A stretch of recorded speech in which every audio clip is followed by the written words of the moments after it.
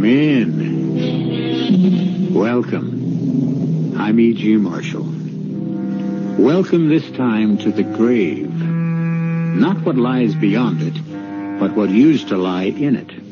Safe in the peace of death. Unless the resurrectionists were abroad. Do you know what a resurrectionist is, or was? Well, no matter. By the time this tale is told, you will. Not by me, but by the man who did tell it some 100 years ago. Let me introduce you to Cameron Fergus. A glass of rum, in heaven's name, landlord. It's cold enough in here to send a man to the grave. And a grave's no place to be. No place to be at all. Begin or end it all with the fact that I am a drunkard, an alcoholic. I have been so ever since I can remember, 30 years or more. I do not like remembering. It's why I drink. There is no excuse for my existence. I am worth nothing to anybody, except I'm afraid to die. Afraid to be laid fresh in the grave because I fear my body will not lie there in peace, no more than my soul. So I try only to stay alive and forget. There is no hope for me anywhere in this world or in the next.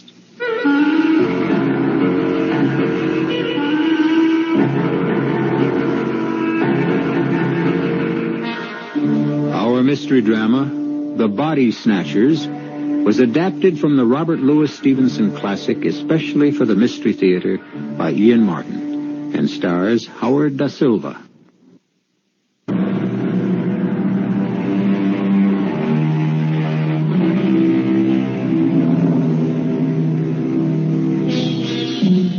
The scene is a little pub in Debenham, England. Where is Debenham? It doesn't really matter. An isolated little town not far from London or the stream of life in general. There are a couple of public houses there, and the George is as good or as bad as the others. It just happens to be where Fergus drinks his 5 glasses of rum every night. A strange, bizarre figure that the town long ago accepted, or, if you will, disregarded. But tonight is not an ordinary night in Debenham, as Ansa Mary, another habitué, is giving Fergus the latest news. The squire himself, on his way to the new railway station, struck down as by the finger of God, as his carriage passed the old George here.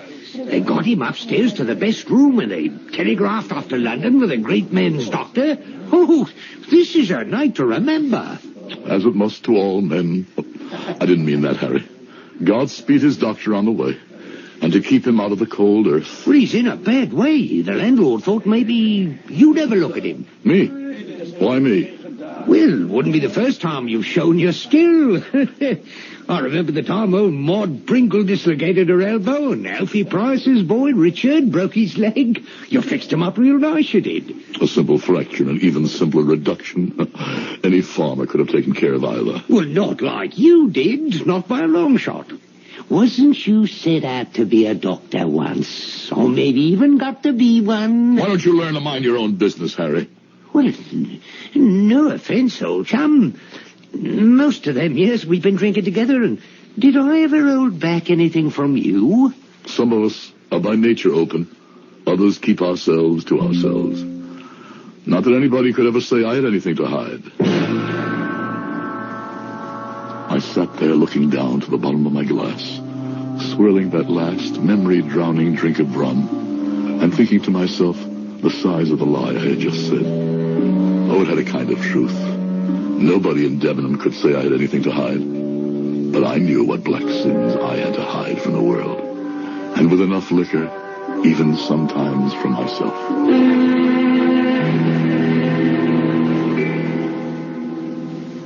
Well, listen to that, Fergus, will you? 11's. And our innkeeper isn't here to chase us out at closing time. Too busy upstairs poking his big nose into the great doctor at work, trying to bring the old squire back to life. Not much chance of that, I'd say. You sneaked up and had a look, did you? Well, I tried, but no luck. Door shut fast. But I saw the squire on the way in before you got here. His face was all blown up like a balloon, and red as one of them lobsters. How was his breathing? Well, when they brought him in, he wasn't breathing not at all. And then sudden like he was, but with a sort of rattle in his chest. After that, maybe a minute or so, he stopped again. Chain strokes. What's that you say? Classic symptoms, apoplexy. Probably irreversible. The breathing pattern formalized as a syndrome by Dr. John Chain, a countryman of mine, and Dr. William Stokes, an Irishman by birth. A sure forerunner of cardiac failure. Hey, all them big words, you lost me. Did I? No matter. Your prognosis is probably as accurate as his physician's will be. If indeed the squire is not a corpse already. Hey, gloomy one you are. I wonder now where they'd bury him. Who, the squire? Oh, he'd go right in the family crypt. In a crypt? Above ground, then he should be safe enough. I wonder that I didn't see the doctor arrive. Did he come by train? Lord, no. You missed it all right. Whipped right off the train into old George's cab. I wonder how I missed the arrival. What did this great medico look like? Oh, he was, tall, white-haired, but he moved as brisk as a colt, dressed in the finest broadcloth and white linen, great gold watch and studs and spectacles of the same precious metal. Yes, there before the grace of God go. And what was the name of this paragon? This what? This man of undoubted success. Oh, McFarlane. Say that again. What, the name? Yes. McFarlane. No other name? Dr. Wolfe McFarlane. What's the matter with you, Fergus? You've broken the glass, wasted the rum. Oh, and you've cut yourself. Never mind that. Wolfe McFarlane. You sure of that? Well, it's how he introduced himself. Why, do you know him? Know him? There's nobody knows him better than me. More's the pity. More is the pity and the shame. So the past I had shut out, with some success, and a great deal more rum, came flooding back. Pictures flashed across my mind in a kaleidoscope. Stop-action photographs of disembodied arms and heads. The grisly jokes bandied about over the poor defenseless corpses that passed beneath our hands and were stripped barren by our razor-sharp knives. But it all might have been a bright dedication and a proud way of life, except for Wolfe McFarlane and his kind. For every one of us, the end was the triumph. But the means, heaven help the few of us who has to face it. And then, suddenly, there were footsteps on the stairs, coming down, closer and closer to me, and I was about to face the man who had tempted me to sell my future. The man who could live with his vileness because he had no conscience, and had left me to eke out my life dirty and despairing, afraid to do the only thing I really wanted to die. You're as white as a sheet, Fergus. Don't take on so. There might be two men with the same name. My sincere condolences, but the squire was virtually a dead man from the moment the stroke hit him. Nothing could have saved him. That's him. That's his voice. Forgive me for my abrupt leave-taking, but my coach is waiting and I cannot miss the train. Well, here he goes for the door. If you want to make sure you do know him, you better move fast. I must see him face to face. McFarlane. Yes? Toddy. Toddy McFarlane. I'm afraid, sir, you have the better of me. I don't believe we are acquainted. Oh, we are acquainted, all right. Look close. I want you to recognize me. I've told you... Good Lord. Cameron Fergus. Yes. Did you think I was dead, too? That we are all so easy shut of old acquaintance? Oh, hush, man. For the love of God. Let the dead past bury itself. Not ours. Nothing stayed buried decently then, did it, Wolf? Oh, now come, Cameron. We are both a little shaken at this chance encounter. I hardly knew you, I confess at first, but I am overjoyed. Overjoyed to have this opportunity. Unfortunately, I must not fail the train, so if you'll forgive me, Forgive you? Well, I meant for running, but, well, let me see. Oh, yes, of course, yes. You shall give me your address, and you can count on early news from me. Put away your gold pen and your false friendship. But I want to do something for you, Fergus. I can see, forgive me, that you are somewhat out at elbows. We must take care of that. Money? Well... Money from you? The money I had last from you is lying where I cast it in the rain and mud. What is the matter with you, Fergus? Now, what is it you want? I wish I knew. Revenge for Jeannie and the others. An accounting for the wasted rum-soaked derelict you made me. I thought long ago the hand of God, like the squire upstairs, must have struck you down. Perhaps I was appointed for... Fergus, Cameron, I beg of you. You've been drinking and you are not in your right mind. Now, don't do anything. What is that you have in your hand? Don't you remember? Jeannie's hatpin. The one you gave her. Would it not be poetic in God's justice to drive it into your throat, up slanting through the mouth till it lodged in the brain, or between the fifth and sixth ribs, driven straight into your black heart? Help! Have you got out of your mind? Help! Here, Fergus, take it easy. Help me! Stay out of this, Harry. But you... If you value your life, stay back. Don't. You can't kill me, Fergus. You're right, I can't. I should, but I can't. Get out of my sight. Catch your train, go. Whip up your horses! We want to take that train! Lord above, Fergus, what got into you? Put that long hat-pin away. That's a dangerous instrument. More like one of them Italian stilettos. It was Jeannie's. Yes, sure it was. Some pretty sparklers, all right. Must have cost a pretty penny, too, but let's put it away and sit down and have a nice little snort for the road, eh? Yes, drink. Get me drunk. Wipe it out, the past. Let me sleep. And if only I could never wake again. Yes, right as rain, old chum. Yeah, just what the doctor ordered. That's a funny one, all right. With all the doctors around this night, like the gentleman who just left. Don't call him gentleman. Oh, well, I mean, when a man's become a doctor... No matter what he thinks he's become, that devil is what he began. A resurrectionist he began, and in his heart, that's the way he'll die. A resurrectionist? It's a profession that flourished in the early 19th century. Profession, did I say? It was rather a crime. The more familiar names are ghoul, grave robber, body snatcher, the conscienceless night people who provided cadavers for the medical schools, the cold-blooded legion of the damned who, if a corpse was not to be found, provided a fresh one from the living. I'll return shortly with Act 2.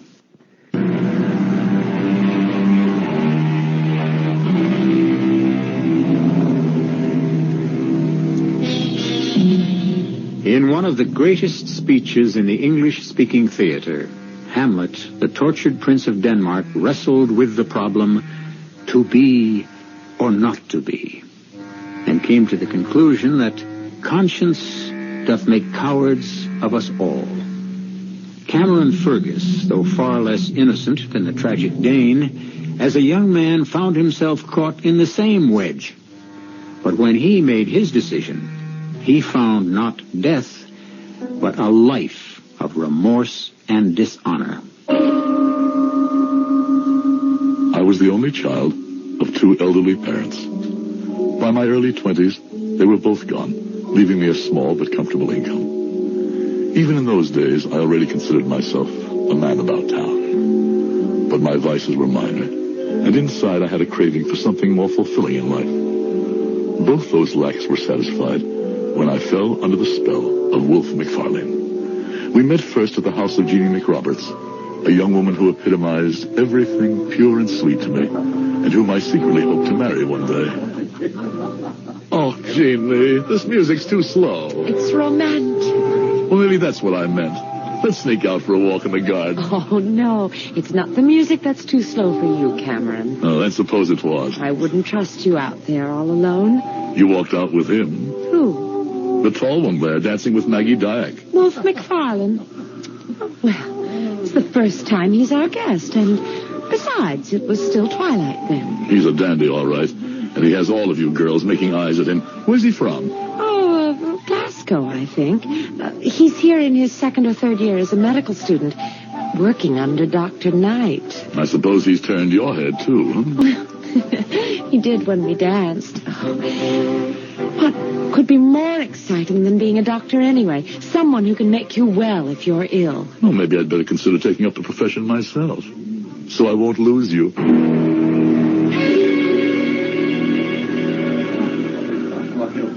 So, Cameron, you've a taste for being a doctor, eh? I can think of no higher calling. Well, that's flattering. Have you the talent for it? I stood high in my class at the university. Oh, you've a brain, all right, I've no doubt.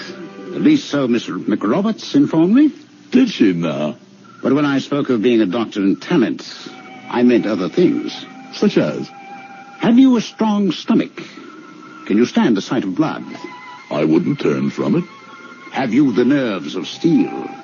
I don't exactly know what you mean. Could you take a scalpel and split a man or a woman from breastbone to pubis with a steady hand? Could you open the stomach and cut out a diseased organ? Could you amputate a leg or an arm? I'm not exactly sure it was being a surgeon I had in mind. Oh, never mind the live bodies, lad. It's the dead ones you have to cut through first. There's no other way to learn anatomy firsthand, and not all of them are fresh from the grave. What does that mean? You'll find out for yourself. How are your scruples? I think you're just having fun with me. I'm sorry I asked. I don't need you to further my ambition. There are other ways. Oh, nay. Hold, lad, don't be so hot-tempered.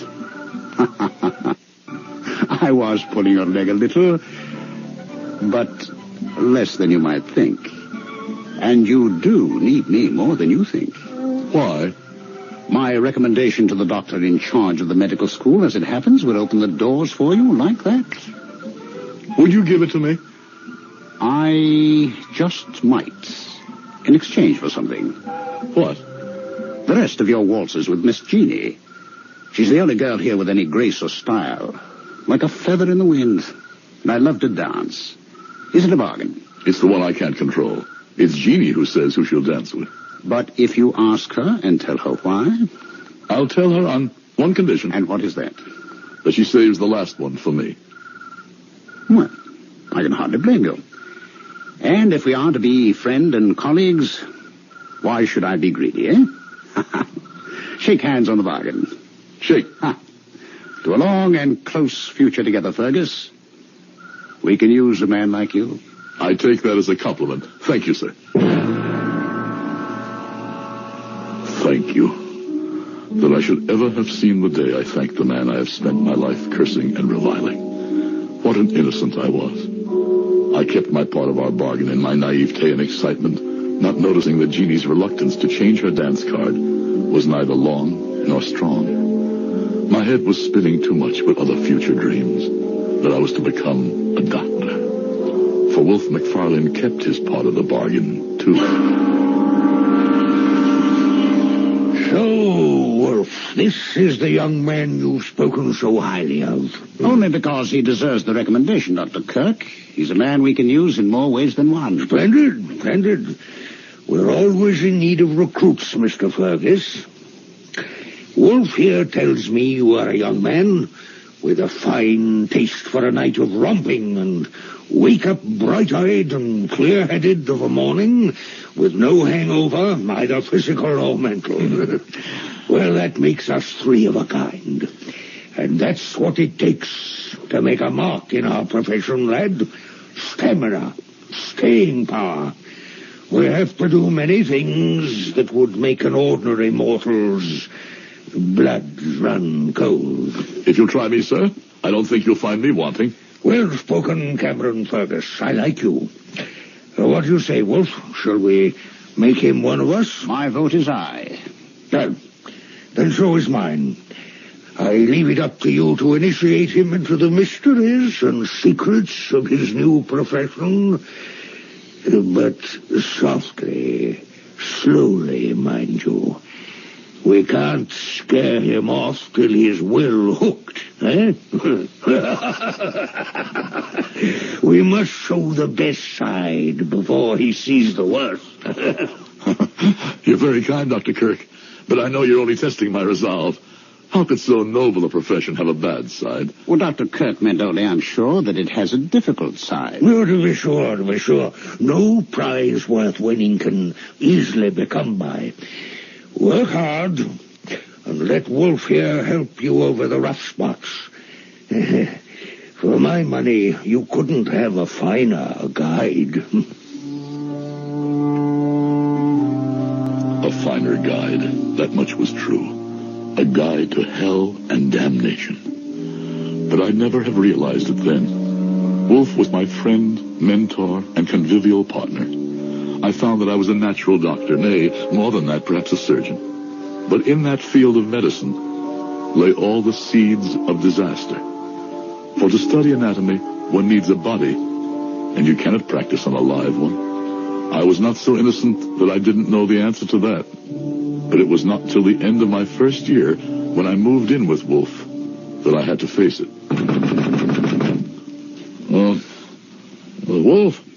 Wolf, wake up. What? Name of a dog, what hour is it? It wants 10 to 3. And you wake me? Damn it, Fergus. Someone at the door. Oh, of course. Reason I bid you move in tonight. Now, get dressed while I answer that. But what is... Don't ask questions. Do as I say. Governor, I was after... No, sorry for the delay. Just give me a moment or two, eh? We have a real load tonight. We'll need help. Oh, don't worry. We have it. Meet us at the usual place, eh? Oh, check me my trousers there, Cameron. What is it? Do I have to spell it out? The Resurrectionists. And tonight they have a cart full. Tonight is your baptism. You going to let me down? Well, enough in hindsight to know what I should have answered to that. But I was young, and I thought he was my friend. And so, half-dressed, half-sober, half-anesthetized, we went to the building that housed the dissecting lab and began the nights, or I should say, the early mornings work. All right. Put it down. There we are. Is that the last? Not tonight. One more. Fine. Before you bring it up, let me introduce you to Dr. Cameron Fergus. Well, how do you do? The gentleman prefers to leave his name out of these transactions. Just call him Digger. That's me, by nature and profession. When you bring the last one up, Dr. Fergus will pay you. The usual tariff. Now, Fergus, I'm going to have to leave you in charge. Why did you call me doctor when I'm not even... You've got a lot to learn. We need the title to keep these fellows in hand. What do you mean? I'll explain it to you soon. Now, first off, here is a key. It unlocks the safe there. Now, there's money, cash in there, and I'll tell you just how much to disperse. But be sure the safe is securely locked before these ruffians return. Now, I have to get to Dr. Kirk right away and tell him what luck we've had tonight. He'll want to make arrangements for dissecting in anatomy classes tomorrow. It seems strange Potter's field death rate was so high this one night. In this part of our business, it is well to question as little as possible. I followed the easy path to do as I was told. To suspend thinking, pay off the grave robbers, and twine myself irrevocably in a practice which, no matter how we as doctors might believe its morality, in those days, could involve death by hanging. But if I thought of it much, after the body snatchers were come and gone and paid, it was all forgotten when Dr. Kirk joined us.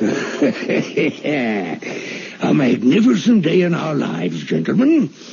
I congratulate you both for your part in this, while at the same time I need not enjoin you to the secrecy we must maintain. My congratulations for tonight, and carry on the good work, gentlemen. I bid you good morning. High words, Dr. Kirk. And we are left with all the dirty work. What do you mean? The time has really come for you to stop asking the very answerable question. In the name of medicine and research, we gather bodies, right? But that is no crime. Using already dead flesh, which can render up to us secrets of how to handle living flesh, is not a valid crime. On that basis, you have an argument. If the flesh is already moribund. But body snatching is a rewarding crime. And if there is no dead body to snatch, with the kind of man who plies this trade, do you think he would hesitate to wait for the flesh to die if his source of supply ran low? Oh, good Lord, what are you saying? Oh, don't pretend innocence. If your conscious brain will not admit the truth, your subconscious one knows it. And you signed for the bodies tonight. Willy-nilly, you are with us from here on in. With us from here on in. For the first time, I realized I was trapped. For a moment, I even thought my friends had made use of me. But then I thrust that thought aside. They were pioneers, like myself, taking the only means to great ends. And if indeed it were true that an occasional body had not met a natural death, why, by all reason, it could only be someone who was a criminal, who had sought it himself. So I reasoned. And with another drink of fiery scotch to soothe my addled brains, soothed my burning conscience. This would be the end of all connection with the resurrection men, I swore. Not knowing how devastatingly empty the oath I took was destined to be.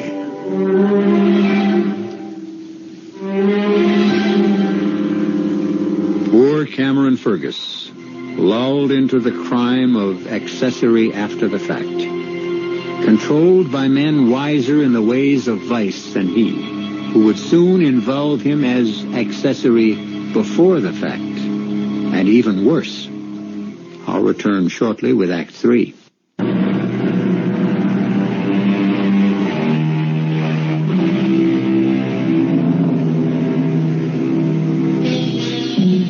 Most doctors of those days were not about to be troubled by the material they dissected. Only the few who trafficked in procuring the illegal material were involved in matters of conscience. And most of them, sad to say, found rich enough rewards to still what small worm of morality might squirm within their hearts. The resurrectionists were well paid, and the men who bought the dreadful merchandise each made their own defenses. But I lean on you and Wolf, Cameron boy. You're my right and left arms. A constant supply of cadavers is the prime necessity of the school. I know, but where they come from is... My boy, that's no question for us. They bring the body, we pay the price. Quid pro quo, as they say in the Latin tag. But, sir... Let's have no more buts, Fergus. And no questions. For conscience sake. But that's exactly the problem, sir. I watch these ruffians come in before the dawn, in the dead of night, and I cannot help but be struck by their hangdog looks, their eyes averted. I want to have no part of it, sir. If you expect to stay here and achieve your degree, I tell you, you must be part of it. I'm sorry to be so blunt, Fergus, but that's the way it is. And I have no further time to talk to you.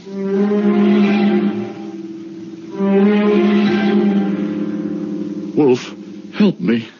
We are condoning, nay, even promulgating murder. Fergus, you think too much. Accept your duty and concentrate on learning to be a doctor, not a policeman. And what is my duty? Take what is brought, pay the price, and avert your eyes from the evidence of any crime. What decisions I might have made in my first revulsion, I'll never know. For at that time, Jeannie came back, and the renewal of our acquaintance put everything else out of my head. She was fascinated about my future as a doctor, the future of all of us. I'd rather have you tell me about Paris and Rome. Oh, that's all for the future. What I want to know about is the present.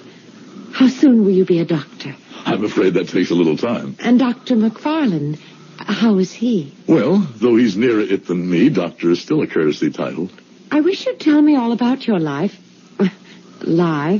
and what they're like. It's not a subject for a girl. Wolf McFarland didn't mind talking about it. Well, that's his business. If you'd prefer him... And don't be a silly boy. And don't be jealous. I'm only interested because he's become your friend.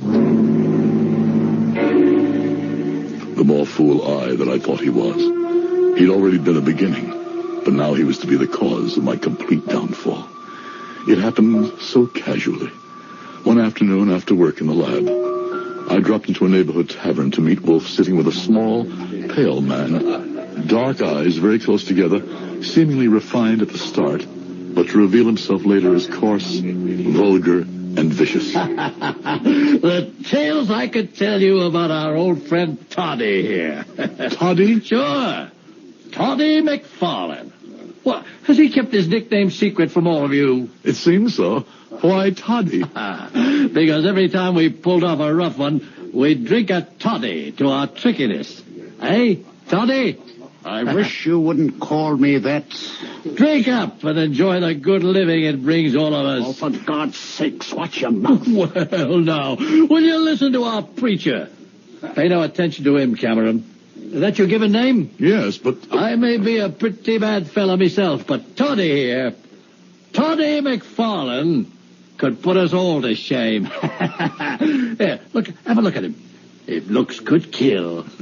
Toddy hates me because I know too much about him. I told you don't call me that confounded... I'll call you as I please, and what can you do to keep my mouth shut, Toddy? Just look at him, Cameron Fergus. Did you ever see the lads play knife? He'd like to do that. All over my body. We medicals have a better way than that. When we dislike a dead friend of ours, we dissect him.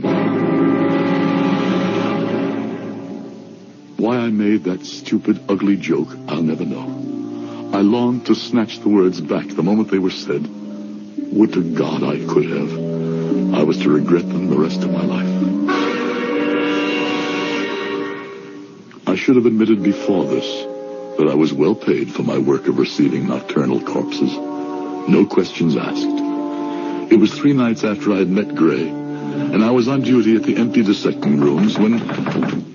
Come on, Ferguson, damn it, man. Would you have me caught red-handed? Wolf, what are you doing here at this hour? Shh. Ask no questions. I have some merchandise in the gig. Help me in with it. He was a small enough figure, wrapped in a winding sheet, and it was no job for the two of us to bring him in and stretch him on a table. But for some reason, Wolf McFarland was breathing as heavy as if we had lifted a horse. All right, sealed and delivered. Let's have it signed. What? Get to the safe. I want you to pay me and give me the receipt. Since when did you turn resurrectionist? We're short of bodies, are we not? Nothing for the class to start on tomorrow? Come on. Let's get the transaction over with. Patience, man. We've the rest of the night. And your friend is in no hurry anymore. Sign the paper and give it to me. Well, don't you want the money first? The paper. All right.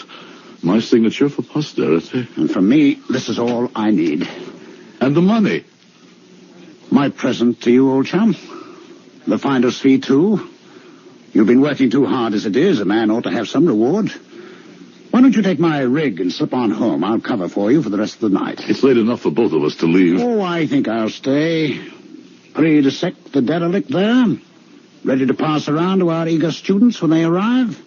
McNeil's working on the lower extremities. Sharples is screaming for a liver.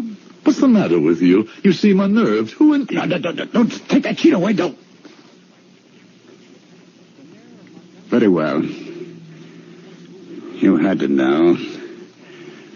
Now you know why I had to have your signature of acceptance. It's Gray. The man who... A man who could have ruined all of us. We're in this boat, sink or swim. Would you want your neck on the gallows like Burke? This man is dead and is valuable to the advancement of medicine. Accept the fact of his death. Never question the how. You're one of us still, young Fergus. Forever. So I was already trapped. I began a long lifetime of drinking in earnest. I was neither surprised nor that much affected when Jeannie turned from me. Even the fact that I heard by the grapevine, certainly not from his lips, that Wolf was squiring her about, failed to rouse me. I felt myself damned forever. I wasn't good enough for her. But youth is resilient, and once I had digested my involvement, I learned to live with it. Even thought to go back to Jeannie again. As it happened, I chose, accidentally, the day that Wolf was to receive his sheepskin as a doctor. I never realized what real love was until I met Wolf. Puppy love, real love.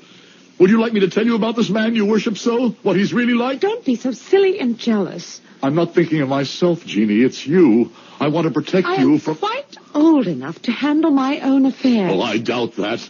You couldn't understand a man like Wolf. Take your hands off me. Damn it, if I have to shake some sense into that lovely head, I'll do it with my hands. If I can't, with words. Fergus, you desperately Fergus, have you lost your mind? I'm trying to save her from you. Well, get your hands off her, you little fool. Oh, leave me go. If you insist, remember you asked for it. Oh, you didn't hurt him, Wolf. I imagine I did. He'll have a sore jaw tomorrow.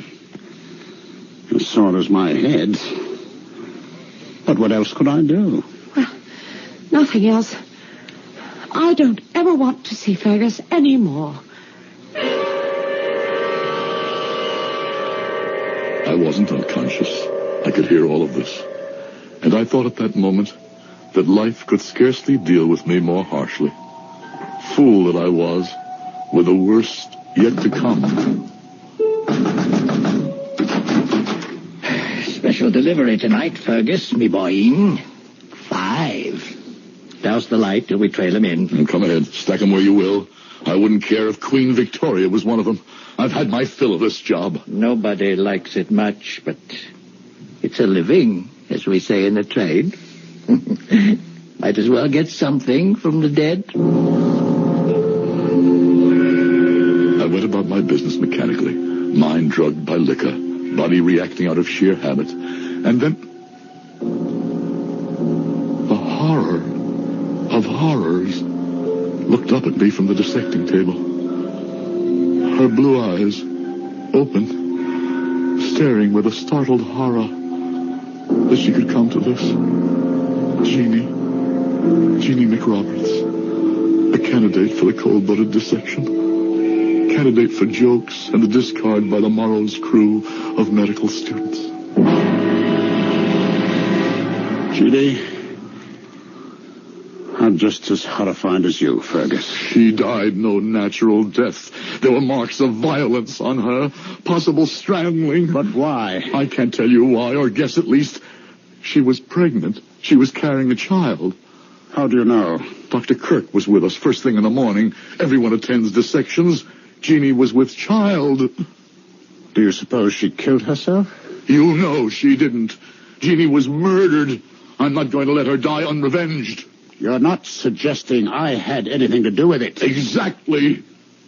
I'd reconsider that statement if I were you. Oh. If anyone did kill her, and mind you, I'm not saying they did, you would be the logical suspect. He did spurn you. Yes, but... Let me remind you about the bodies that you've received for dissection and signed for, many of which you must have known died not natural deaths. Gray, for example. If you want to place any necks in the noose, go ahead. But give first a care to your own, my lad. I warned you when you began this business. You should be without a conscience.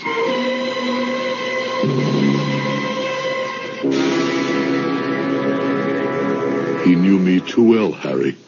Conscience I had, but no courage. You mean that distinguished doctor who just left murdered the girl? Why not? An obscure Scottish girl he could never have married since his ambitions reached so high. Well, I'll tell you something. Man to man. I'm surprised you didn't kill him right out of hand. If your story be true. Oh, the story is true, right enough. And the proof of it all is that I didn't. Here, finish your drink, old chap. Thanks. Oh, strong enough. False courage, maybe. I never had the real thing. Else none of all of this would have happened. Well, at least you had some conscience. Which finally has caught up with me. Here, what have you done? Jimmy's hatpin. The weapon of remorse. Good almighty Fergus. You drove the hatpin straight into your heart. Here, let me help. By all means. Pull it out, Harry. Oh, Don't hesitate. Pull it out. good. Now, grit your teeth now. There. Now, that'll be better. Don't you believe it? Only thing might have saved me was to leave it there. Now I'm sure to die. One thing at least I did right in my life. Just do me one favor, Harry. What's that? I've enough money. See me buried above ground in a strong, tight crypt. Don't let me be had at the last by the body snatchers. Wherever I go, let me go whole and accept my judgment. Whatever it is. Oh.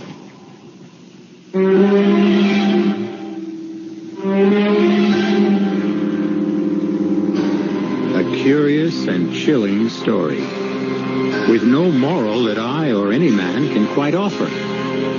The raw material for the study of medicine that today has prolonged life by almost twice as much as could be expected in the last century is no longer needed so much. Thank heaven the ghoul, the body snatcher, and the resurrectionist man have passed from our lives, or deaths, since that was their concern. I'll be back shortly. This is E.G. Marshall inviting you to return to our Mystery Theater for another adventure in the macabre. Until next time, pleasant dreams.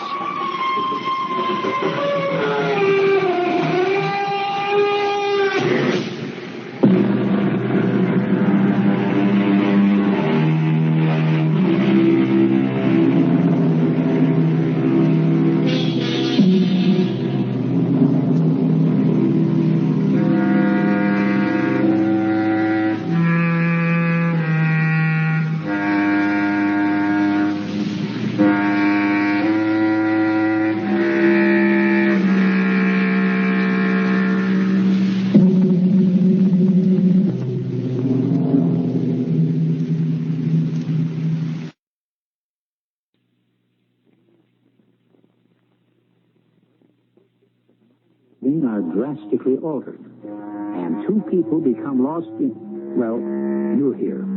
It'll all come out as we go along. Norma and Hal, he's Harold Glenford III, have inherited an ancient brownstone on New York's East 58th Street. Hal hasn't seen the house or the uncle who left it to him since he was a little boy. He doesn't know what to expect any more than Norma does, as they inspect the old house now for the first time since it became their own. Yeah, you need a machete to get through these cobwebs. Well, nobody's lived here in 10 or 15 years, you said. But it's going to be beautiful. A little belt tightening, maybe, but we can make it. Don't advise tightening your belt. No kidding, Norma. The baby's due in April. You're going to have to stop working pretty soon. It's not going to be easy on my salary alone. Oh, nobody said it was going to be easy. And there are the ghosts, of course. Cut it out. Well, now, according to Uncle George, that's the reason nobody's been living here. The ghosts drove Uncle George himself out. That's what he said. And he couldn't keep the place rented, so he just gave up. Okay. A house like this needs a ghost.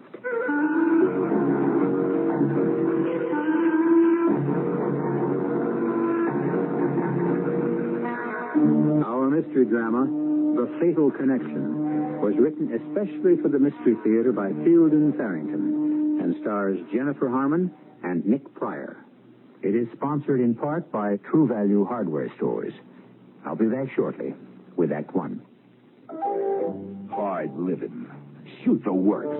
Nowhere to go but places. Nothing to do but things. Libby Holman, the first of the torch singers, loved by playboys and girls. Did she do it? money to spend, bored stiff. Sing, Libby, sing. Libby, an epic of the 30s by award-winning author Milt Macklin, new from Tower Paperbacks. Pick up a book you hate to put down. Watch CBS Daytime Television. On Search for Tomorrow, the troubles of modern life threaten to destroy the private lives of people you care about. And on The Young and the Restless, it's a romantic hour full of the drama of everyday life. Stories about real people facing real problems.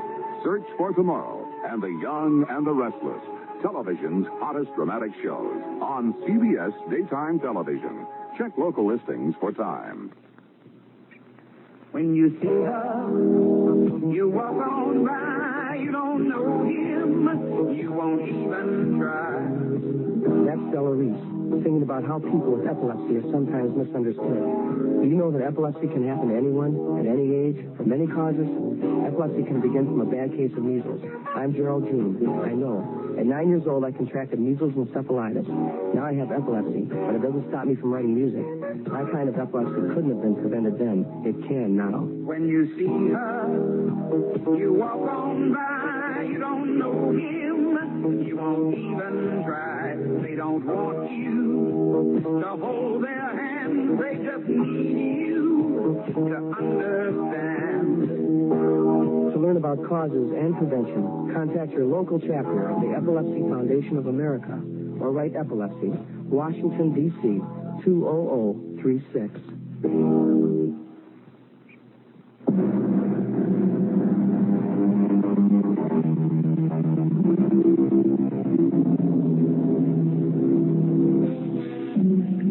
Many scientists and philosophers see time as a road along which we pass, or a river along which we drift, the future waiting for us just around the bend ahead, the past obscured but not obliterated by the turn we just made.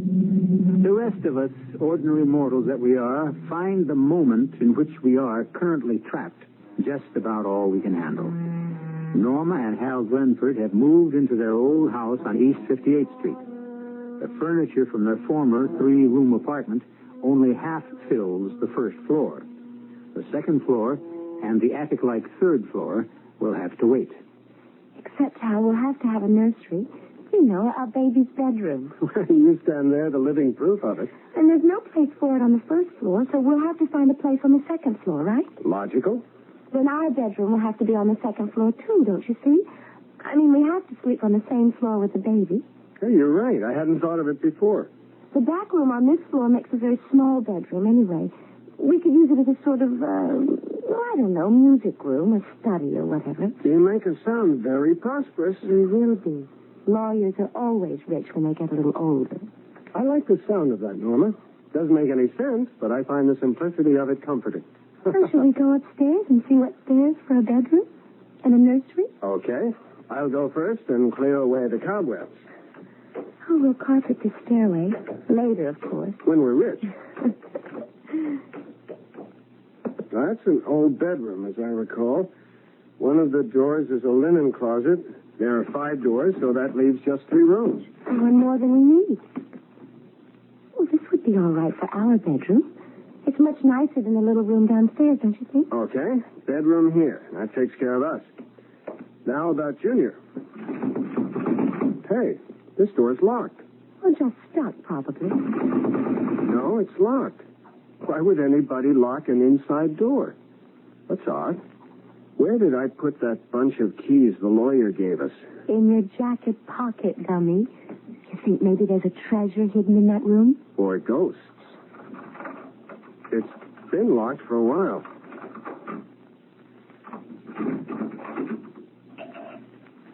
It's all furnished. Son of a gun. Right out of the 19th century. It looks like what used to be an upstairs sitting room or something of the kind. Oh, Hal, just look at that secretary. It must be 100 years old, and it looks just as solid as... Oh, my gosh, a telephone. One of those old wall phones. I've seen pictures of them. Shouldn't it have a crank? Oh, I'd like to furnish the whole house just like this. It's 10:38. I'm Becky Studer. Let's continue with that Leonard Duran running fight. In round 10, Duran scored with 4 left jabs in the 10th and also scored well to the body. Leonard had the best of a toe-to-toe exchange late in the round, but did not do too much punching earlier. Associated Press gave the round to Duran. According to their words, Duran's won 7 of the first 10 rounds. In round 11, the 11th round was a real war, both men scoring well to the head in several furious exchanges. Leonard won the round on sharper punches, especially a short right uppercut and a short right cross. Leonard given that round. Let's resume now our CBS Mystery Theater. I'd like to furnish the whole house just like this. You know, everything to match the house itself. I wouldn't change a thing in here. Well, I could live without the cobwebs and the dust. Well, I'll speak to the upstairs maid about it. Good help is so hard to come by lately, my dear. Have you noticed? Oh, I have indeed. It's the times, I'm afraid. Everything seems to be going to pot. What, darling, would you believe it? The butcher today wanted 18 cents a pound for steak. Just plain old beef steak. 18 cents a pound. Well, we might as well eat at Delmonico's if it costs that kind of money to cook at home. Oh, let's, shall we? This evening? Well, why not? I'll order a hack.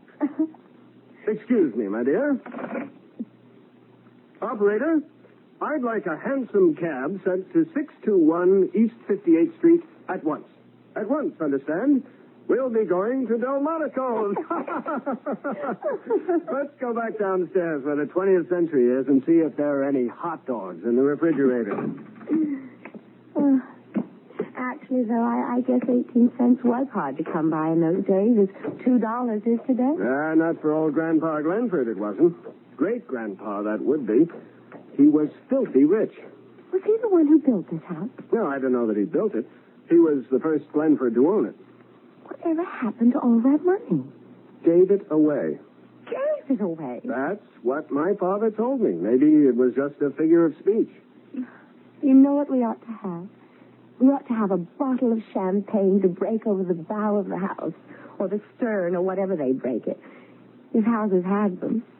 Well, now, if you look in the refrigerator, just to the right of the meat drawer, you'll find a quart of excellent domestic champagne cooling. To be taken internally, though, not broken over anything. Oh, what a doll you are. Shall we have it now? Well, I thought after dinner, but if you'd rather... What was that? Well, it sounded like somebody at the door.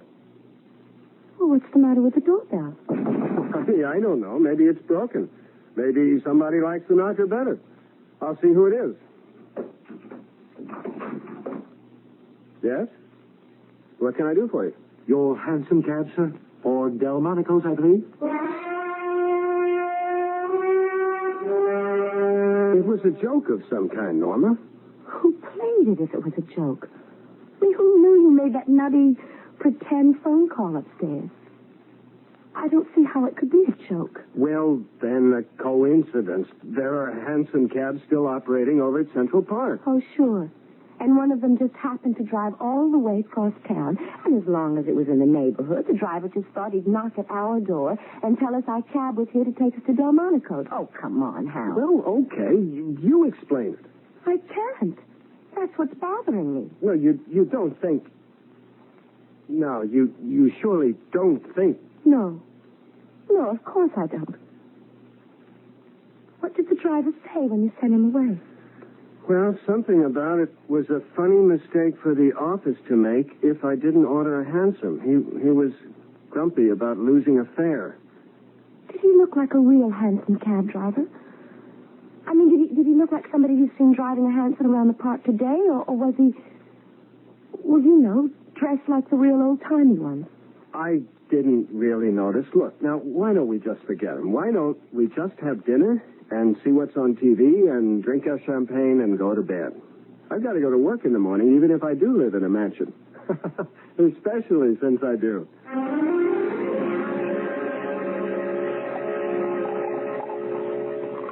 Here's to great-grandfather Glenford. Look, take it easy with that stuff, will you? The bottle's half gone already. You're a novice at this, remember? And here's to hansom cab drivers everywhere. Hey, you know what we ought to do? There isn't any more champagne, if that's what you mean. I only bought one bottle. No. What we ought to do is something about that phone upstairs. Yeah, like have it taken out. No, I want got to order something. A new dress. Something like that. I mean, if they send over cabs when you order them, why not? You'd better let me finish this bottle. Bring it upstairs. Come on. 4 years it's taken me to find out I married a lush. There it is. Our fairy godmother compliments of the telephone company. You want to go first? No, you go ahead. I'm just along for the ride. What shall I ask for? No, look, don't fool around with one dress. Ask for a whole new wardrobe. As long as you're going to be a kook, you might as well be kooky in the grand manner. You're a genius. Hello? I want a whole new wardrobe. Oh, no, 2 wardrobes.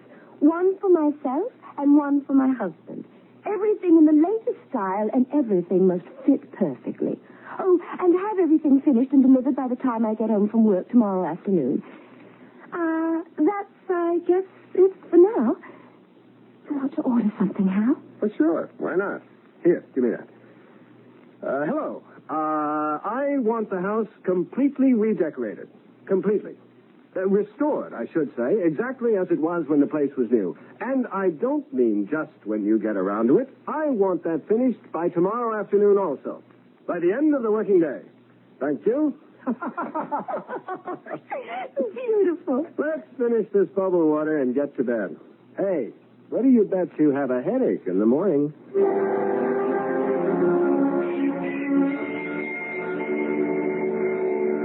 You'd have lost that bet.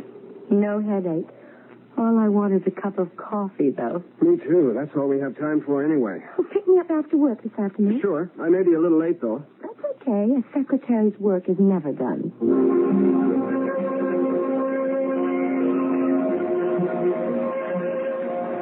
So, after I spend the better part of 3 weeks working on this brief, and it's brilliant if I do say so myself, who do you think is going to take it into court?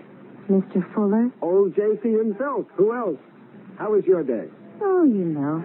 Once you've typed one letter, you type them all. You know something? We ought to walk home from my office every evening. Hold my briefcase while I unlock the door, will you?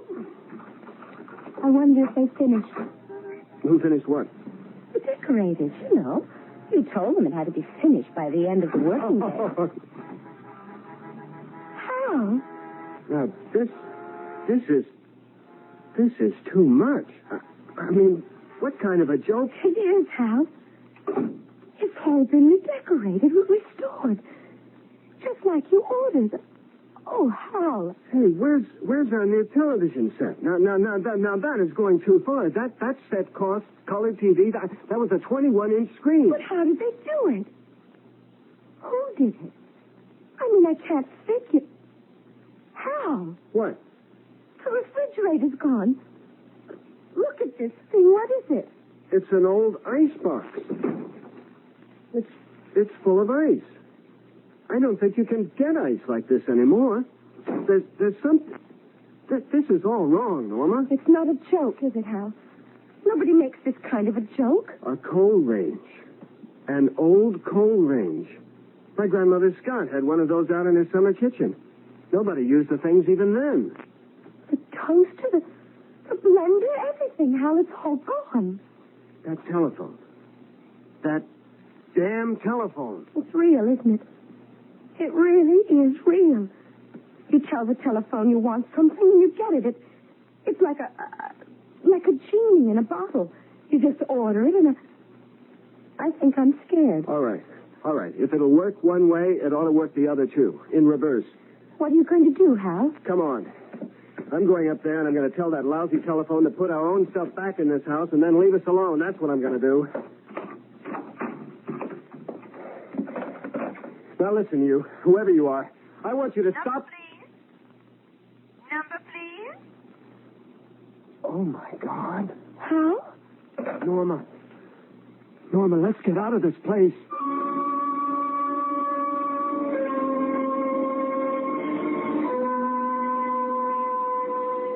A telephone? Redecorate and completely restore a 19th century house? And all in the course of an 8-hour day? It seems impossible, doesn't it? And yet there it is. And somebody did it. or something. We'll look into it further when I return shortly with Act 2. It's 10:49. I'm Becky Suter, News Talk 57. Getting back to the Leonard Duran round in round 12. Action slowed again in the 12th round as both men tried to jab. Duran landed a good hook early, then at about the midpoint, Leonard landed a smashing left hook and followed with a solid right to the head. Associated Press gave that round to Leonard. In round 13, Duran had a good round. In the 13th, he landed a hook early and then beat Leonard to the punch with another hook. At the 1-minute mark, Duran landed a right lead to the jaw, and then, while on the ropes, he connected on several headshots that backed Leonard away. The two men exchanged jolting hooks at the bell. Duran given that round. Leonard, in round 14, Leonard stung Duran with a right to the jaw. Duran put up a right of his own to the champion's chin. Leonard tied him up. Duran flicked a left into Leonard's face, and the champ, trying to get in his own punches from a close range, was tied up by Duran. Leonard double pumped his right hand flush on Duran's jaw later in the round. Duran only smiled. Leonard landed a straight left to Duran's face. That was Leonard's round. So we've got one more round to go. We'll keep you updated as soon as it comes in. It's 10:50. The real beauty of a good paint is its lasting beauty.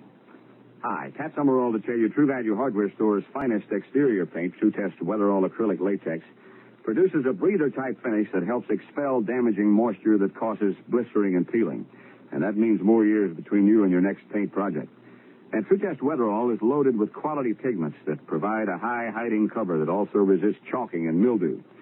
True Value Hardware Stores have specifically formulated Weatherall to combine the protective qualities of an oil-based paint with the easy application and cleanup features of a latex.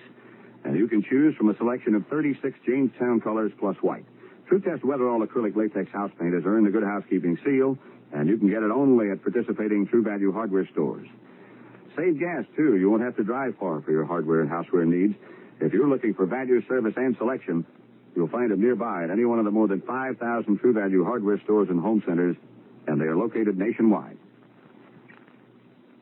Hello, I'm Ed Asner. In my professional life, I fight to protect our First Amendment right to know through my work on a daily newspaper. As a private citizen, I join America's libraries in their efforts to provide everyone with free access to information. The library is a vast storehouse of ideas, and you are welcome to anything on its shelves. Today's librarian is trained to find the answer to the most complex question and give it to you in person or by phone. Libraries offer a variety of activities and services. In a number of libraries, you can get income tax help, register to vote, and even earn a high school diploma. If you haven't been to your local library lately, I recommend you make a trip. I think you'll be surprised to find how many ways the library has preserved your right to know. After all, the library is America's greatest bargain. Almost everything in it is free. A public service message from the American Library Association and this station. Hello there, my friend. This is Justin Wilson, your Cajun storytelling friend. I want to invite you to join me and Lemon Abner and Jerry Clower, Jack Benny, Bill Cosby, Don Knott, Andy Griffith, Shelley Berman, and a whole bunch more of them master of comedy in the WFAA Good Time Hour. You know, I think people ought to laugh. They don't laugh enough. But you've got that opportunity every night at 9 p.m. o'clock in the evening on the Good Time Hour from WFAA News Talk 57 Dallas Fort Worth. Time. One of the many things we still don't understand about our universe. Now here, in an old house on New York's East Side, Hal and Norma Glenford have found an antiquated telephone that seems to constitute some kind of flaw in what we consider the natural passage of time. At least in the incredibly short objective space of 8 hours, the house has somehow become its original 19th century self. The past, if Hal and Norma can believe what they see and hear, has been trapped within its walls. The eeriness of it has sent the two of them frightened out onto 58th Street. It's so quiet out here. And so dark. I don't remember it being this dark before. Well, we haven't been around this neighborhood much at night. I guess east of First Avenue, the city just doesn't waste money on bright lights. Let's walk up that way, Hal. Right now, I don't want to go back into the house. Okay. Up toward 3rd Avenue or Lex? You know, I don't think I ever heard New York this quiet before. East side, west side, day or night. It's like a tomb. How? How do you hear it? I don't hear anything, just... Now do you hear it? Well, yeah, I hear something like a... It's like a... It sounds to me like an L train. A few blocks away, like the 3rd Avenue L. Which was torn down. When? 15 years ago. Well, listen to it. Hey, this I've got to see. But how if it's the old 3rd Avenue L, then that means that everything... No, everywhere... listen, we don't know what it means. Some nostalgia freak with a recording, probably. Something like that. Come on, let's go see. Now, if that isn't an L stopping, I've never heard an L stopping. You haven't in a long time. But I've heard plenty of them when I was a kid. Wait a minute, Norma. What do you hear now? A horse. Don't tell me that's not a horse. That sure sounds like one.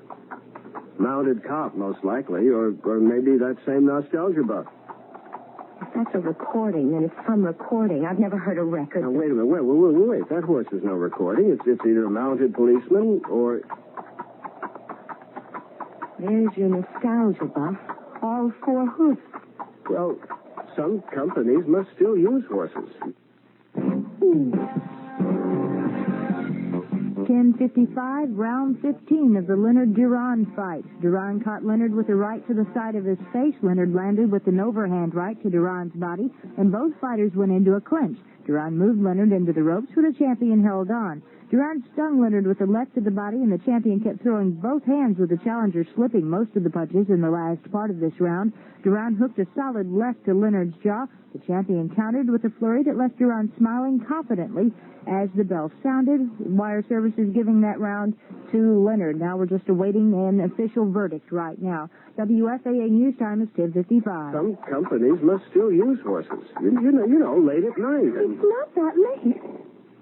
Anyway, look what's in the wagon. I see them. Those big milk cans. They used to... Well, look, I don't know. Maybe they still use them. I'm scared. Well, it's spooky, I admit that. So still and no traffic except that horse and wagon? Well, look, Norma, there's got to be a logical explanation. I mean, if there's not, what's happened? Have we lost our minds? Oh, no. Well, no, Norma, don't get upset. No, Hal, that's not what I mean. Look up there. Up where? At the light. The street light in the corner. It looks like a... It's a gas light, that's what it is. I think maybe we ought to get back to the house and see if we can't get organized. It's back there, too, Hal. Okay, but if everything's gone back to the 19th century or something, let's at least go back and face it in our own home. Last time, I promised I'll interrupt the CBS Mystery Theater tonight, but out of Montreal, Roberto Duran used his thundering fist to extinguish the lightning-quick speed of Sugar Ray Leonard tonight. Duran won the WBC welterweight title with a 15-round split decision over the previously unbeaten Olympic champion. And with the sports tonight, I'm Becky Suter. Let's get back to CBS Mystery Theater. But if everything's gone back to the 19th century or something, let's at least go back and face it in our own home. If we still have a home.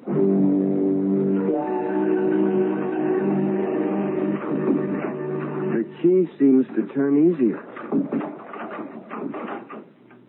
What if there's somebody in there? I mean, we didn't live here, and... Oh, what year do you think it is, Hal? Oh, Lord, I'm so mixed up. How can it be anything but 1974? That's what it is. Or was, or will be. Now, we've got to stop this foolishness. The first thing we need is some dinner. Maybe with some good, solid food inside us, we can take a more reasonable view of this mess. I don't know how to cook on a coal range. I don't even know how to make it burn, do you? Well, we were lucky there was some stuff in the icebox already cooked. I wonder who cooked it. Maybe my grandmother. What do you suppose happened to them? Your great-grandmother and grandfather. Are they supposed to be living here? Are they going to come walking in and... Listen, what's that? It's that phone upstairs, Hal. You mean the one that... Oh, Lord. Let it ring, Hal. Just let it ring. I can't. If it's somebody from whatever year this is, I've got to talk to him, Norma. I've got to. All right, but I'm going with you. I put carpet on the stairway. Or had it on the stairway, whichever. Hurry up, will you? I don't want whoever it is to hang up before we get there. It's actually a new house now, isn't it? You don't see the signs of age anymore. It doesn't look like 1,000 coats of paint on everything. Hello? This is Bill, Harold. Where have you been all day? Well, I practically camped outside your office all afternoon, and you never did show up. who did you say this is? Are you all right, Harold? It's Bill Voigt, your partner. Oh, yes. Yes, of course. I was wool gathering. I guess you were. Listen, I've got to talk to you bright and early tomorrow morning. You're in a jam, Harold. A jam? Well, can't you tell me about it now? You'd better get in here tomorrow for your own good. It's nothing to do with me, but for your own good. Oh, well, if it's that important... It is. It's to you, Harold, not to me. To you. All right. Thanks for calling, Bill. What was that about a jam? He didn't say. But you want to know something weird?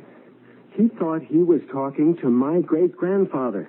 That man called me Harold, and that was his name. I can't remember anybody ever calling me Harold my whole life. He thought he was talking to my great-grandfather. I can't see. How did they read by these silly gas lights anyway? There's an oil lamp right there on the desk. I think they used oil lamps to read by at night. The gas fixtures are all up on the wall. Well, do you know how to light one of these things amid the lamps? Well, just take the chimney off, or the glass thing. Then you hold a match to the wick like a candle. Because if this is my great-grandfather's desk, I mean, the way he left it only yesterday, I want to know what's in it.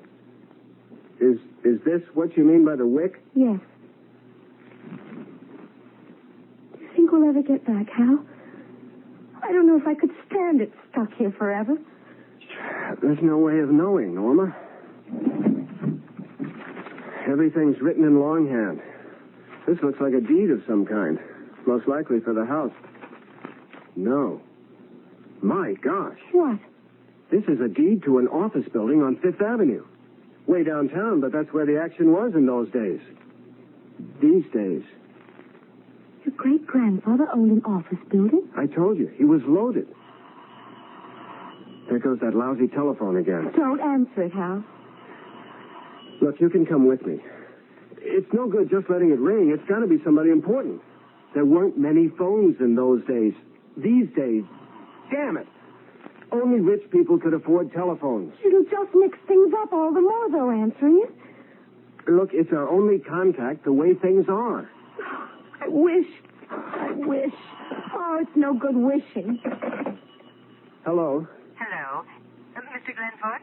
Yes? This is Maud Spencer, Mr. Glenford. Is Norma in? Just a minute, I'll see. Norma, do you know a Maud Spencer?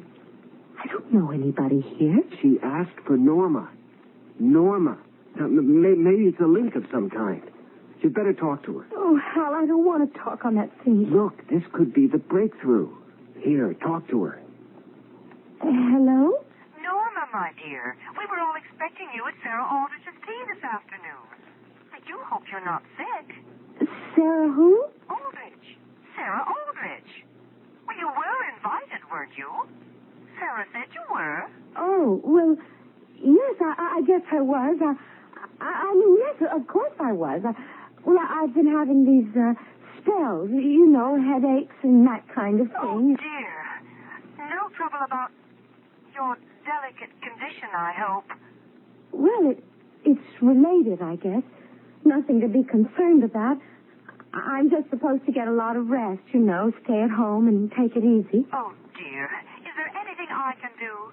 I'll come and see you tomorrow afternoon. No, don't do that. What? I mean, I'm sorry. I didn't mean it the way it sounded. All I meant was I'm perfectly all right. I really don't need a fuss made over me or anything like that. It just isn't necessary. That's all I meant. Well, I'm sure I have no wish to intrude where I'm not necessary. I wish you wouldn't. Hello? Hello? She hung up. It wasn't anyone you know? No, I was supposed to have gone to Sarah somebody's tea this afternoon and didn't show up. Well, it could have been the breakthrough. One thing, whoever was supposed to have answered this phone is called Norma, and she's pregnant. I'll tell you this. My great-grandfather was not a very popular man. How do you mean? Well, if he had any friends, they sure didn't write to him. These letters are all from people who hated his guts, claim he stole them blind. Stole? Do you think it's true? I'm beginning to believe that old Harold Glenford Esquire was mixed up in some pretty shady enterprises. What kind of shady? Kickbacks, near extortion, character assassination, embezzlement, or something very like it. If a third of these letters are right, you name it, and old great-granddaddy Glenford was into it. Oh, that's shocking. Listen, you want to hear one? I'm not sure I do. Glenford. This guy signs himself James Blakely. Glenford, you are unfit to breathe God's pure air. The ways of God are beyond understanding, but justice is inevitable either in this world, which you befoul, or in the next where, never fear, the punishment you deserve has been prepared for you. To hasten you into that world would be an act of the highest nobility. If I do not do the deed myself, rest assured that another will in good time. Wow. A sample. Only a sample. How? Well, what is it? Look at this. It's a... This is a picture of you and me. That sure is what it looks like. But in those clothes? Where did you get this? In this desk drawer. Look on the back. Mr. and Mrs. Harold W. Glenford on the occasion of their wedding, June 1894. And look at those signatures. Except for a couple of curlicues, they're yours and mine. I can't help it, Hal. I'm scared. I don't see how it's possible, but it must be. I have somehow become my own great-grandfather. Not only that, but you're my great-grandmother, and that child you're carrying, due to be born next April, is my grandfather. Paradoxical? Well, yes, of course. You presuppose paradox the moment you start moving about in time. How do you know you aren't your own great-grandfather or grandmother? If tomorrow you found an old telephone in your attic, well, how do you know? I'll return shortly with Act 3. All aboard, Southampton, Winchester, and London. Honey, sit down. Tickets? Thomas, no. I don't know how we're going to get to Southampton. I can't find my wallet. Your wallet? It had all our travelers' checks. Honey, I know. What seems to be the problem? I lost my Yes, wallet. with all our travelers' checks. What should we do? What kind were they? American Express. American Express? Ah, well, they've got an office in Southampton. Sounding. Stop. American Express has over 1,000 travel service offices around the world to help you. American Express travelers' checks. Ask for them by name. This match is one of the world's most lethal weapons. It kills thousands of people each year, countless thousands of animals. It lays waste to millions of acres and destroys thousands of homes. It strikes at high noon and in the dead of night. Man created the match. Man uses it to his benefit and misuses it to his sorrow. Only you can prevent forest fires. A public service of this station, the Smokey Bear Program, and the Ad Council. This is Gene King for your Better Business Bureau. If your food bills have become astronomical, it's time for you to learn the secrets of the smart shopper. Plan your shopping trips in advance. Also, try not to go when you're hungry. By making a shopping list and sticking to it, you'll be less tempted to buy on impulse the things you really don't need. Consider seasonal bargains, advertised specials, and the dietary needs of your family when you make out your list. But remember, folks, Buying sale items in bulk is just fine, but only if you're able to store them properly. Now, another thing you should also do is read food labels so you know exactly what you're paying for before you buy it. For example, you may decide to pass up that can of beef stew that's such a steal when you read that it contains more water than beef and potatoes. Be a smart shopper. Plan and save. A tip from your Better Business Bureau.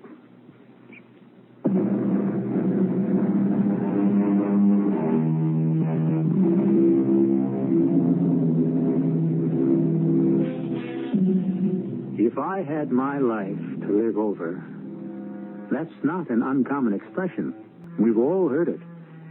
But have you ever heard anyone say, if I had my great-grandfather's life to live over? That's exactly what has happened to Harold Glenford, if his conclusions are correct. He has not only gone back in time to his great-grandfather's day, but he has also taken on his great-grandfather's identity, and the wife he loves is now, as he must believe, his own great-grandmother. A situation of many complexities. Hal has broken open the strongbox he found in old Harold Glenford's desk and has gone quickly through its contents. Well, there's one comfort. If we actually are my great-grandfather and grandmother, we're very rich people. Now, what difference does that make? A lot. If we're stuck in this time. I want out, rich or not. Well, honey, so do I, of course. But there are securities and deeds in this strongbox representing well over $1 million in assets. And $1 million was really worth something in 1897. Is that when it is now? Mid-November of 1897, according to the dates on those letters I read. How can't you do something about it? What? Invent a time machine? Look, I don't know. Maybe it'll just happen. Like the other time, only in reverse. Norma, I'm sorry. That's the best I have to offer. Meantime, I think we ought to get some sleep. Sleep? In the middle of a thing like this, sleep? Try to, anyway. I wish we had that bottle of champagne we drank last night. Oh, Lord.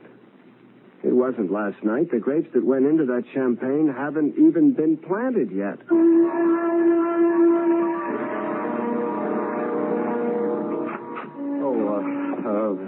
Hello there.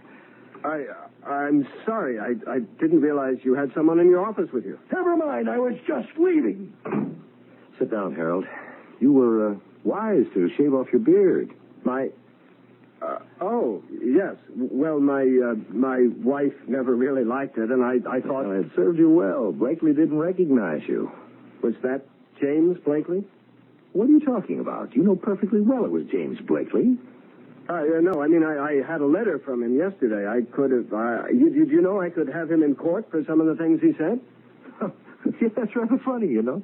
You having James Blakely in court instead of the other way around? That's really very funny. I don't think I know what you mean. Well, that's neither here nor there. I want to dissolve our partnership, Harold, as of this moment. Oh? Do you mind telling me why? Do you really think that's necessary? I wish you'd tell me... All right. I've had my fill of being a thief's associate. Now, wait. I know. I took my share in the beginning. You're not the only fool in the room, but I'm through with it now. And thank God I have no part in the Blakely thing. All right. I was checking things over last night. Thinking things over. Some of my business tactics have been, all right, shameful. I admit that. But I decided last night to change things. I mean, no shady dealings of any kind from now on. I see. Change things. And make restitution? Well, where it's reasonable, where it's possible. Without costing you money, you mean? I don't believe you, Harold. Not for a minute I don't. How are you going to make restitution to Jim Blakely? I don't... Would you mind refreshing my memory on the Blakely thing? Oh, now, really, No, Harold? I've been Lately, I've been reassessing. I've been reevaluating, and there are just so many details. I'd just like to hear the Blakely affair clearly stated. Objectively, you know. Oh, nonsense. Well, all right, if you want to hear it all over again, if you really want to wallow in that miserable can of worms a second time. Bill, it would help me. Well, Blakely came to you in the first place, looking for a handout. On the tape, granted. I'm sure you haven't forgotten that. No. You were still under 30 at the time, but you were already under my guidance, damn it. That's what I hate. You were already a power in the construction industry. Blakely was sure you gave kickbacks, and he wanted one. Then he was as much to blame as I if he came to me. At the time, you managed it so that you had his signature on a dozen damaging documents.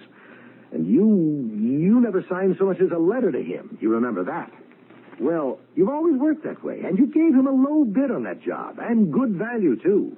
The State Parks Commission building, wasn't it? I don't remember. And Blakely got a promotion because of it, and another, until he was made State Highways and Buildings Commissioner.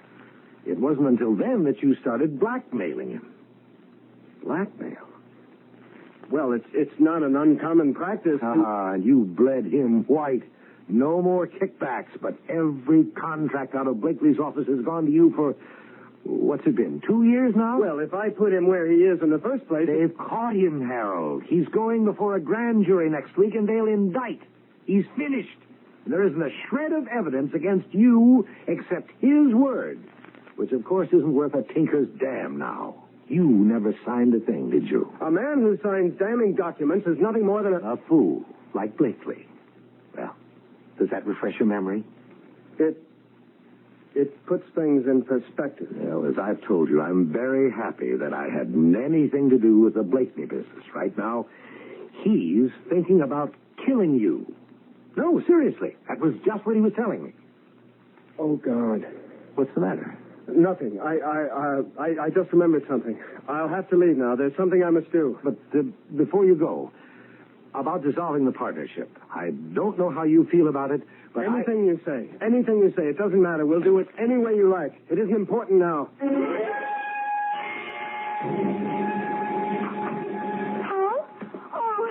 I'm so glad you're home. Yes, listen, we have to get out of here. So awful, Al, being in a place you're so terrified of and being even more terrified of leaving it. I've never in my life... Norma, we have got to get out of here. Out of here? Where to? I mean, altogether out of this time. We've got to get back to the 20th century. How something's happened, hasn't it? No. Yes. Norma, there's no time now. Let's try the telephone again. I want to know. Tell me, Al. Tell me. Number, please. Listen, I want you to get off the line. Do you understand? I want you to just unplug yourself or whatever it is you do and just get off the line. Just for a minute or two. Will you do that, please? Number, please. Oh, for God's sake, shut up. If you can't get off the line altogether, at least shut up. Don't talk. All right. Listen, you, whoever you are, we have had enough of this nonsense. We want to go back to the 20th century, and we want to go back now. You're the one who got us into this mess. Now get us out of it. Do you hear me? Number, please. Damn. Al, what are you doing? Pulling the wires out of the wall. Can't you see? I'm trying to get the lousy telephone back the way it was when we first moved in here. All right. Can you hear me? You in there in your damn stupid telephone? I want you to put us back. Do you hear me? We didn't ask to be brought here. We're not responsible for anything that happened before we got here. We want to go back. You can't punish me for something my great-grandfather did. Do you hear me? All right, don't answer. You don't have to answer. Just do it. I don't know what else I can do. Al, the phone isn't hooked up. You pulled the wires out of the wall. It wasn't hooked up before when all this started. Maybe it'll work. Maybe it'll get us out of here before... Before what, Hal? Okay. Come on downstairs. I guess you'll have to know. And he's threatening to kill me. Blakely is. That's what my great-grandfather's esteemed partner told me this morning. Well, then what are we sitting here for? We have to get out of this house. It won't do any good, Norma. It will. There must be 1,000 places to hide. You're just a sitting duck here. No, there's no hiding place but the 20th century. Back where we're really Hal and Norma Glenford. There's no hiding place at all in this century. I just don't know what you're talking about. The thing is, I remember now. I remembered while I was sitting there in Boyd's office. Remember what? I remembered hearing my grandfather... Was he my grandfather or my son? I remember when I was just a little boy hearing my grandfather telling my father about it. About what, Hal? My great-grandfather was shot to death by a business associate. By a man he'd cheated, ruined. That's what my grandfather told my father. All right. That was your great-grandfather. But it's already happened. To whichever one of us was here, it's already happened. It can't be changed. I don't believe any of that. I don't. I want you to do something. I've done all I can do. It's up to that telephone upstairs.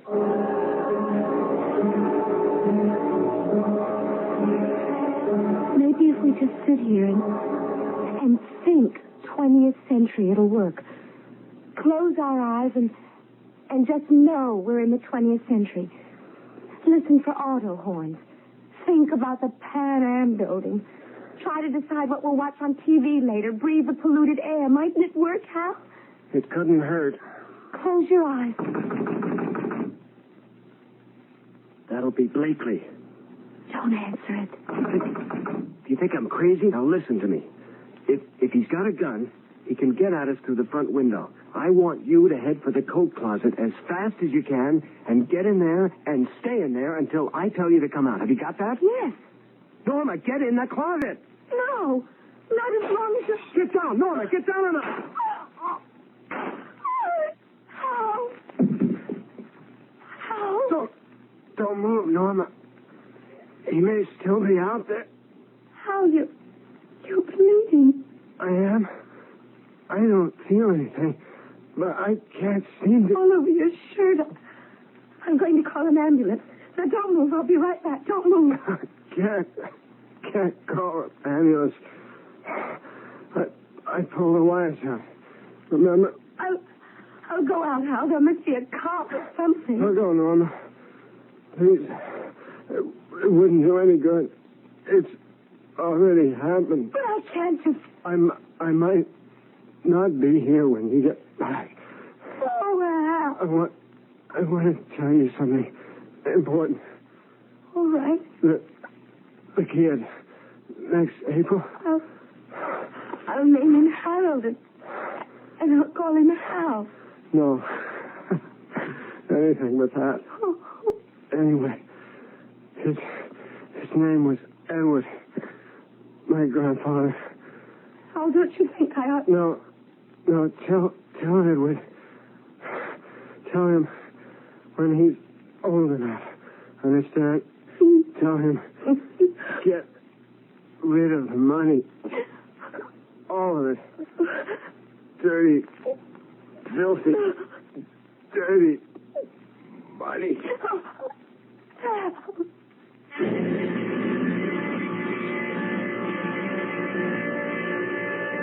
Justice must be served. That goes without saying. But how many times? It's unlikely, of course, that anyone listening to me at this moment will ever find himself unexpectedly living in the 19th century. But just in case, how much do you really know about your great-grandfather? I'll be with you again in a few minutes. Would you go halfway around the world to help get a job done? Bonnie Brennan of Brookline, Massachusetts would. Bonnie's a Red Cross volunteer nurse, and she's gone to Thailand to work with medical teams helping Cambodian refugees. And then there's Mary Ann Ryan, who only had to go around the corner to her Red Cross chapter to help. You see, Mary Ann thought no one would want her after she lost her sight 8 years ago. She figured her nursing career was over. But Red Cross knew her experience was too valuable to waste, and we were right. Mary Ann has established prenatal care classes, a blood pressure screening clinic, and mother's aid courses, all for the Red Cross chapter in Doña Ana County, New Mexico. Bonnie and Mary Ann and hundreds of other Red Cross volunteer nurses believe in getting the job done, wherever it is. So if you're interested in nursing and health, they sure could use your help. You don't have to go halfway around the world, but please make the trip round the corner to the Red Cross chapter in your community and help keep Red Cross ready.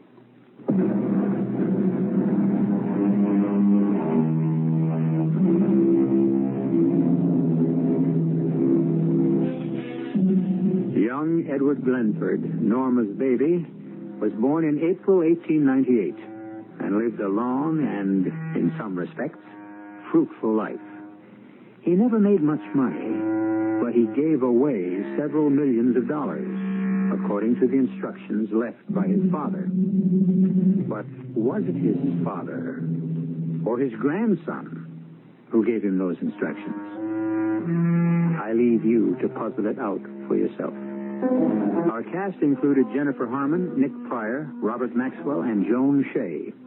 The entire production was under the direction of Hyman Brown. And now, a preview of our next tale. Well, that's exactly what I've come to talk with you about, Arthur. Your niece. Oh? Something important? Very. I've asked Amelia to marry me, and she said she would. Oh, no. I've never lied to you, Arthur, and there's certainly no reason for you to... Don't be a fool, Gerald. I didn't mean that Amelia had turned you down. Of course, she accepted you. I don't understand. I know, and I'm reluctantly forced to explain. When you hear why, you won't want to marry Amelia. Impossible. There's nothing you can say about Amelia that would make me love her any less. She's the perfect woman. She's not a woman. What did you say? I said Amelia is not a woman. She's a robot. This is E.G. Marshall inviting you to return to our Mystery Theater for another adventure in the macabre. Until next time, pleasant dreams.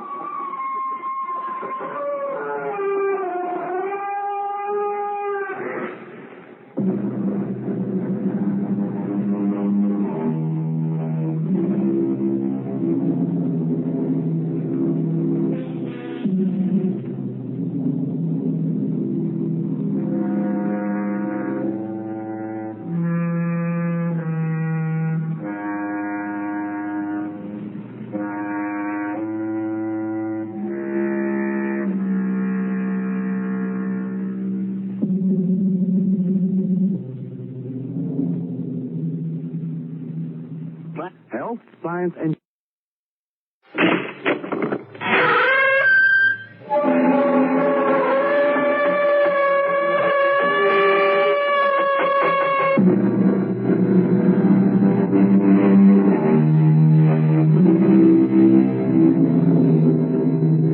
Come in. Welcome. I'm E.G. Marshall. Welcome to a world where fears and suspense are the order. In cities and towns of North Africa, it's a common sight to see an old man sitting in the public square, surrounded by an admiring crowd who squat on their haunches as they listen to an age-old tale of courage, of romance, but above all, of mystery. Like that old man, the public teller of tales, I have a story for you. A story that takes place in our own country, which deals in matters that defy explanation. Matters which can be explained only from the tomb. What are you doing, Hugh? What are you shooting at? Don't ask questions. Just fire while I'll reload. Fire? At what? Straight ahead of you, where the grave is moving. Hugh, what are we doing? What is it? You saw it this time, didn't you? You saw the movement? The blurry outline of a shape? I saw a movement, but nothing else. Well, where are your eyes, Bill? It was there. You just had a look and you'd have seen it. I think. What the devil are you talking about, Hugh? Seen what? You know. The thing. The damn thing.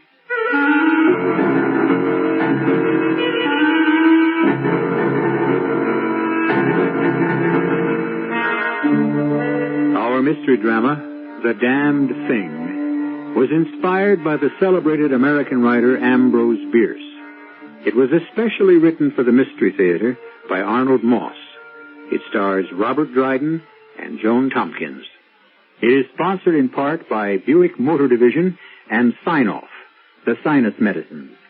I'll be back shortly with Act One.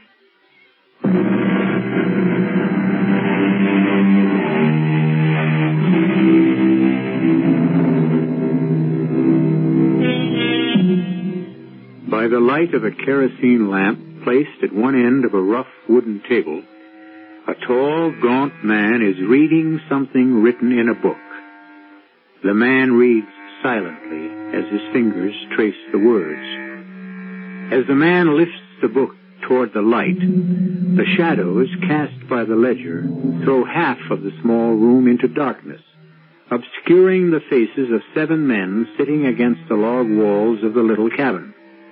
On the other side sit 3 people, 2 women and a man, an elderly Indian, all equally silent, equally motionless. Next to them is an empty chair.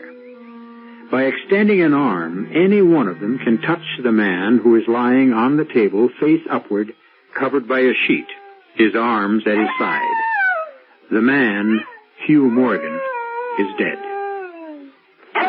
The man with the book is the district coroner. They all seem to be waiting for someone to occupy the empty chair.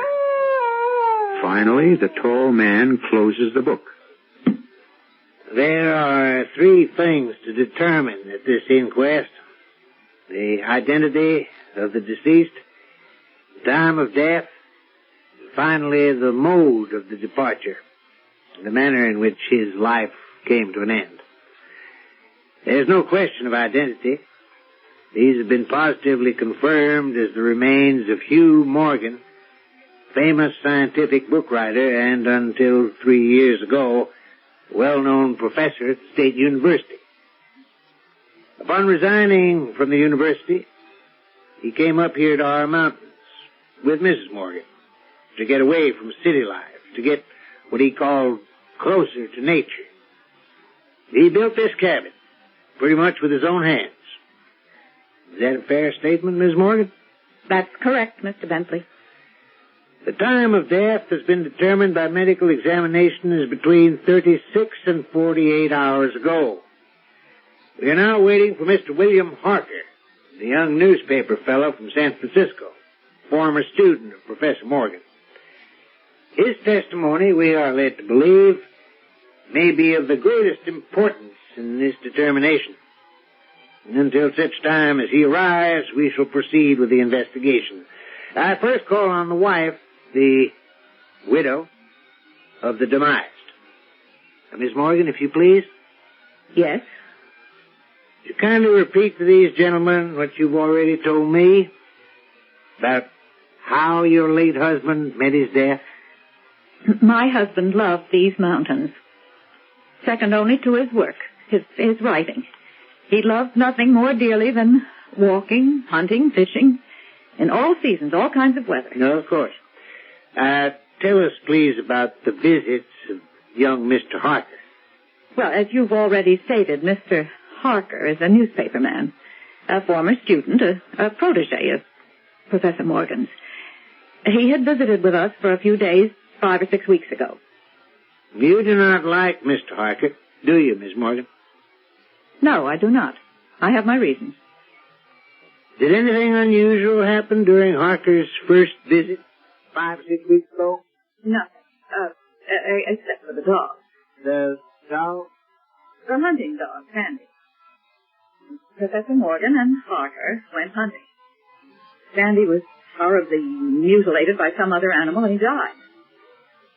I've never seen Harker so upset after all those things happened. And Miss Harker's second visit? 3 days ago. There was something he said he wanted to talk to my husband about. Something that had happened on that first visit. It had to do with money. I was in the kitchen, and I distinctly remember hearing my husband say... But, Bill, a debt is a debt. And $5,000 is a lot of money. I know that, Hugh. And if I can nail this story down, write it so it makes sense, so people will believe it, I'll get that $5,000 as a bonus. And I'll return it to you. I hope so, Bill. It's been almost 4 years, and we need the money. Trust me. Just help me get this story. I don't know what you expect me to do. All we have to do is go back to where Sandy got hurt. It's one thing for a dog. Suppose, just suppose... Stop worrying. What makes you think you can write it so that the paper will take it? With your help, I can do it. Get your gun. I've got it. Is it loaded? Of course. All right, let's go. And the 2 of them left the cabin, both with loaded guns. What time of the day was it, Miss Morgan? It wasn't day. It was night. Night before last. Clear, bitterly cold. It was a sharp night. I remember looking out the window after them. They had been gone no more than 5 minutes when I heard the strangest sound. It's hard to describe to you. And then almost immediately there was a scream. And then 2 shots, one right after the other. And then, Miss Morgan? A few minutes later, young Harker burst into the cabin looking as if he'd seen a ghost. He could hardly speak.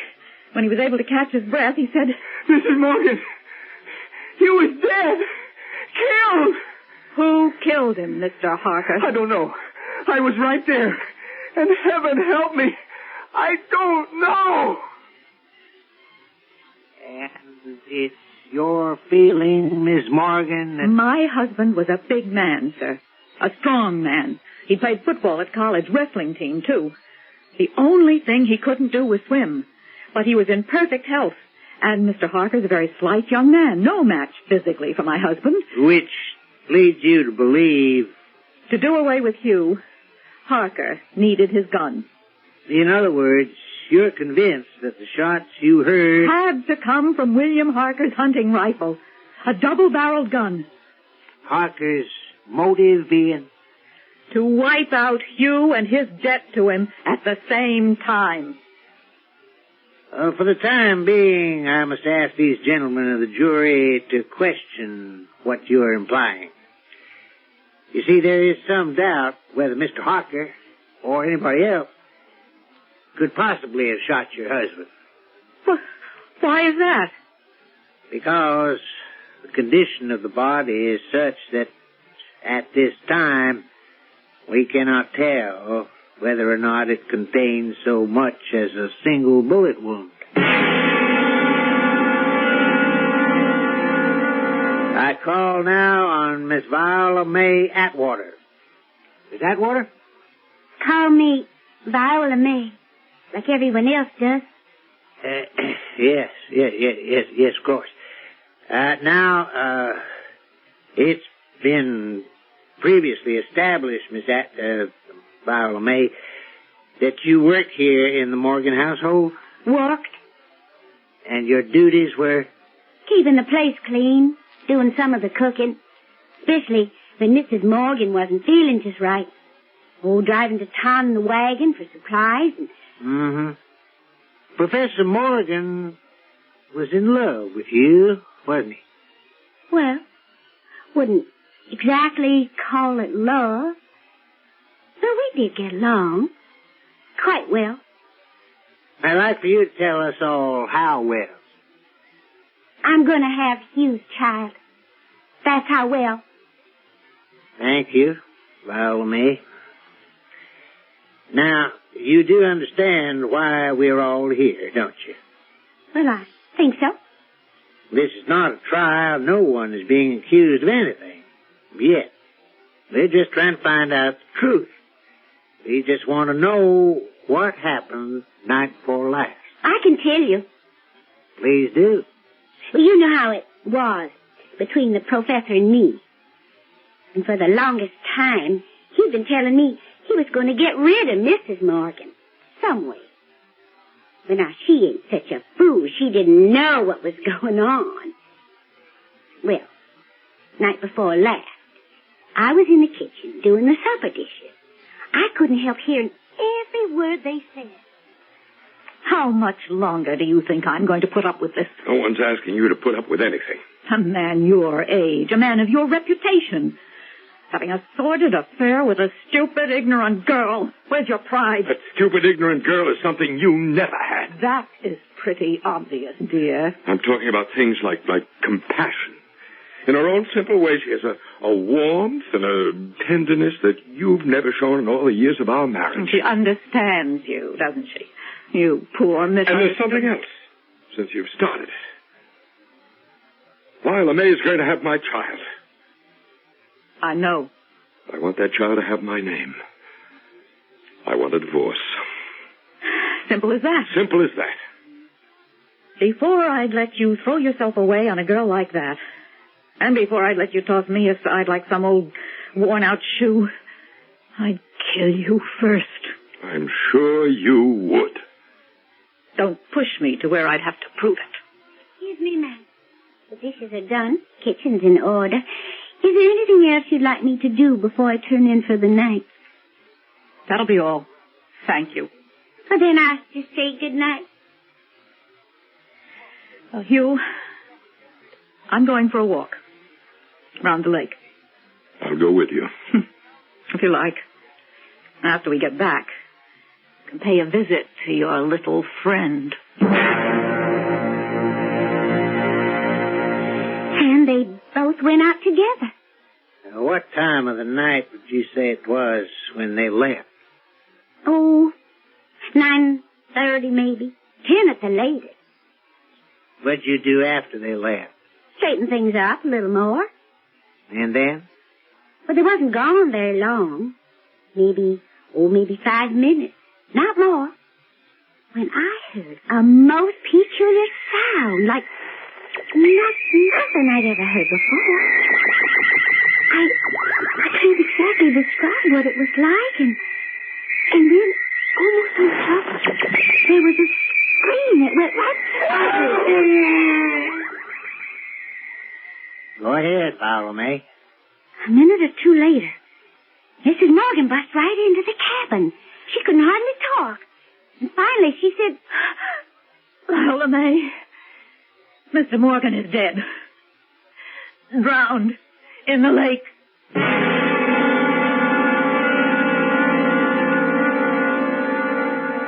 Mrs. Morgan told you herself that Professor Morgan couldn't swim. Now, I think you gentlemen can see for yourselves what happened. The first chance she got, she pushed him into the lake, at the part where it's real deep. Now, he struggled for a piece, and in the darkness of the night, finally give up and drowned. I see. As I've explained before, Bartolome, this inquest has been called because there's reason to believe that Hugh Morgan met his end through some kind of foul play. Like I said. Not quite like you said. Chances of Professor Morgan's death coming about as a result of drowning are very slim. Medical examination of the body thus far shows that the lungs seem to be perfectly normal. No water in them. Not a drop.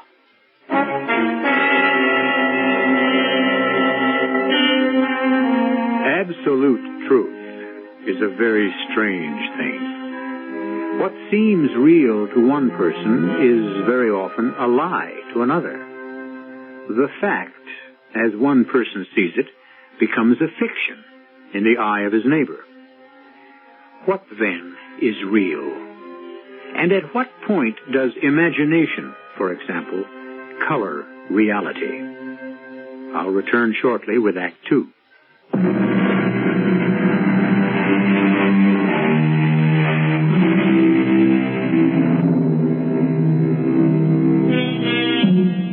In an isolated cabin high in a deserted area of the mountains of Northern California, a corpse lies cold and rigid on a rough hand-hewn table.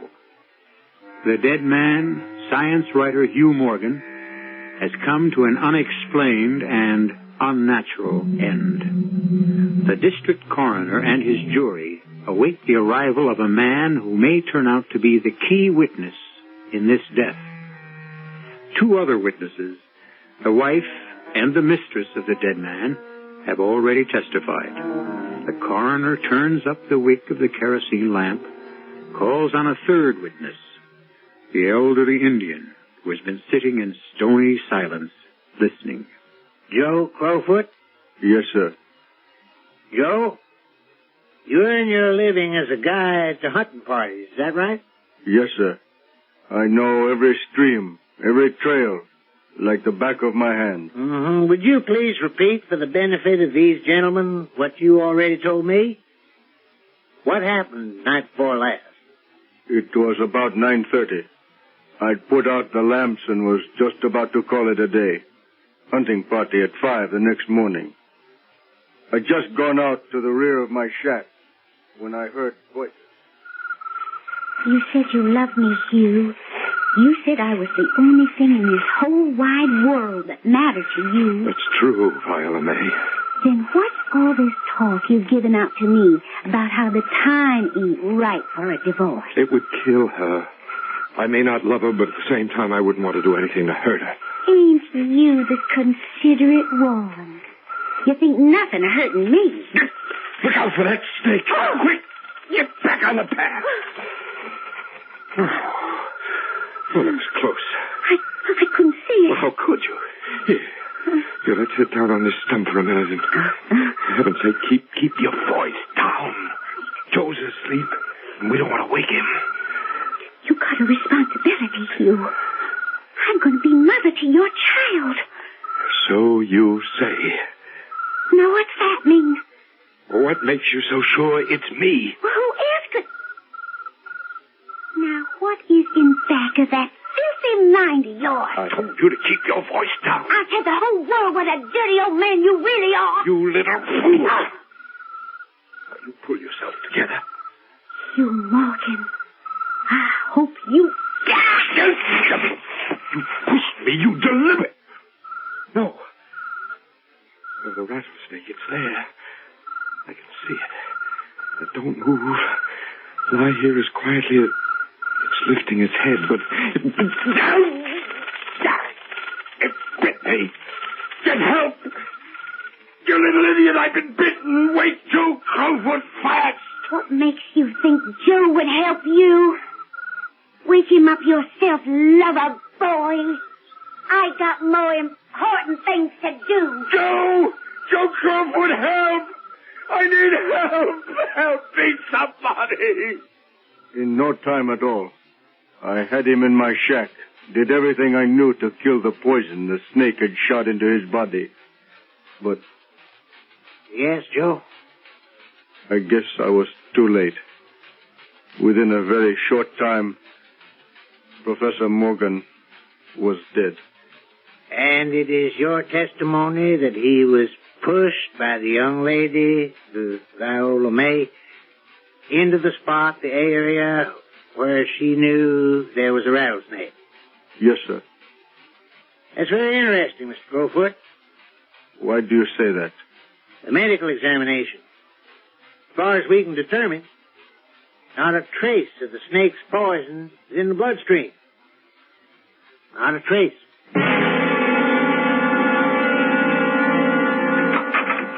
Mr. Bentley, I got here as fast as I could. You, young man, are... I'm William Harker of the San Francisco Press. Forgive me if I've held things up. Oh, delighted to see you, Mr. Harker. I left the minute I got your call. This is not the easiest place to get to. I want to finish this business tonight. Well, I think you should know that when I left here early yesterday morning, it was not to evade your summons. No? No, it was to get the story to my paper, the story of Hugh Morgan's death. Now, Mr. Harker, we've heard 3 different versions tonight of how Hugh Morgan met his death. And none of them has yet been substantiated by the facts of the medical examination of the body. Now, have we any reason to expect that the account you posted to your newspaper, Mr. Harker, will be anything like the story you will give here? That's up to you, sir. I've made a carbon copy of what I wrote for my paper. You're welcome to see it. It's incredible. More incredible than pure fiction, but it is the truth. I'll swear to it. All right, we'll resume the inquest. Mr. Harker, will you kindly be seated? Now, you knew the deceased, Hugh Morgan? Yes. How well? He was my professor at the university. It taught me everything I knew about writing. More than that. He was the closest friend I had. And you were with him when he died? I was with him when he died. How'd that happen? You being here, I mean. Well, I came up 3 days ago to shoot and fish. Part of my purpose, however, was to follow up on the story of the dog, Sandy. You see, I had been here 5 weeks earlier. On a purely friendly visit to your old teacher? Well, on that occasion, we went out hunting, as we'd usually done on previous visits. It was still dark. The sun had not yet risen when we left the cabin. Sandy! Sandy! Here, boy! Have you any idea where that silly dog went? Well, he was here a minute ago, Hugh. Funniest thing, he just disappeared. Oh, but he'll be back. In the meantime, we'll have to do without him. Well, now, let's see if we're as good as he is in raising some quail. What's our best ground? Beyond that ridge, I'd say. We'll have to go through the chaparral to get to it. It's pretty level ground, thickly covered with grain. Let's go, Bill. Hold it, Bill. Hold it. Be very quiet. What is it? Just listen. What is that? I think we've startled a deer. Oh, I wish we'd bought a rifle instead of just shot. Shh, be very quiet. What are you doing, Hugh? You're not going to fill up a deer with quail shot, are you? Is anything wrong? Hugh, have we jumped a grizzly? Cock your gun, Bill. Well, now what? Everything's so quiet. What is it? Just keep your eyes open and your mouth shut. Keep low, very low, and watch. And that's exactly what I did. What happened next? A minute or two went by. Suddenly, there was this weird sound that seemed to come from out of nowhere. It grew louder and louder. It got to the point where I had to put my hands over my ears to shut out the sound. It was so shattering. And then it stopped. As suddenly as it had started. And what did you see, Mr. Hart? Well, up until then, the bushes had been deathly still. Not a bit of movement of any kind. I turned to Professor Morgan and was about to speak when the field of wild oats we'd been watching began to move in the most curious way. It seemed as if the oats were being stirred up by a streak of wind, which, well, not only bent it, but pressed it down, crushed it, so that it didn't rise, as if some huge, invisible, what can I call it, presence was moving slowly along through the oats, stepping on it with giant feet. And this movement, foot by foot, was prolonging itself directly toward us. What was your feeling, Mr. Harker, as you were watching this strange occurrence? Well, I must confess that I lay there in the chaparral, right beside Professor Morgan, watching this fantastic thing happen. And I was not afraid. Was this equally true of your companion? No, he was terrified. What are you doing, Hugh? What are you shooting at? Don't ask questions, just fire while I reload. Fire? At what? Straight ahead of you, where the grain is moving. Well, if you say so. Hugh, what are we doing? What is it? It's all over now. It's gone. Let's see what happens. Yeah. Oh, no. That poor Sandy. Just look at him. Ripped to pieces. As if he'd run into the blades of a threshing machine. But what did it? I didn't see anything. Well, you saw the movement, didn't you? And a sort of blurry outline of a shape? I saw the movement. Nothing else. Well, where are your eyes, Bill? It was there to see. You just had a look and you'd have seen it. I think. What the devil are you talking about, Hugh? Seen what? The thing! The damn thing! Oh. What? That's what I call it. The damn thing. First, it did away with my chickens, and then the pigs and the cattle. And now poor Sandy, slashed to pieces. And that's not the end. Only the good Lord knows what the damn thing will destroy next. Or who?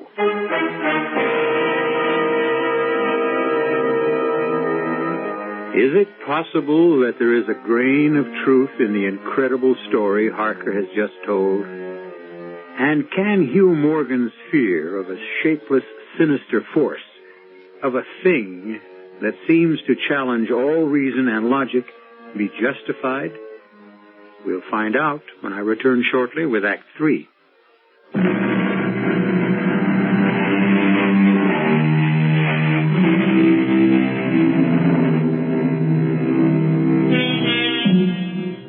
From the blank darkness outside the cabin come the familiar noises of night in the wilderness, the long, nameless note of a distant coyote, and all that mysterious chorus of small sounds that seem always to have been but half heard when they suddenly cease. But none of the company present seems to be aware of anything other than the corpse on the table before them.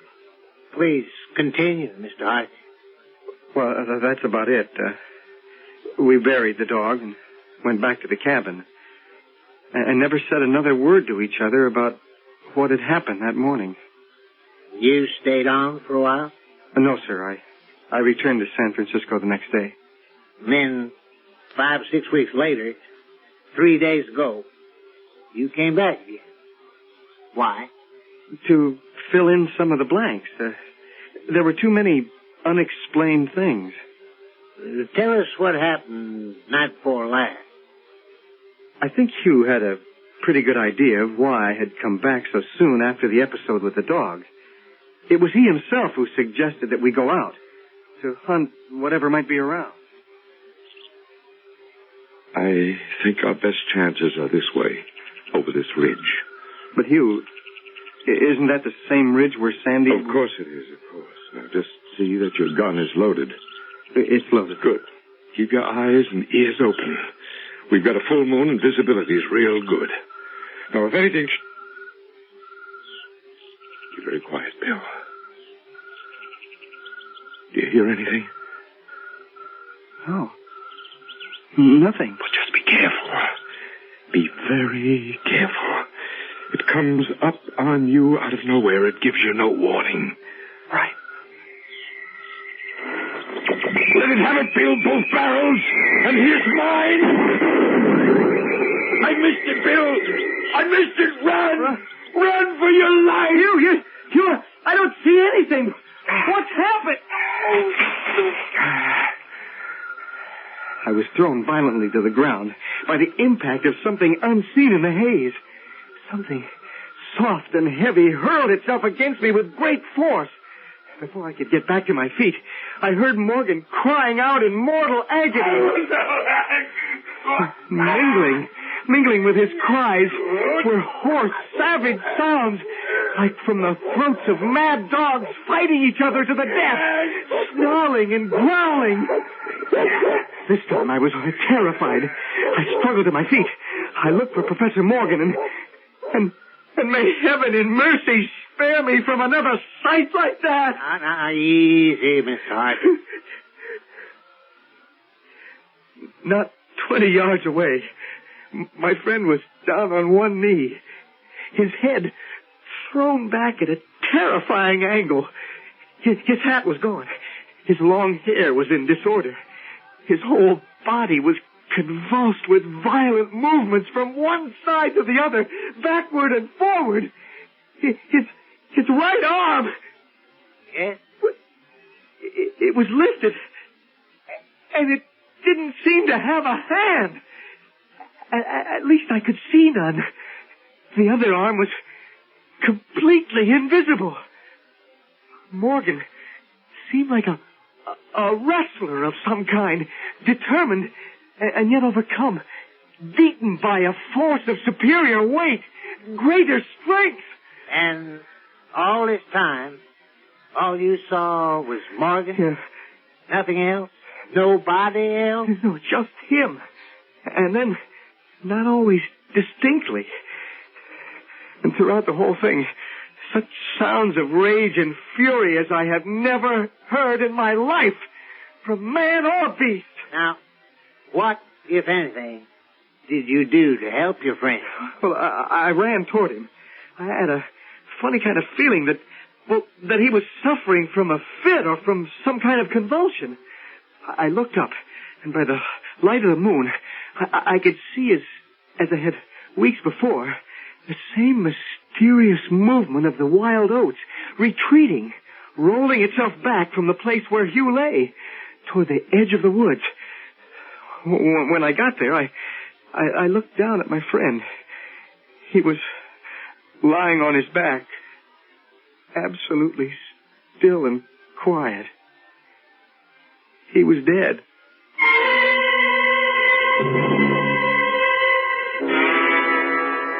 Gentlemen, you've now heard 4 different accounts from 4 different witnesses. Now, finally, there is the version of death in some mysterious manner that Morgan was killed by an unknown force or creature of some kind, which Morgan called the damn thing. Mr. Bentley, there are 2 things more I would like to bring to your attention. Yes, Mr. Harker? First, that book you placed under the table, I recognize it as Professor Morgan's diary. You seem greatly interested in it. In fact, you were reading it while I was testifying. May I see it? I'm sure it would throw a great deal of light on Morgan's death. The book will cut no figure in this matter, Mr. Harker. All the entries in it were made before Hugh Morgan's death. That's ridiculous. Now, you said there's something else you'd like to bring to our attention before a verdict is rendered? Well, there's one substantial bit of evidence which has not yet been revealed. Yes, Mr. Harker? The body of Morgan. I demand that you uncover the body right now so that we can all see whether or not I was telling the truth. I will be happy to meet with your request, Mr. Harker. Thank you, sir. Gentlemen of the jury, the body of Hugh Morgan. Now, it may be difficult to see details in this light. I read from the medical report, gentlemen. The body of the demised is covered with broad maculations of bluish black caused by extravasated contusions. That's those big black and blue marks here, and here, and over here. The chest and sides appear to have been beaten with some heavy weapon such as a bludgeon. I call your attention to these huge tears in the flesh, where the skin has been ripped into shreds and little strips. Might we know why there's that silk handkerchief passing under the chin and knotted on top of the head? You may indeed. I'll remove it, and I think you'll see why it's there. If it weren't there, the head would almost be separate, detached from the rest of the body. What was once the neck and throat have, as you can see, been chewed away. That satisfy you, Mr. Harker? Thank you very much. Now I will ask the jury to adjourn for its verdict.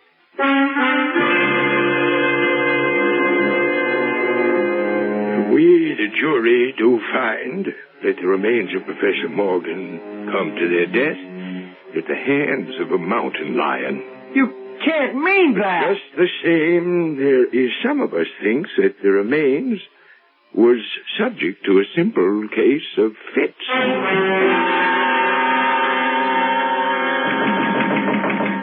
Come in. Oh, Mr. Harker. Can't say I'm surprised to see you. To what does my humble office owe the honor of your visit? I can't accept the verdict your jury gave last night. Unfortunately, there ain't much you can do about it. I think there is, sir. I can establish the truth about Hugh Morgan's death. And how exactly do you propose to do that, Mr. Harker? Take a look at this. What is it? A reel of tape and a recording machine. Months ago, I asked Hugh to make a day-by-day recording of whatever he saw, whatever he experienced in connection with this phenomenon. Would you like to hear it, Mr. Coroner? Yes. Yes, of course. This might just possibly make you change your mind. Listen carefully. And Sandy kept running in a kind of half circle, keeping his head turned always toward the center. You recognize that as Professor Morgan's voice? Yes, He kept barking furiously. At last he ran away into the brush as fast as he could go. At first I thought maybe he'd gone mad. And then the thought occurred to me, can a dog see with his nose? Can a dog think with his nose? Do odors impress on the brain the image of the thing that gave off the odor? The next entry is a few weeks later. May 27th. It's been here again. I find evidence of its presence every day. In the morning, fresh giant footprints were there as before. I find it impossible to sleep. This is terrible and terrifying. If this is real, I shall go mad. And if it isn't real, then I'm mad already. It's like I said. June 3rd. I will not leave. I will not let it drive me away. This is my house, my land. June 5th. I can't stand it any longer. I've invited Harker to spend a couple of days here with me. He has a level head. I can tell from the way he acts whether or not he thinks I'm insane. Turn it off.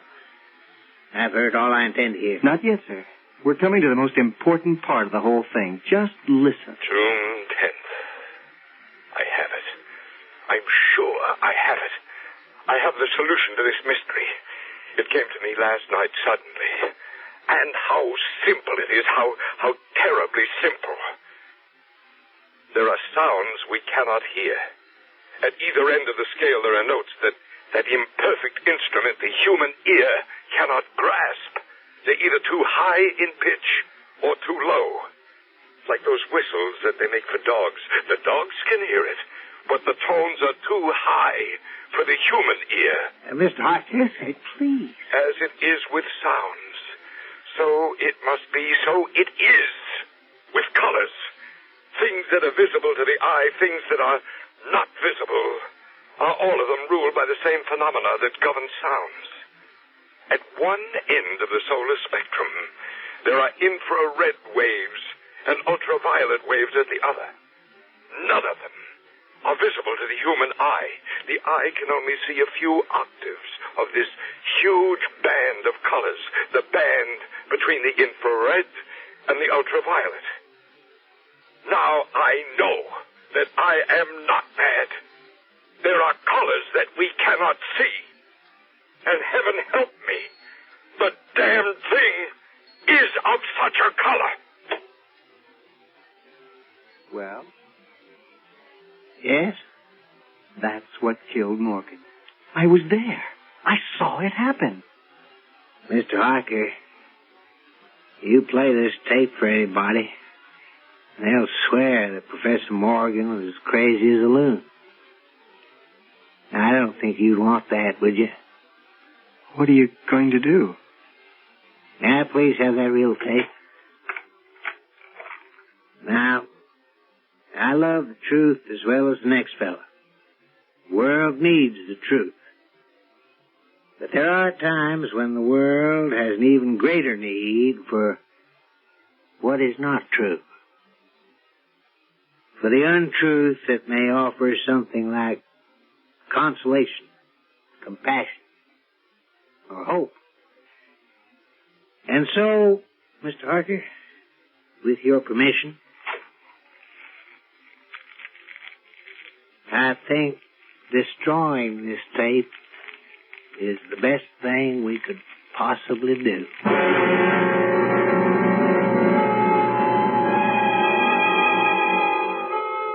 As the last foot of tape turned into ashes, the skies opened up and it began to rain. And the mutilated body of Hugh Morgan rested quietly where it was. They say, blessed is the bride the sun shines on, blessed is the corpse the rain falls on. Who knows? I'll be back in a moment.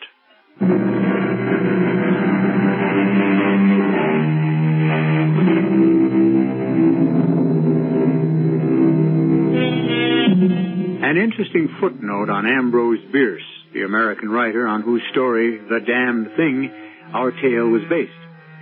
In 1913, he left his work, disappeared into Mexico, and every trace of him was lost forever.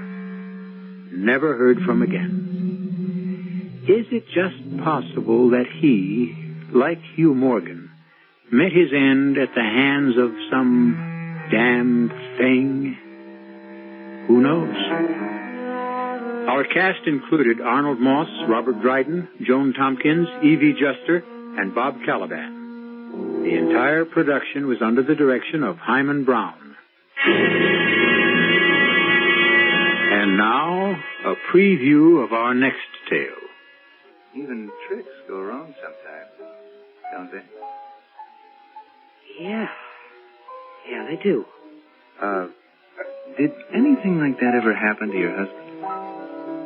Well, yeah, once. He couldn't open the lock on his handcuffs. See, he had a key hidden in the cuff of his trousers, but it slipped out of his hand and fell between the cracks of the floorboard. He wasn't hurt or anything. It was just a wicker basket escape on stage. I see. But if anything like that happened now, I mean, at the bottom of a lake. But that would be terrible. It'd be awful. Yeah. It would be really tragic. I don't want to think about any such thing. I just don't want to think about it. No, of course not, Wanda. At least we won't think about it tonight. Radio Mystery Theater was sponsored in part by Anheuser-Busch Incorporated, brewers of Budweiser. This is E.G. Marshall inviting you to return to our Mystery Theater for another adventure in the macabre. Until next time, pleasant dreams.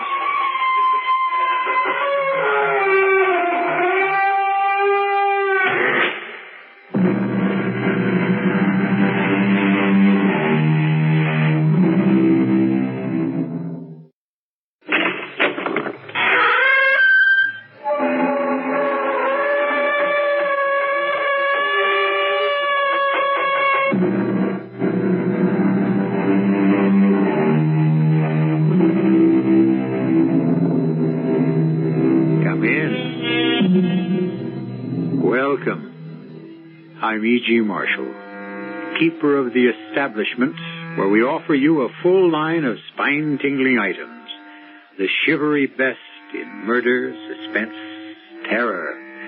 And right now you can sample our latest offering, which has to do with a return from, well, let us say, a return from the beyond. They say that successful people are those who refuse to take no for an answer. They cannot be swayed by reason. They cannot be convinced by the facts. They cannot be moved by logic. They simply will not listen to anyone who says no, not even to the angel of death himself. Barney, I don't want to die. Barney. Rest, darling, rest. I'm so frightened. Don't be, Rachel. The doctor says I have to die. Please, darling. I'm so afraid to die. Shh. No, don't be afraid. Darling, even if you die, I can bring you back. Barney, what are you saying? I'm saying I'll bring you back from the dead, darling. Believe me. I'll bring you back from the dead.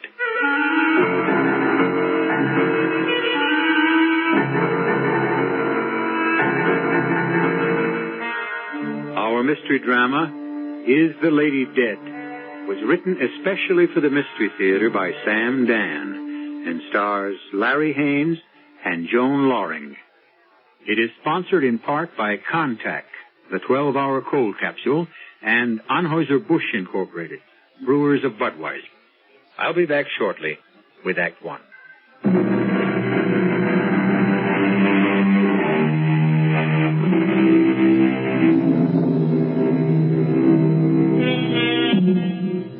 I have absolutely no scientific proof, but it does seem to me that, in a general way, a great many people have names that appear to harmonize with their personalities. Do we, therefore, unconsciously strive to maintain the image that our names evoke? I presented this thought merely to introduce you to a gentleman named Barney Kruger.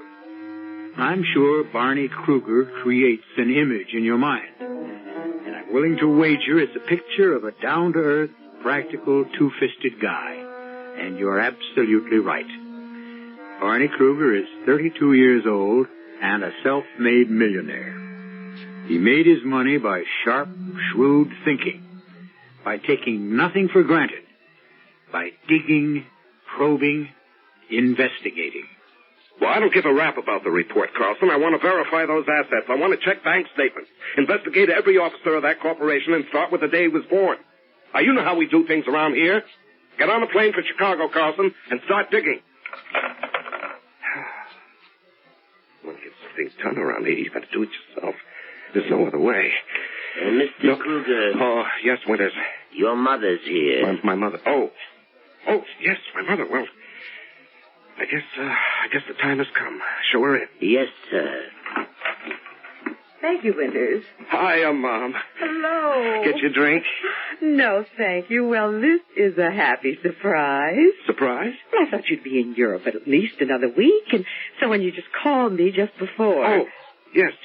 I did come back ahead of schedule, didn't I? Barney? Yes, Mom. Well, something seems different. Different? What do you mean different? Oh, I don't know. The apartment just seems different. Did you have anything done? There's a definite air of difference about the place. Oh, good or bad? Well, I'm not sure, but I rather like it. I don't know what it is, but I like it. Now tell me, dear, how was Europe? Oh, you know, Europe. Oh, honestly, Barney, I'm sure you've lost count of the number of times you've been to Europe in the past 10 years. Oh, no, I haven't, Mom. I've gone exactly 85 times. You can check my secretary. She has all the records. Well, what's the difference? All you know about Europe covers some airports, hotels, restaurants, offices, a few mines, a few mills. Mom. You never get to do anything in Europe. I mean, you don't get to do anything European. Now, look, next time, try something different. Mom, I did do something different this time. Don't tell me. I'll bet you bought a department store instead of a steel factory. Well, not exactly. Now, it does... I got married. Married? Yes, that's right. Oh, well, congratulations, dear. Now, where is she? Well, she's right here, Mom. Well, can I see her? Well, of course you can see her. It's just that I wanted to break the news to you first. Barney, I'm so happy. I can't believe it. Well, I can hardly believe it myself. Well, now, how long have you known her? Let's see. What's today? Thursday, huh? Well, it's exactly a week. A week? Yes, and what a week, Mother. And who is she? Rachel. Rachel? Mm-hmm. Well, that's a lovely name. Rachel who? Rachel, I don't know. You don't know her last name? Well, I did. But I don't seem to remember, Mother. Well, what's the difference? She's Rachel. She's Rachel Kruger now. Well, how did you meet her? Well, it's like a dream, Mom. It's just like a dream. I know, but you had to meet somewhere. Yes, well, I ran her down. You what? Well, you know, Mother, in England, they drive on the wrong side of the road. You mean you drove on the wrong side of the road? Well, I don't have any trouble with it while I'm driving straight ahead, Mother. It's when you come to a turn and you have a tendency to swing over to the right. And so we had a little collision. Barney! Yeah, well, no one was hurt or even scratched, Mother. Well, that was how we met. And so I took her to a garage to get her car fixed and then to dinner while we were waiting. And it just happened, Mother. We just fell in love. You don't believe it? Oh, I believe it, Barney. Yes, we both knew it. And there just didn't seem to be any question about our getting married. I would have asked you to fly over, Mother, but time suddenly seemed so precious. We didn't have a minute to waste. Mm-hmm. I can't tell you how happy we are. Now, don't even try. It's just... Just what? Well, it's just, this is so unlike you. The fact is, you don't even know this girl. Oh, well, I do know her, But Mom. you don't know her parents, her background. You don't know anything about her. I know everything. Well, for instance, where was she going when your two cars collided? I never asked her. Uh-huh. That's what I mean. Well, I know everything I want to know, Mother. It's certainly not the way you do business. This isn't business, Mom. This is love. I never thought I'd hear you talk like that. Well, the same rules don't apply. In love, all you've got to go on is your heart. And if you can't trust that, well, you're in trouble, I guess. Well, Barney, look, I am all for it, and I'm all for Rachel. And when can I finally see her? Right now, Mother. You're having dinner with us.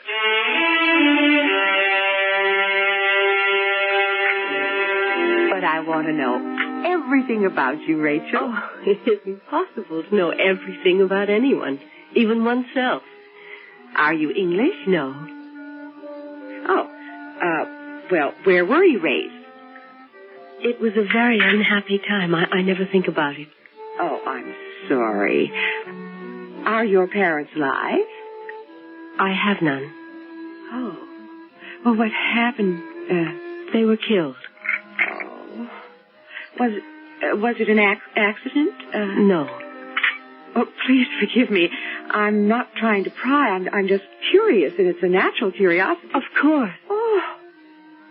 What a perfectly magnificent ring. I had to buy it in a hurry, Mother. I think it's much too large. Angel, that is a diamond. I wear it because it makes Barney happy. Well, I don't think I have ever seen him so happy in his life. It's so easy to make Barney happy.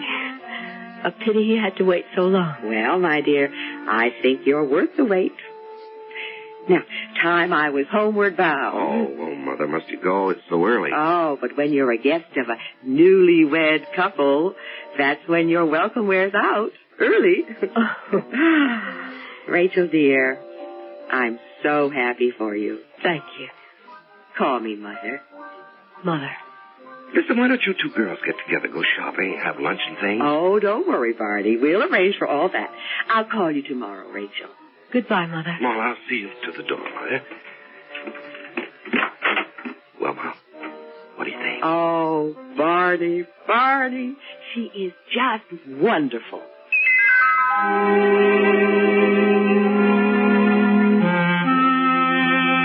Rachel? Yes? Aren't you asleep? What is it, honey? It's nothing. No, it is something. Oh, Barney, I didn't know people could be so happy. There's nothing to it. Just fall in love. Barney, now that I know what love is, I want to live. Rachel, what are you saying? I want to live. Of course you're going to live. I mean, why shouldn't you? You're so strong. You're so sure of yourself. You fear nothing and no one. Oh, darling, don't let anything happen to me. What are you saying? Just hold me. Hold me as if it's the very last time. Darling, what are you saying? Life is so beautiful. I just want to live. Well, you will. Believe me. Yes, my darling. I believe you. Rachel. Won't you tell me what you're talking about? I don't know what I'm talking about. I'm just frightened. Of what? Of what? When you want something so badly, you become scared. But you don't have to be scared of anything. I never really wanted to live until I met you. Well, why? How could anybody not want to live? Oh, there are times when life can be a terrible thing, and death is only... No, now. We're not going to have any more of that kind of talk. Promise? Yes. Oh, Barney, I promise.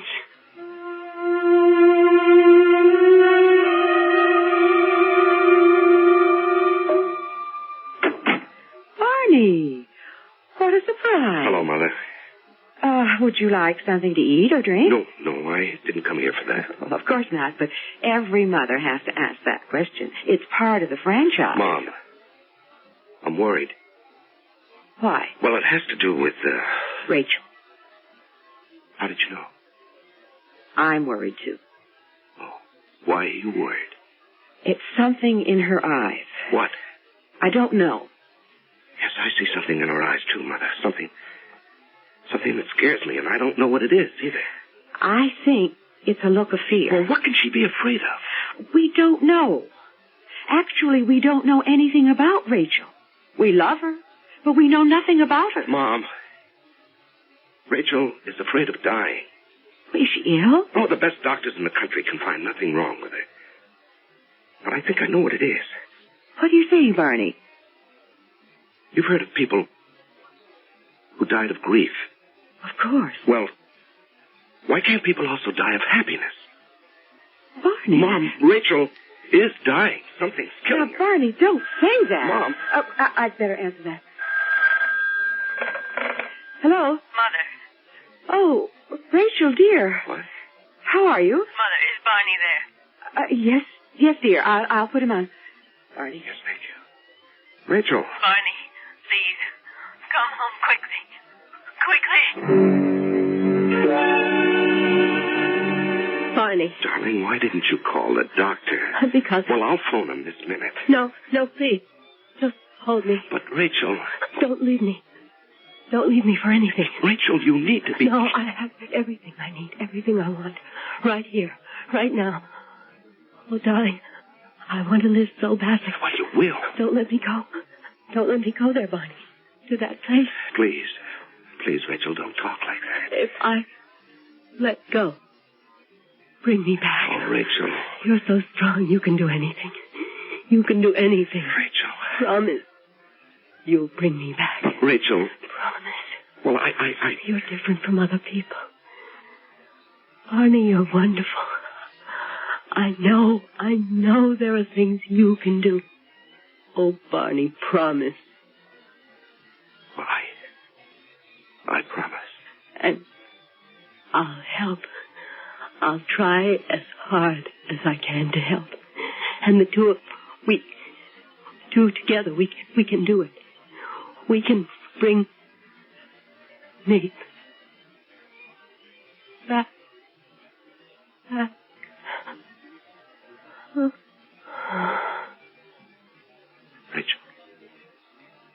Rachel.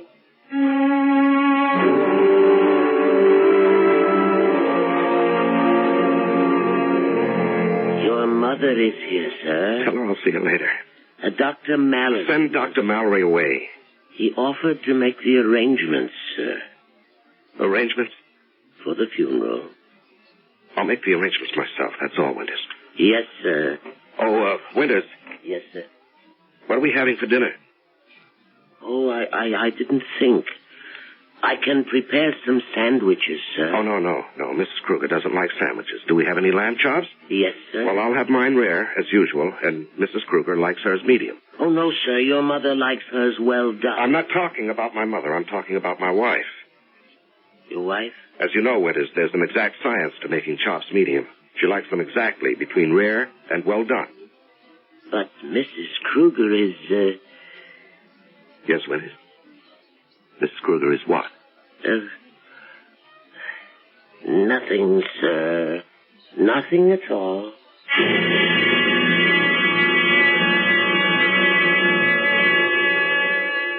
There may be an exact science to broiling lamb chops, but you must admit there's a fine art to being a rich man's butler.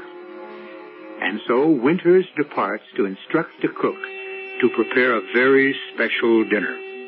A dinner for 2 people, one of whom is alive, the other dead. And we'll be back after dessert, when I return with Act 2.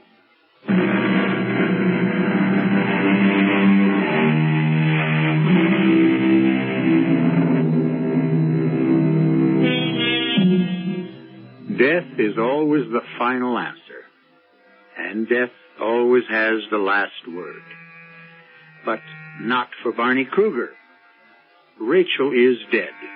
There is absolutely no question about that. But evidently Barney Kruger will not accept it. Before you dismiss Barney Kruger as a psychotic or a kook, remember, this is the same Barney Kruger whose reputation for hard-headed practicality is respected throughout the business community. Mrs. Kruger. Yes, Winters.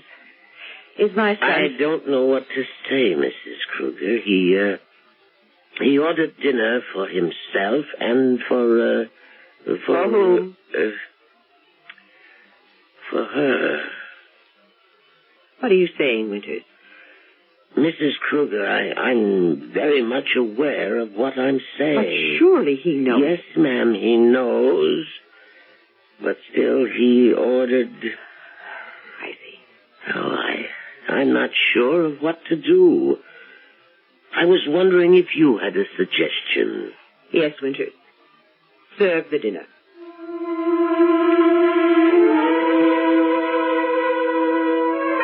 Barney? Come in, Mother. Sit down. Have you had anything to eat? Oh, yes, Mother. Everything's fine. Well, Winters told me... Do you want to look at Rachel, Mother? She's even more beautiful than Yes, Barney. Now, we have to make certain arrangements. You know that, don't you? You know, she came into my life so suddenly, Mother.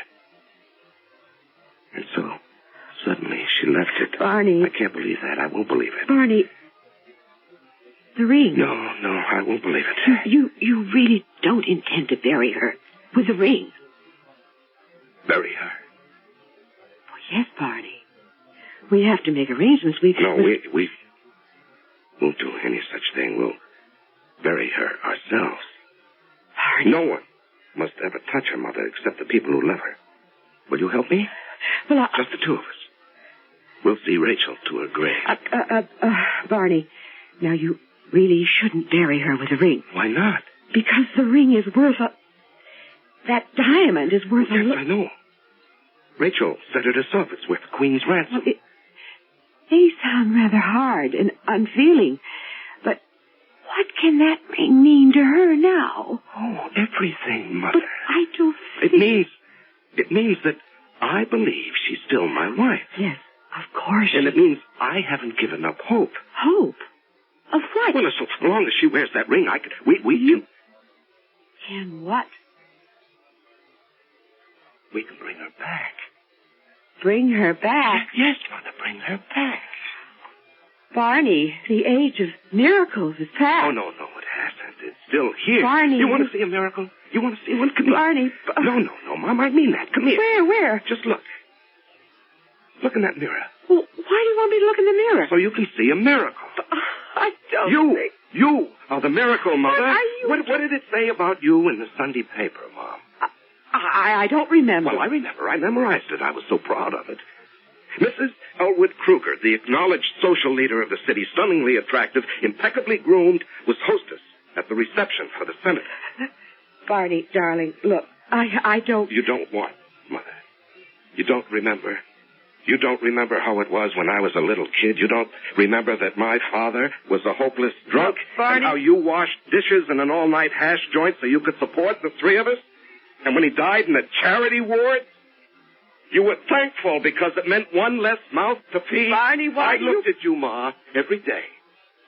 You were ready to drop dead from exhaustion, and I said, I'm going to make a great lady out of my mother. And when I was 5 years old, I started selling paper. Barney, this is not what we're... It is, Mom. It is what we're talking about.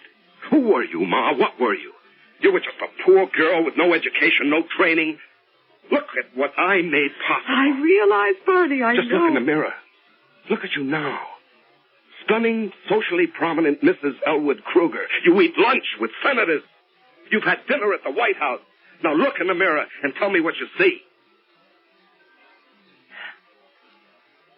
A miracle. Withers. Yes, sir? It's very cold in here. But, Mr. Kruger, the thermostat is way up. Well, Mrs. Kruger is feeling chilled. Mrs. Kruger? Yes, and, bring her some of that brandy I brought back from Paris. Sir, may I say something? What? Well, there's no other way to say it than to say it. Sir, Mrs. Kruger isn't here. I'm aware of that, Winters. You buried... Her funeral was this afternoon. Yes. Then you have to admit... What? What do I have to admit? You have to admit she's dead. Yes, Winters.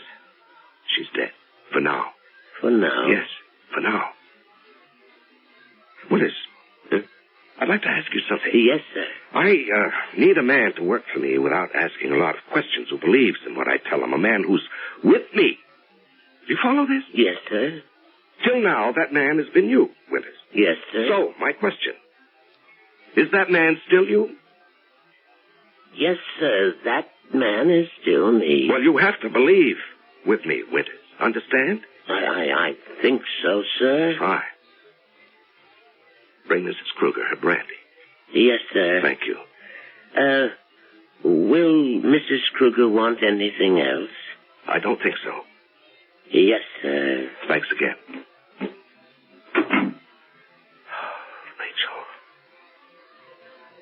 Rachel, I want to help you. I'm trying. I'm trying as hard as I can.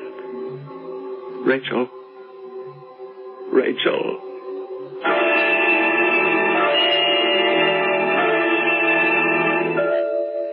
I'm very much concerned, Mr. Kruger. Mr. Kruger? About what, Carlson? Well, the amount of our investment. We're dipping very deeply into reserve capital. Well, that's what reserve capital's for, isn't it? That's why we're getting on a plane for Chicago to see if we, Yes, go on. Well, we're going to Chicago to see if... Don't talk. No, I guess I'm hearing things. Well, now I have all the information you need about Henley. Henley? What do you mean, Henley? How did you know about Henley? How do I know? Mr. Kruger. That's why we're going to Chicago to acquire Jason Henley and Company. Oh, yes, Henley. That... Rachel? Rachel? Where are you? Mr. Kruger, who are you looking for? I'll see you later. But our plane leaves for Chicago and... She was just here. She can't have gone far. Mr. Kruger, we have to get on that plane. You get on the plane. You go. But you're the one that has to examine the assets. Well, you do it, Carlson. But you have to make a decision by tonight. You make the decision. You go there, and you make it. Mr. Kruger, where are you going?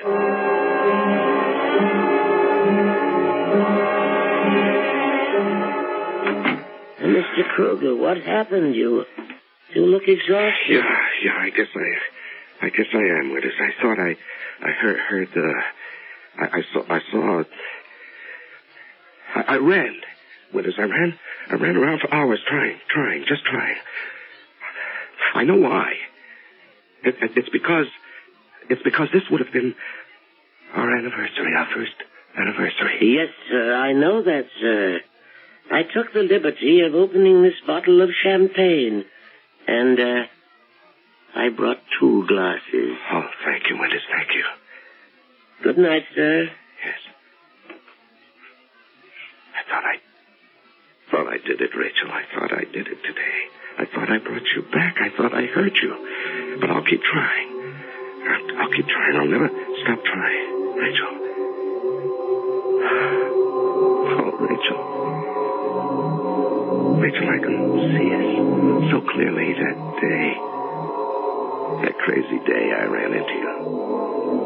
And you were so frightened at first. You were so scared. It was all I could do to get you to tell me your name. And I kept asking, what's your name? What's your name? And you just kept staring at me. And your eyes were so big. And finally, you said... My name is Rachel. Rachel. That's a very pretty name. What's yours? Barney. Barney. I like the sound of that. I'm sorry about the car. Oh, I don't mind. I never liked this car anyhow. Well, I'll tell you what I'll do, Rachel. I'll have it fixed. No, I won't have it fixed. I'll buy you a new one. Are you that rich? Oh, I'm fabulously wealthy. But don't hold it against me. You know, you really are a very nice person. How can you tell? I learned how to recognize good people. It was very important for me to know that at one time. Rachel, do you want to hear something crazy? Nothing is really crazy when you think about it for a while. No. This is the wildest thing you'll ever hear. What is it? Here I am, an American, driving through a place called Henley, just outside of London. I hit a car some girl is driving, and we stopped to talk. And 10 minutes later, I find out I'm in love with this girl, all I know about her is her name. Her name, Rachel. Now go ahead, tell me I'm not crazy. Perhaps we're both crazy. All I know about you is your name, Barney. And I love you. Rachel, you're here. I'm here. It's you. It's really you. It's not my imagination. Put your arms around me, darling. And the ring, your wedding ring. You're wearing the ring. Oh. You couldn't be wearing the ring if it weren't really you, Rachel. Oh, Barney, you did it. You brought me back. Yes, you're back. You're back. That's all I have to know. You're back.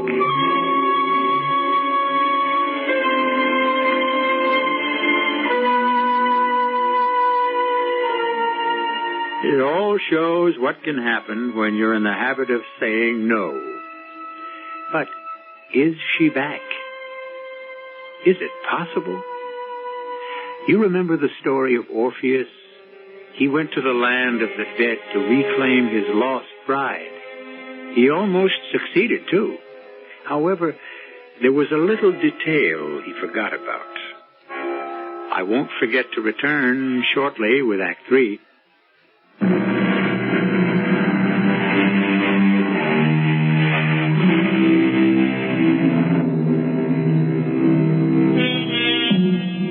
It's part of the culture of our country.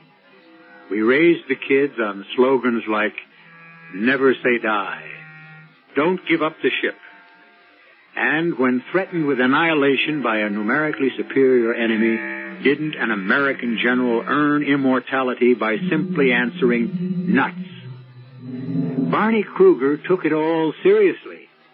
He believed he could attain any goal he set out to reach. He's even brought his wife back from the dead. Barney, I knew you would do it for me. I knew you would do it. Oh, Rachel, I can hardly believe it. Everything in the room, it's exactly the same. Exactly. Yes, I didn't touch anything. Nobody touched anything. Everything is here, you see? Just as I left. Yes, your clothes, all your things. Even the book you were reading, darling. Oh. Look, it's still open to the same page. That's why I could come back, Barney, because everything that's me is here. Oh, you were never gone, Rachel, never. Keep me here, Barney. Keep me here. Yes, I will. I just wish I knew how. But you know how. You know. Hey, excuse me, sir. I thought I heard you talking. Withers. Here. Winters, look. Mrs. Kruger. See, dear, it's Winters. You always liked Winters. Isn't that just great, Winters? She's back. Yes, sir.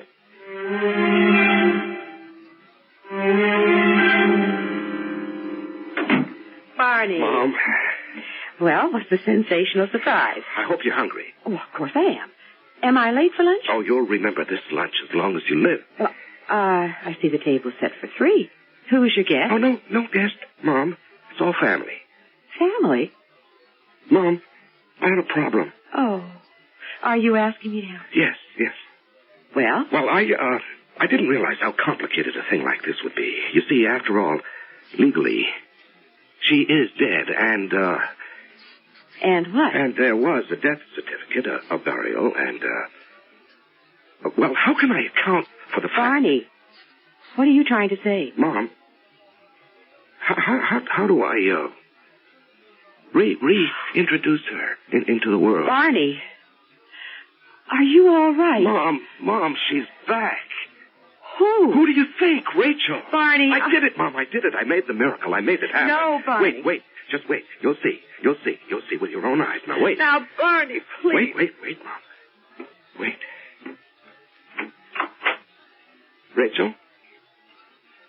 Rachel, Mother's here. It's time for lunch. Well, Mother? Mom, come on now. I know it's a shock, but here she is. Here? Who is? Rachel. Well, can't you say anything? Barney. You mean you can just stand there and not do anything, Mother? Barney, I don't know what. Well, a normal person would put her arms around... Barney. Please, Mother. You claim you don't see Rachel? Barney, my son. Now, just a minute. Winters, come in here. Barney, let me call. Wait, Mother. Winters. Yes, sir. Winters, how many people are here in this room? How many people, sir? Yes, you heard me. There's you, my mother, myself, and my wife. Ah. Yes, sir. Yes, Winters. That'll be all, Winters. Yes, sir. Well? That man worships you, Barney. He'd lay down his life for you. He'd swear on the Bible. What do you say now? I say that Winters is wrong to help you perpetuate this fantasy. Oh, is that what it is? Barney, please let me call... A doctor, huh? Naturally. But what else? You say you don't see Rachel. Rachel I didn't ask you that. I asked you if you see Rachel. No, Barney, I don't see Rachel. I believe you. Well, then... You don't see any woman as a part of my life, oh, Mother. Barney. You know, it's a funny thing, Ma, now that I look back on it. You never really wanted me to get married. No. Oh, sure, you always said so. And you encouraged me to meet this one or that one or the other one, but that was just the paint on the top, Mom. Somehow or other, you'd always tout me off at the last minute. Now, Barney, why would Because you wanted me all for yourself. Barney. Papa's been dead 25 years. You never went out with another guy once. Oh, Why? Barney, Even today, hundreds of men, guys who are really up there, too, they all go for you, Mother. How come you never even look at anybody? Barney, this is not the time. You wanted me all to yourself, and you still want it that way. That's why you don't see Rachel. But he is not... Rachel, say hello to Mother. Hello, Mother. She's not here, huh? Who just spoke? Who's standing right next to me? Barney, what do you want me to say? It isn't as if you were a little boy and we can play little games together. I'm not your little boy anymore, Mother. I'm on my own. And there's another woman in my life. Barney, please. I want you to face reality. Mom, she's not throwing you out. She's not taking your place. She's what another part of me needs. Now, please, Mom, just take her in your arms, huh? And tell her she's welcome. She's your daughter.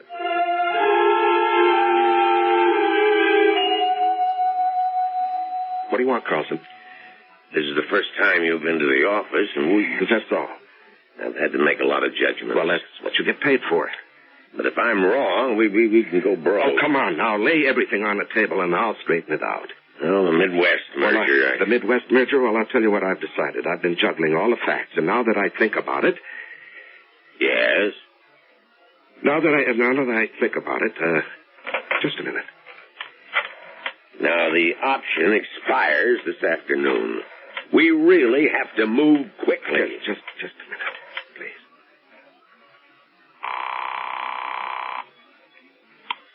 Darling. Hello. I miss you, Barney. Yes, I miss you, too. I need you to keep me here. Don't stay away from me, Barney. No, I won't. I need all of your faith, all of your strength, all of your will. Darling, you've got it. I need you to hold me, Barney. Hold me. Yes. Hurry back to me, darling. Hurry, before I slip away again. No, don't do that. I'll be right there. Hurry, Barney. Hurry. I'll see you, Carlson. Where are you going? I have an important date. Mr. Kruger, we are going broke. Can't you understand? I need $500,000 to cover an option this afternoon. We don't have... Well, don't bother me with details. And unless you raise another $500,000 by Wednesday morning... All right, I'll raise it. But I Is don't there anything see where else? you can raise... Just leave it to me, please. Now, I'm going home, and I don't want anybody to disturb me. Barney, do you ever get tired of me? After the life you led before? Now, what kind of life did I lead before? Well, you went everywhere. Well, we go everywhere, the two of us. Even if we never leave the house, we sit here together and... Oh, Barney, I hope I'm enough for you. No, we don't need that kind of talk. Because I'll have to be enough for you. I'll need you with me all the time.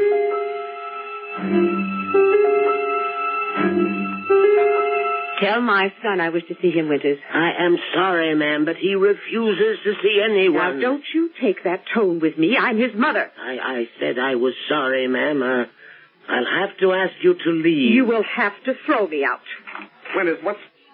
Oh. That'll be all, Willis. Yes. Barney, I must talk to you. What's there to talk about? Barney, this newspaper. Read it. I don't care about any... Just read it. The incredible collapse of the Kruger Enterprises. The disappearance of Barney Kruger from the command post is the possible cause You of... see, you're broke. You don't have money to throw around anymore. You know, if you had that ring right now... Now, Mother, I don't want to hear anymore. If you had that ring, you could hold off some creditors, buy some time. Will you let me alone? The world won't let you alone. Now, you won't be able to keep this house. Mother, I don't want to hear anymore. Don't you say that you don't care. This is a conceit of yours. But it takes money to maintain Mother, it. I think you've said enough. Now, do you want to say hello to Rachel before you leave? Barney, there is no Rachel. You and I saw her placed in her grave. Rachel is dead. No! Rachel's right here. Oh, Barney. Please, let it be over. Whatever it is or was that raged through you like a fever, let it be over. Come back into the world. Come back where you belong. No, I belong with Rachel. Goodbye, Mother. Oh, you're like your father. He was a man who was intoxicated by liquor and it destroyed him. And you're intoxicated by Rachel. Mother. By a dead Rachel. And she will destroy you, too. I won't hear any more.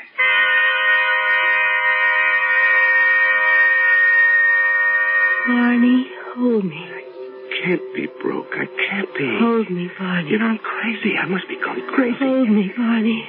Kiss me. What? Hold you? Hold me. But Rachel... But what, Barney? Hold me. I need all of you to hold me. Put your arms around me. But Rachel, you're I'm what, Barney? You're dead. What did you say? You're dead. Oh, yes. Now I'm dead. But if you're dead, why do I see you so clearly? Because all of your strength hasn't left me yet. It's going, and soon I won't... Rachel. Rachel, are you here? No, Barney, you couldn't keep me here. You weren't strong enough. You don't want me badly enough. Rachel, you're becoming dim, Rachel. I'm no longer your wife. Here, your ring. No. Take your ring. No. I don't want that. I don't want it. You didn't believe the miracle. Rachel, don't go. I don't go. I believe, Rachel. I do believe. Goodbye, Barney. Goodbye. Rachel? Rachel? Barney. Mother, she was here. She was here. She's been here in this room all the time. Barney, sit down. Now, have Winters get you something. No, she was here, Mother. You know she was here. It's time that we face certain facts. Now, you know that Rachel has... Barney! Look! What's that lying on the floor? Well, Mother. It's the ring.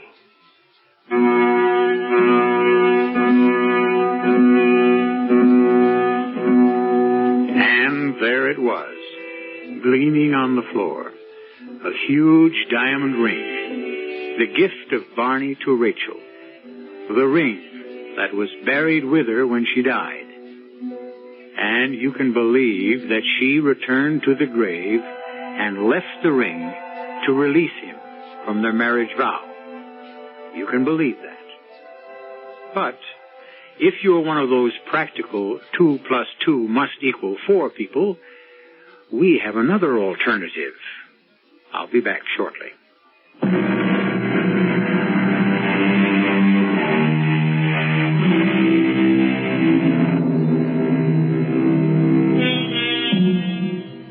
Did Rachel come back from the dead? and leave the ring?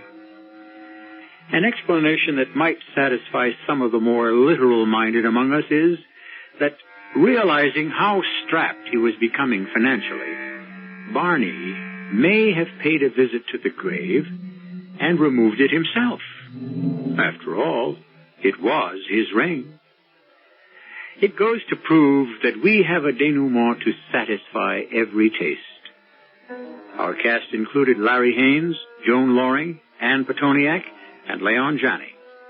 The entire production was under the direction of Hyman Brown. And now, a preview of our next tale. Well, it's our thinking that's wrong. That's what Mildred said. So when she had a pain, she changed her thinking. Sounds so simple. Yeah, for her it was. Matthew, I want your permission to do an autopsy on your dead wife. An autopsy? Yeah. I want to have her body exhumed and do an autopsy. Well, will they let you do that? With your permission. I think I can get her father's. Yes, but what excuse will you give? Oh, that there's a possibility she was, well, maybe ill, maybe incapacitated before the truck hit her, something like that. Do I have your permission, Matthew? Well, Hester, should I say yes? Well, I think you should. But look at it this way. It'll be the first autopsy ever performed on a known witch. Radio Mystery Theater was sponsored in part by Buick Motor Division. This is E.G. Marshall inviting you to return to our Mystery Theater for another adventure in the macabre. Until next time, pleasant dreams.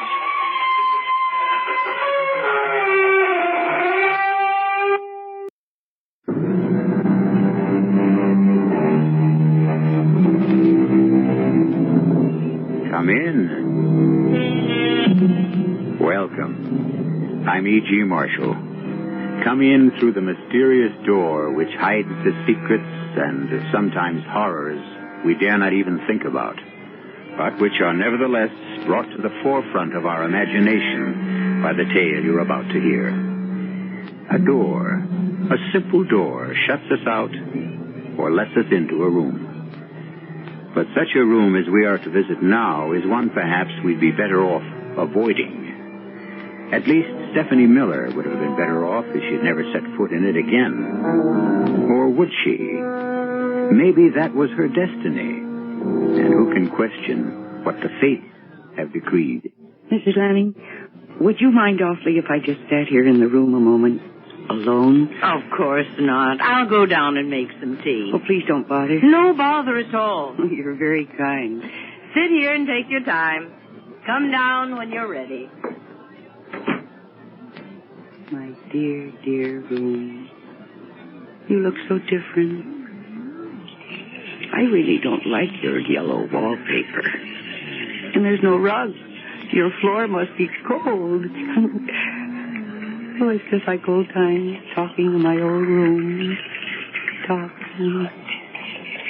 I don't understand why Mrs. Lanning doesn't like you.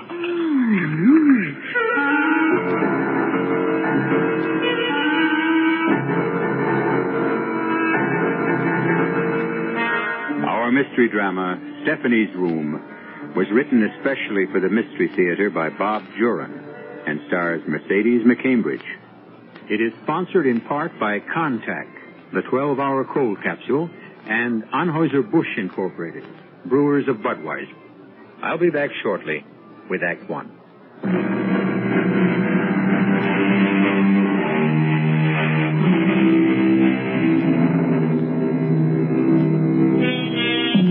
Our story begins in a modern tract home in a Los Angeles suburb. Stephanie and Tom Miller are an average couple. Tom's on his way up in his advertising career, and for both of them, it means some sacrifices. I may be a little late tonight, Steph. I have some things to clear up on the Rogers account. Well, that's okay. Now, look, honey, before you get upset, I got to tell you sometime. Oh, Tom, does this mean another move? Steph, it's my best chance yet. It's New York City, the home office. I'll go in as ad director. A vice presidency in 2 years, no more than 3. Look, it's the start of a whole new life. Tom, we came to Los Angeles chasing rainbows and vice presidencies. Well, and before that, it was Chicago. Honestly, we've had 3 different homes in 5 years. Well, this will be the last, I promise.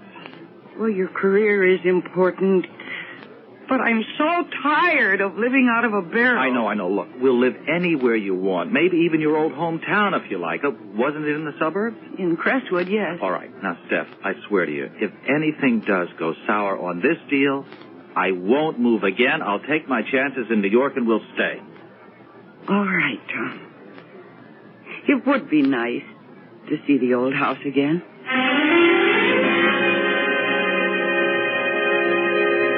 You know, Steph, looking down on New York like this, I feel as though we're on top of the world. Mm-hmm. But let's get settled soon, Tom. Oh, sure. We'll house hunt every weekend. I don't like this hotel room any more than you do. Listen, I thought I might take a run up to Crestwood tomorrow. It's only 35 minutes by train. Sure, why don't you? Well, I mean, I'd like to see it, you know. See what's changed since I was a child. And see the old house. I wonder who's living there now. Well, maybe they'll let you in, show you around. Oh, I couldn't ask that. I'll just stroll around. Well, you can at least ask. After all, you did live there.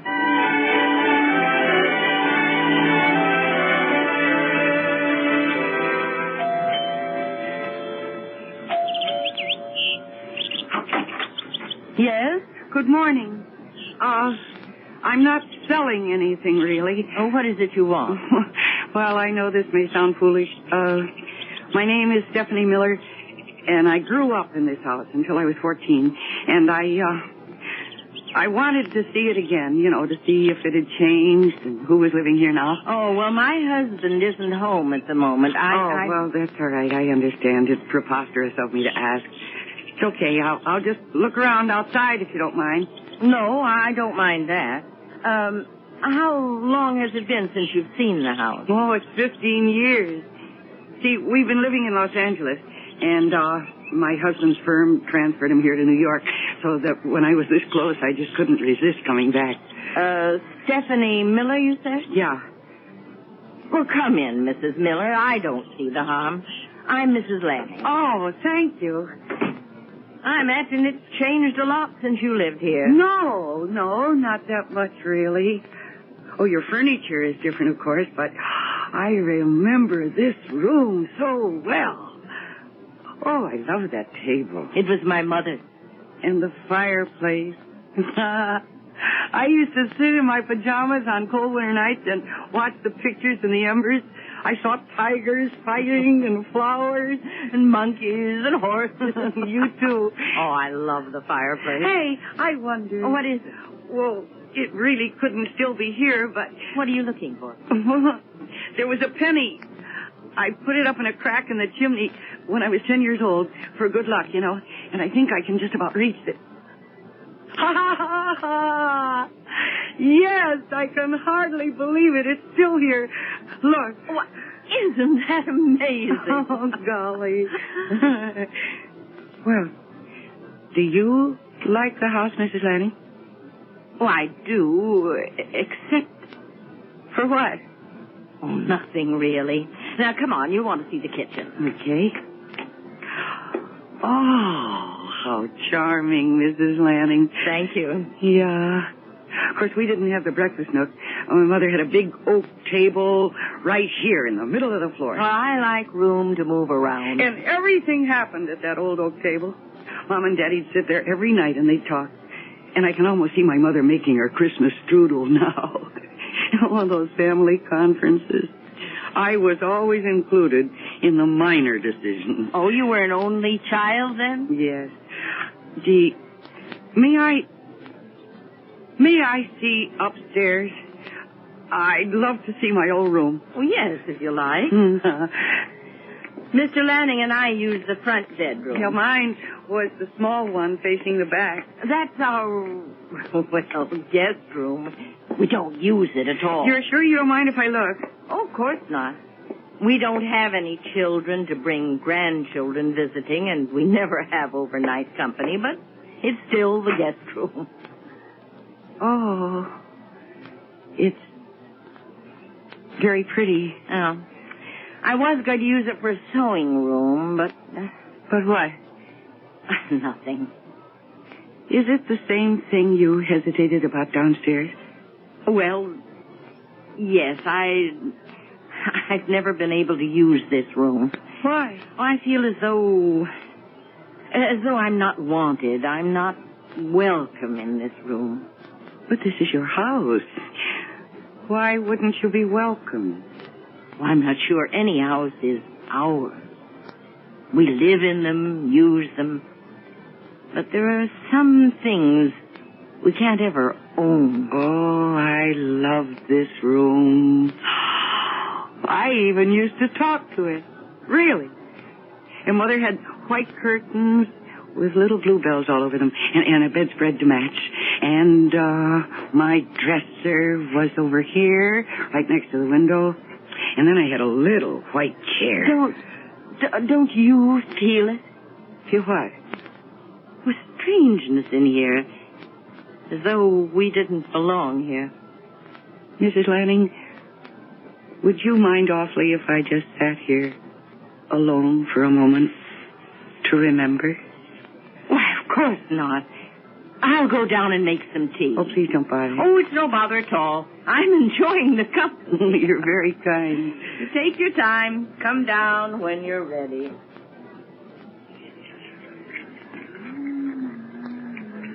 You do look different. I really don't like that yellow wallpaper. And there's no rug. Your floor must be cold. Yes, it's just like old times. Talking in my room. Talking. I don't understand why Mrs. Lanning doesn't like to.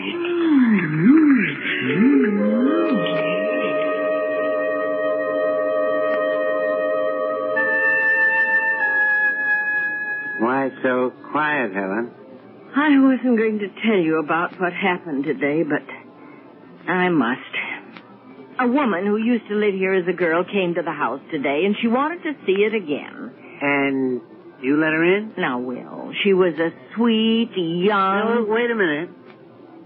She asked to see the house with a story about having lived here? Yes. But don't you know what she was? A con artist. Oh, she used that story to get into the house. She looks around and makes note of anything valuable, and next time we're away, poof. She and her accomplice rip us off. Oh, now, Will, she wasn't anything like that. Oh, you're so naive, Helen. No, she remembered a penny she'd put in the fireplace chimney, and she reached in and pulled it right out. Oh, sure. She had it in her hand all the time. It was a trick. Well, she knew her room, the one I can't stand. Oh? That was her room, was it? Yes, and she described just how it looked when she was a child. I'm calling the police. No, wait, Will. Now listen to me. After she left, I went up to that room. Something strange happened there. Oh, Helen. I mean it. There's a totally different feel to that room. I don't know what it is. But it's as though the room were alive.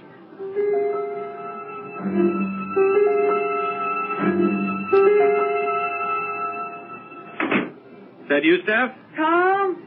You home already? Yeah, we finished up early on that field trip to New Jersey. How was Crestwood? I take it you went. Yes, I went. Oh, you don't sound enthused. Who's living there now? Oh, there's a retired couple. I only met the woman. She was very nice. Oh, Steph, what's the matter? Were you disappointed? No, not disappointed. I was puzzled. About what? Well, I went up to my old room, and I sat there for a while, and I had the oddest feeling that the room remembered me, that it didn't want me to leave. How many rooms really can't remember? And then all the way home on the train, I kept thinking, knowing, really, that I have to go back there again.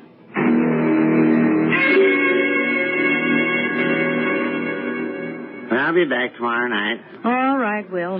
I'll be here. Well, don't look so down in the dumps. This isn't the first fishing trip I've been on. Now, Will, I didn't say anything. Lord knows, retirement's boring enough. You don't expect me to sit in a rocking chair for the rest of my life. No, I don't. If only we'd had... no, I promised I'd never say that again. But you think it. And I feel it. But we've stuck together, Will, even without children. There must be something for us. I'll be back tomorrow around 6. Mm-hmm. I'll have dinner ready. And listen, Helen, if that woman comes around here again, don't let her in. Call the police. All right, whatever you say. Oh, good luck. Bring home a trout dinner. If only we'd had... Our whole lives have been nothing but if only. Only I could make Will believe me about the room. I know there's something different there. Something happened when that girl came back here.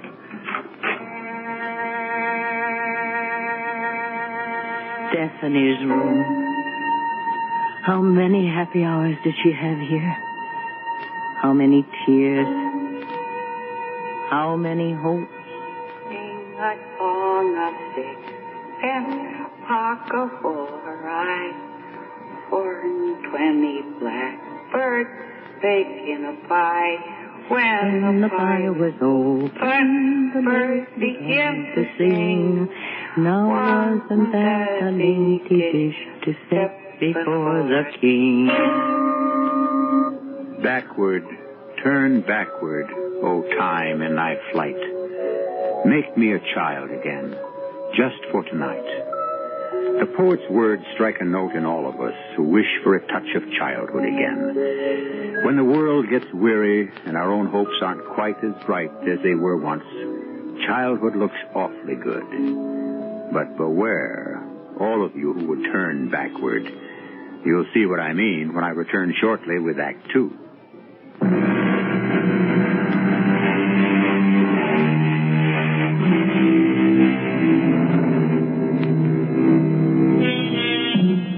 Another poet and novelist, Thomas Wolfe, told us, you can't go home again.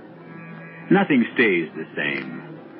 And the old familiar things just aren't as we remembered them. And how often they prove to be so disappointing. But for Stephanie Miller, going home again, rather to the house in which she had once lived, was proving to be a compelling experience.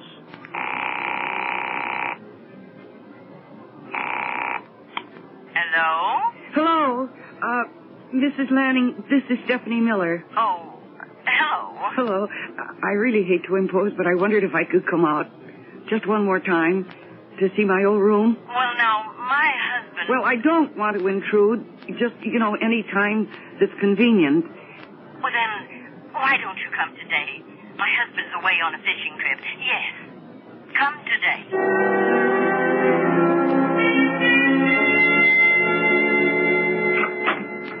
Come in, Mrs. Miller. I'm really glad to see you. Thank you. And please, call me Stephanie. All right. Come on in the kitchen. I have coffee and strudel. Oh. It's only from the supermarket, but you told me how your mother used to make it. Yeah, at Christmas time. Always at Christmas time. Oh, how very thoughtful of you, Mrs. Lanning. Now, slide into the nook there and we'll have our coffee. Okay. You can stay as long as you like. I didn't think I was going to see you again. My husband did, though.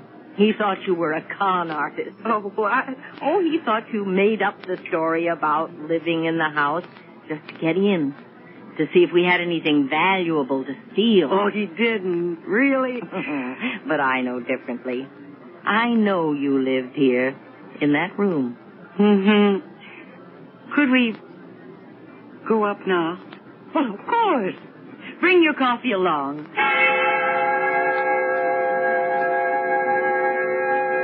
I feel so peaceful. beautiful in this room. Really, it's almost as though I'd never been away. My husband won't believe there's a change in the room. Do you know that I was never afraid of the dark in this room? Mama would put the lights out, and then I'd begin to see the shadows start to form, and they were always friendly shadows. Listen. Do you hear anything, Mrs. Fanny? Hear anything? Yeah. The sort of sound. I don't know, it comes and goes. No. I heard it the other day when I was here. Stephanie, you were happy here, weren't you? Oh, yes. Then this room was a happy room. You know, I think that the room is glad to see you. Well, I suppose if we love a house or a room, it just naturally has love in it. Responds, Stephanie. It responds. That's why I want you to come and visit any time you want. You love this room. And your presence, it changes things. Well, that's kind of you, Mrs. Lanning. But I guess this will be the last time, for a while at least. Tom and I have so much to do, finding our own place and getting settled. But I tell you what, after I'm settled, I'll drop out maybe once a month or so to visit. Oh, I hope it's sooner.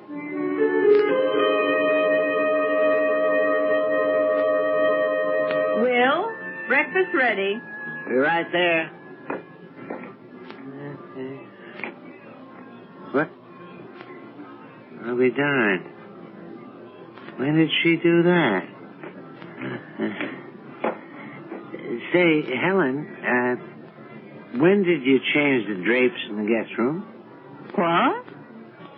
You changed the drapes in the guest room, didn't you? No, they're the ones we've always had. Oh, that's fine.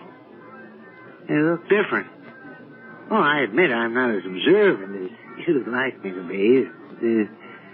Well, maybe they were gray all along. Gray? That's what they look like to me. Well, they're chartreuse. Well, maybe they faded from the sun. But it's not a big issue. Forget I mentioned it. After breakfast, I'm going to march you upstairs and show you the difference between gray and chartreuse.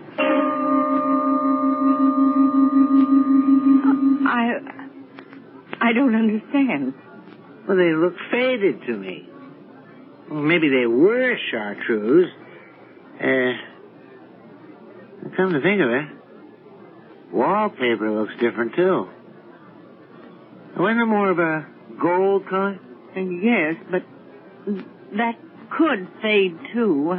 I know. You never liked this room. Well, what's the difference? We never use it anyway. Close the door and let's forget it. Yes. Why don't we do that? Let's not worry about it.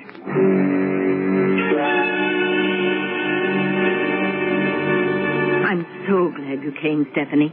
Do you remember what color the drapes and walls were in the guest room when you were here last? Yes, I'm afraid I do. And I'm afraid that I didn't... Well, I mean, it just isn't my style. What were they? Well, the drapes, they're chartreuse, and the walls are sort of gold. Good. That's what I wanted to know.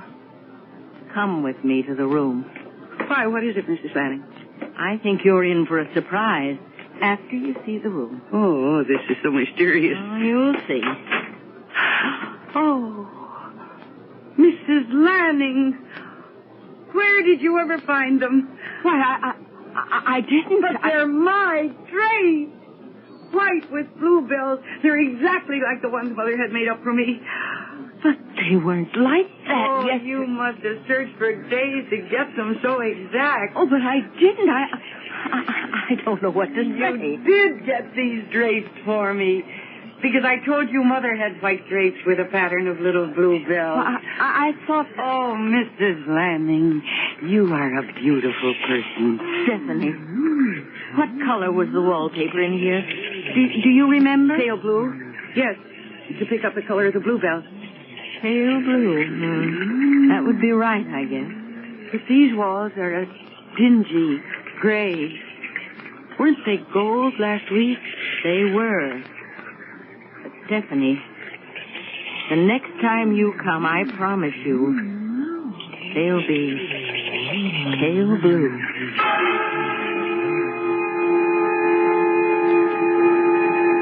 Are you ready to turn in, honey? No, Tom, no. I just want to read a little bit longer. Tab, things are okay, aren't they? Okay? Well, I mean about the move to New York. You're not too unhappy. Oh, Tom, I'm not unhappy at all. I feel as though I've come home. I know we've had trouble finding the right house, but I have a feeling this weekend... I know, we'll find it. Yeah. I've been thinking about those visits you've made out to Crestwood. Would you want to live there? In my old house? Oh, no, never. But you seem so drawn to it. Well, I mean, it's a nice place to visit, but I wouldn't want to live there. No. Oh, Mrs. Lanning was sweet to put up the drapes like I had as a child, and now she even wants to change the wallpaper, but I don't want that, Tom. I want our own place, brand new, for us alone. Mm-hmm. And the kids. And the kids, I can hardly wait. Well, neither can I. Okay, I'll see you for breakfast. Yeah, I wouldn't miss it. Good night, honey. Good night. Oh, where was I? Here we are. Roger leaned across the table. Lois, please come with me, he said. I can't. Oh, I don't want to read anymore. I'm going to go to bed. What? What's that? Yes. I'll come back. I'll come. Of course. Don't worry, I'll be there. You know I'll be there. Stephanie. Huh? What are you talking about? Talking? I wasn't talking. I was reading. Well, Steph, I heard you talking in here. No, I wasn't. I mean, maybe I was reading out loud and you didn't know it. Why don't you come to bed? Well, I will in a minute or two. Okay, but I think maybe you've read enough. You're starting to dream out loud. Well, I'll be there in a minute.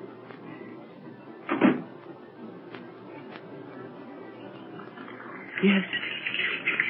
Yes, I hear you. And I'll come back. I'll come back.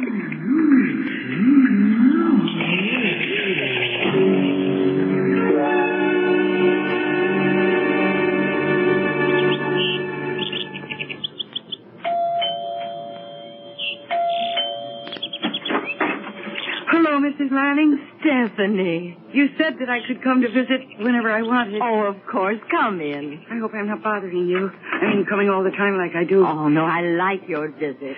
I brought something with me today. Look. Why, what a beautiful doll. I was unpacking one of the barrels and I found her. I always loved Miranda. That's her name. Miranda. I've known her for such a long time. And she's so beautiful. Why don't we put Miranda in your room? That's where she belongs, isn't it? Yes, of course. Up in my room. And she'll look so nice in there. Just the way she always did.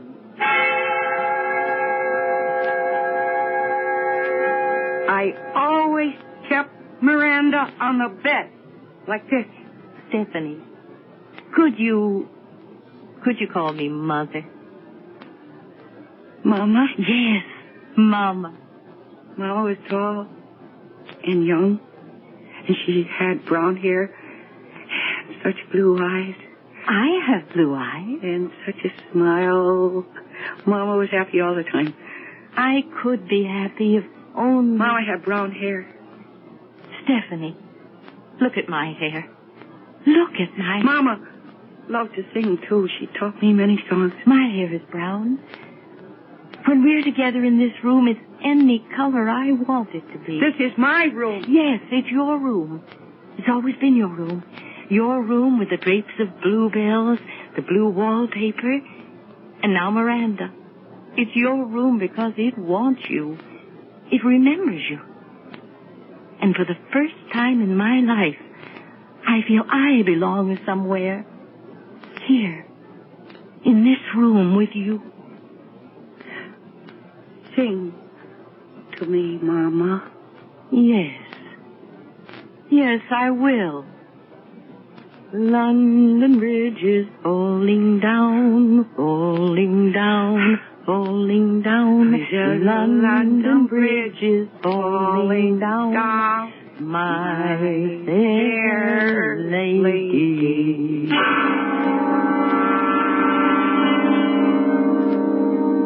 Two women caught in the spell of a room, or the spell of love.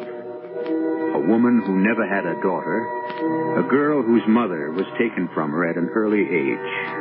They both found something in this room. But the relationship goes far beyond their mortal feelings, and far beyond anything you might imagine. You'll see what I mean when I return shortly with Act 3.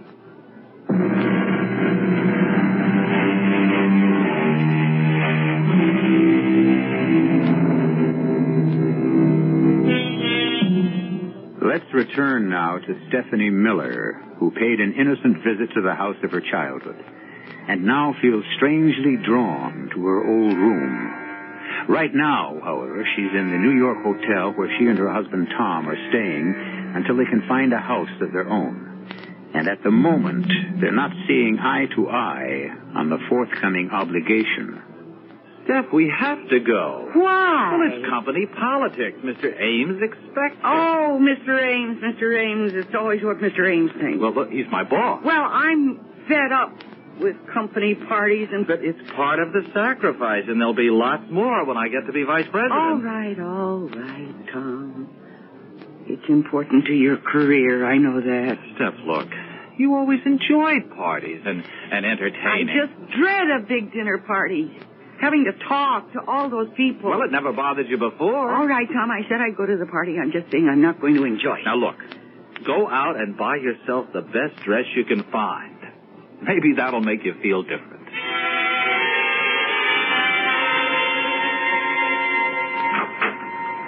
Why, Stephanie, what a surprise. I hope you don't mind my coming without calling again. No, of course not. Come in. Okay. But I have something to show you. Oh, looks like a dress box. Yeah, it is. It's my new dress. It's for the party. Come on up to my room. I can't wait to show it to you. I haven't been to a party in such a long time. Oh, I hope you like my new dress. I picked it out all by myself.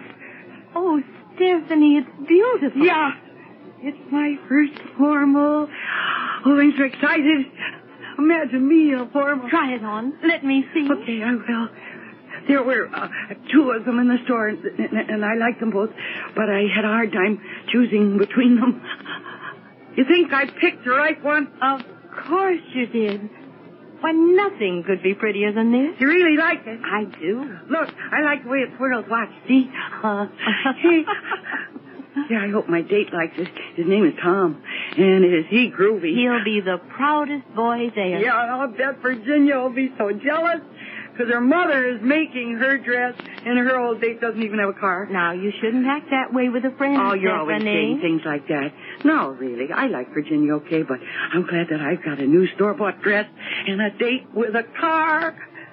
Hey, I gotta get out of this thing and run. Where are you off to now? Well, see, there's this new record I gotta get, and I promised Virginia I'd bring it over. So, will you be an angel and hang this up for me? Yes, of course. Oh, no, wait a minute. Put it back in the box. I gotta take it with me. Well, whatever you say. Oh, I'm so glad you like the dress. It's lovely, Stephanie. And I appreciate your coming so far to show it to me. Well, it's fun to share things with people we like. I really dread going to that party, though. Well, in that dress, you'll be the hit of the evening. And that'll make you feel different.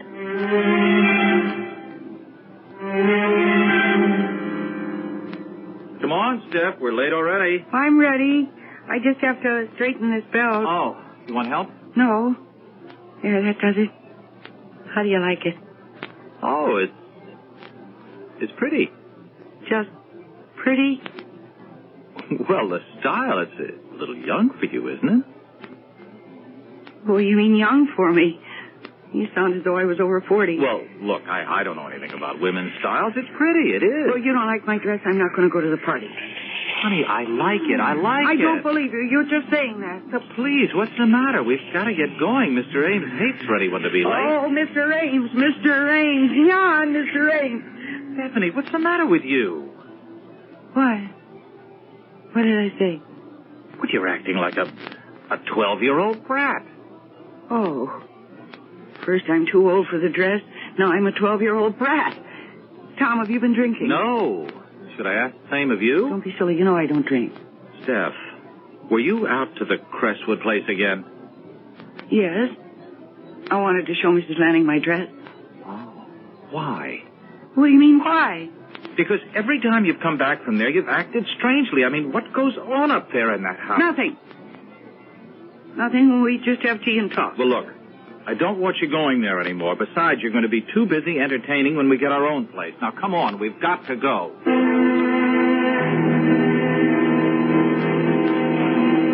Mrs. Miller, a pleasure to meet you at last. How do you do, Mr. Ames?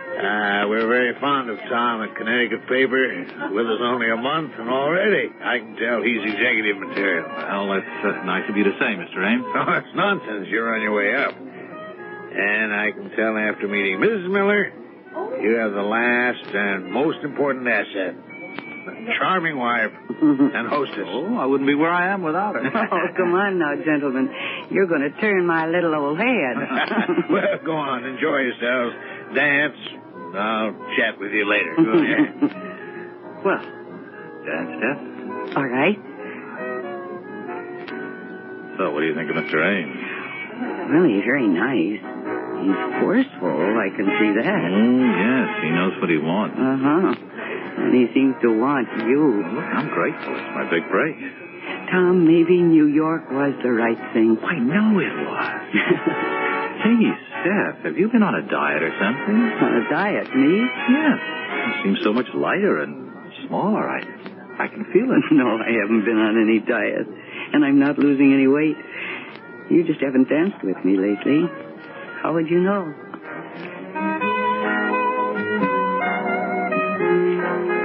Sorry to cut in, Tom, but the evening's almost over, and I haven't had the pleasure with Stephanie. Oh, of course, Mr. Ames. Last dance, Stephanie? I'd be charmed, Mr. Ames. I think a lot of Tom, Stephanie.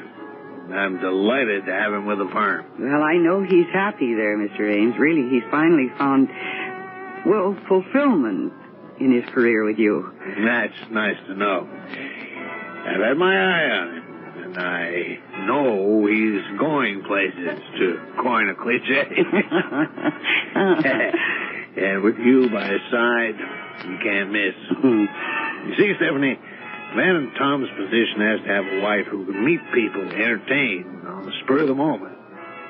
You might have to have 12 guests for dinner without notice and not bat an eye.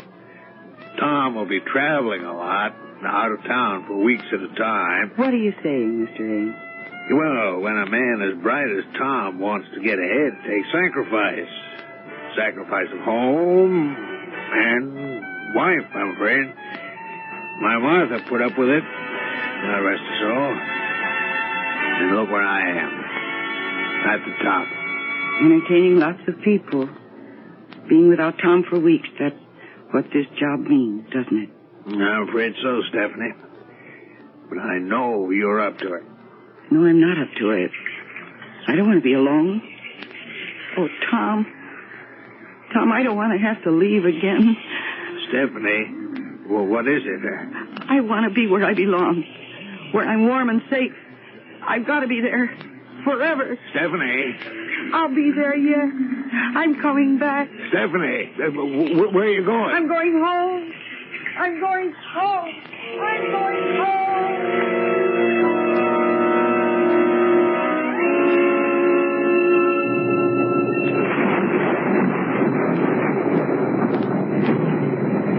What's the matter, Helen? Oh, nothing. Why? Quiet as usual. It's the rain, I suppose. I always feel depressed when it rains. Helen, I've been meaning to ask you, you've been dyeing your hair? Dyeing my hair? Whatever for? Well, it looks darker than usual. You've been gray for years, and suddenly there's a brown streak in it. Oh, you're imagining things, Will. Oh, I'm the same plain Jane I've always been. Somehow it looks different. You really think so? Well, maybe it is my imagination. Oh, I'll get it. Hello? Hello, is this Mrs. Lanning? Yes? Mrs. Lanning, this is Tom Miller, Stephanie's husband. Oh, yes. Is Stephanie there? Why, no. Well, she ran out from a party we were attending, said she was going home, but she's not at our hotel and no one's seen her. Oh, dear. If she does show up there, Mrs. Lanning, will you call me right away? The Imperial Hotel in the city. What makes you think she'll come here? She's very fond of you and that house. I don't know what got into her, but she was apparently upset when she left the party. Oh, but it's such a night. It's pouring rain. I expect she'll turn up at the hotel. I hope so, but please let me know if she comes to you. Oh, yes, I will. At the Imperial. Good night, Mr. Miller. What the devil was all that about? Stephanie's husband. What? He thought she might be here. He can't find her. You've been letting that woman in here all along? I've grown fond of her, Will, and it is her room. Was, you mean? Now, I'm putting a stop to this. What? Stephanie! How did you get in here? Through the back door. I always come in the back door. Well, you just... I'm going up to my room now. I'm going to my room. I don't feel very well. Good night.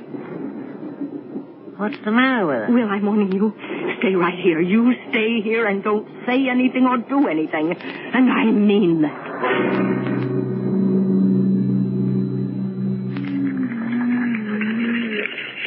I don't want to go to Chicago. I want to stay here. You don't have to go, Stephanie. You can stay here with me. But they say I have to go and live with Aunt Louise. Not anymore. You can stay here. I can't. Yes.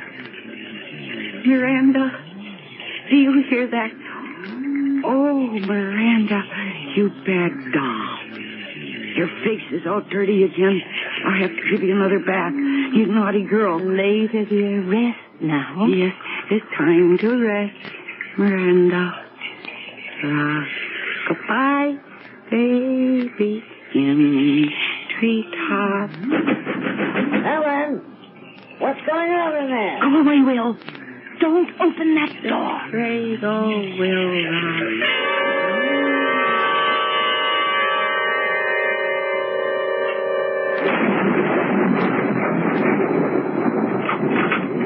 Oh, thank God you're here, Mr. Miller. Mr. Lanning, thanks for calling me. I got a cab up from the city. I've been watching for you. I don't know what's going on. Where's Stephanie? Well, come on, follow me.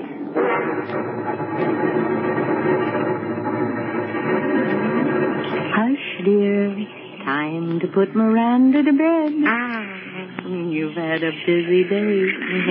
And tomorrow, Mother's going to put up new curtains, white with little blue bells. We're saying goodbye to the pink bunny rabbit. There's my big girl. Stephanie!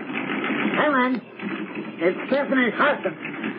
Open the door, Helen. Look, what is going on in there? I'm going to find out. Baby on the treetop. When the wind Good Lord. Where's Stephanie? It's not possible. Where is Stephanie? She must... Oh, no.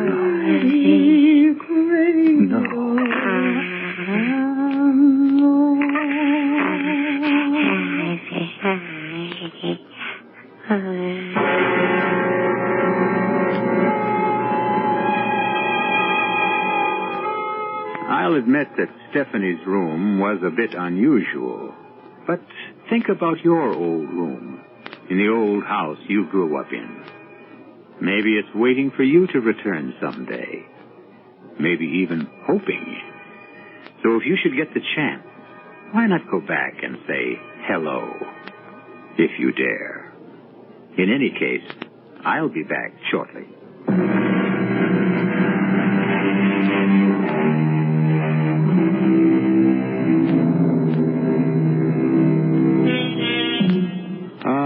to be young again. We all search for that fountain of youth.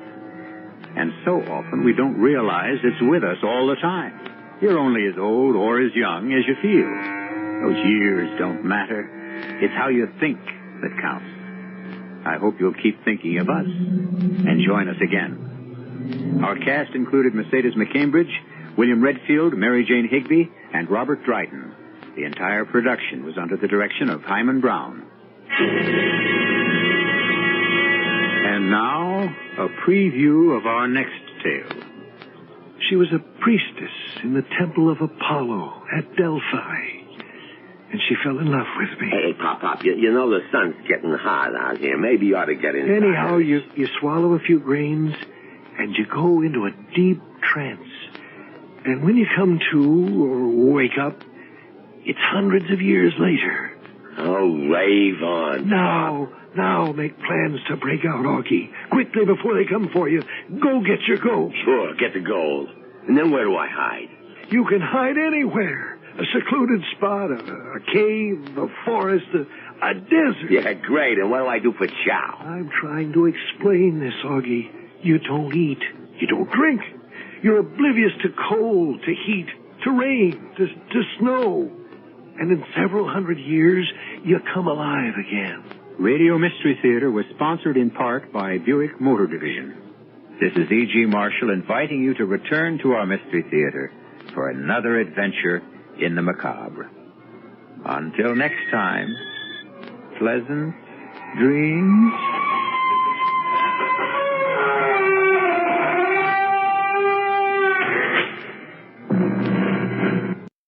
The CBS Radio Mystery Theater presents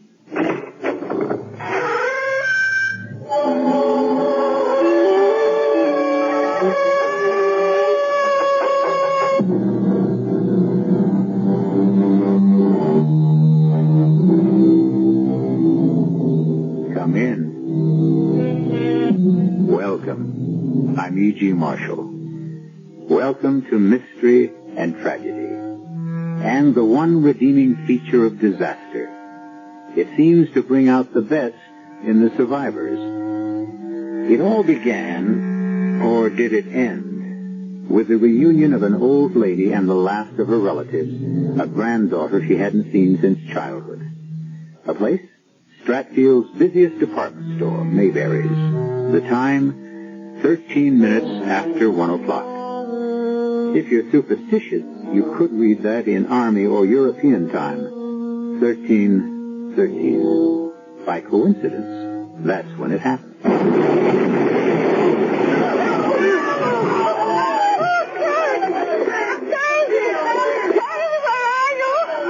Please help me. My eyes are burning. I can't see. Please help me. Grandmother, take it easy. Is that you, Sarah? No. Yes. I don't know. Oh, come on. Oh, please, let's get out of here before the rest of the ceiling comes down. Sarah, please, I'm so glad you're all right. You are, aren't you? Oh, I don't know. I got a pretty good whack on the head, but I guess I'll make it here. Please, let me help you. I'm afraid I can't move. Something has happened to my back. Oh, it's so terrible to find you and lose you again, Sarah.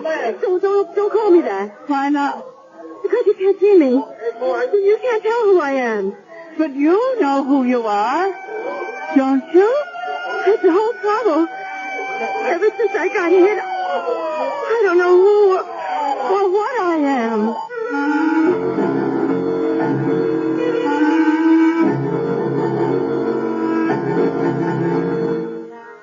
Our mystery drama, Charity is Never Dead, was written especially for the Mystery Theater by Ian Martin and stars Virginia Payne and Rosemary Rice.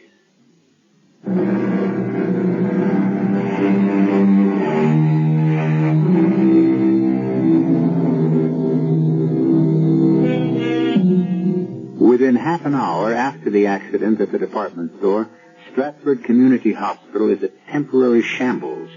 The constant arrival of ambulances, the whoop-whoop of police sirens, the hysteria of the less badly hurt, the moan of the burned, the hustle and bustle of doctors and nurses competently handling the emergency, are a background to a quick meeting between Dr. Mark Banning, Chief of Staff, and the hospital chaplain, Dan Walters. Any injured, Doctor? Enough. Too many killed. Till phone service is restored, we won't know how many. Excuse me, Dan, nurse? Expect upwards of 100 casualties. Refer all ambulance to Dr. Fleming. Free out to go to staff lounge. The ready room in the corridors are jammed already. That's all for now. Yes, Doctor. Hope we won't need you, Dan, but I'm afraid we're going to. The minister not only offers solace to the dying, but prayer and comfort to the living. Of course. I'm sorry. I didn't mean... Paul. Thank heaven, communication again. You want to get it, Dan? Yeah. Carrying in someone who looks like emergency. Can do.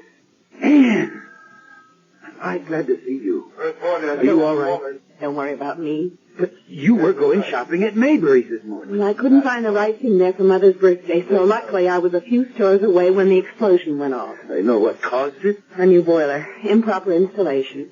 Pressure backed up somehow and blew Mayberry's ground floor to ribbons. Thank heaven you weren't there. Well, thank heaven I was near enough to be of help. But I appreciate your concern, Mark. I ought to be concentrating more on patients. What have you got there? Mrs. Chandler. Flash burn, both eyes. I don't know how serious. Also, she was hit by a heavy beam falling. Back. Broken? Possibly. But it's more complicated than that. Possible renal failure. I'm sure both kidneys are crushed. Charity, I got to go back to store. Find my granddaughter. That's all I have. Please. We'll find her, Mrs. Chandler. She was there. I talked to her. Where is she? You rest here. Who is that? Who are you? Dr. Logan. Dr. Ann Logan. Oh. Now you rest and we'll take it. Charity, please. I need charity.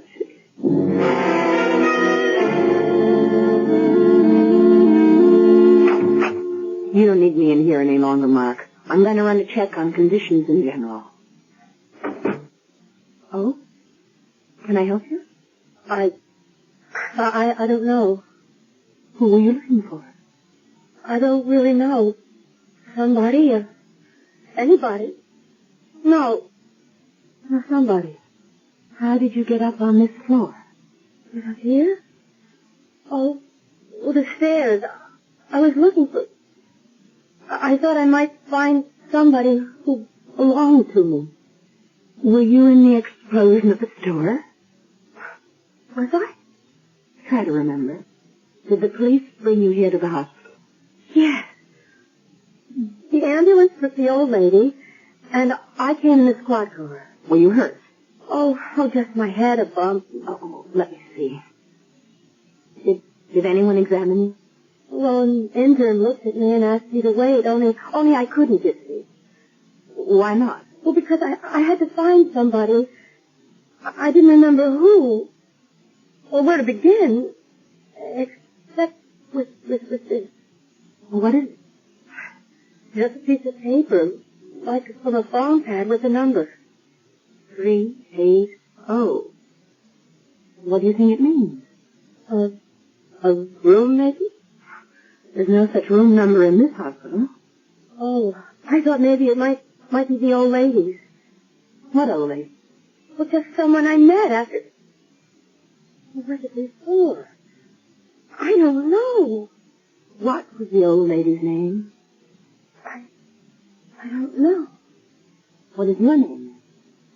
But that's the whole trouble, don't you see? I don't know that either. When you were examined, didn't they ask your name? Yes. And? I didn't have a name to give them. I thought if I just sat still for a while, the shock would wear off. Amanda, don't worry. It'll all come back. I'm Dr. Logan, and I'll see you a little later. You have amnesia.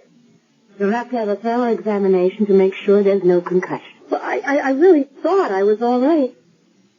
But I guess I'm not.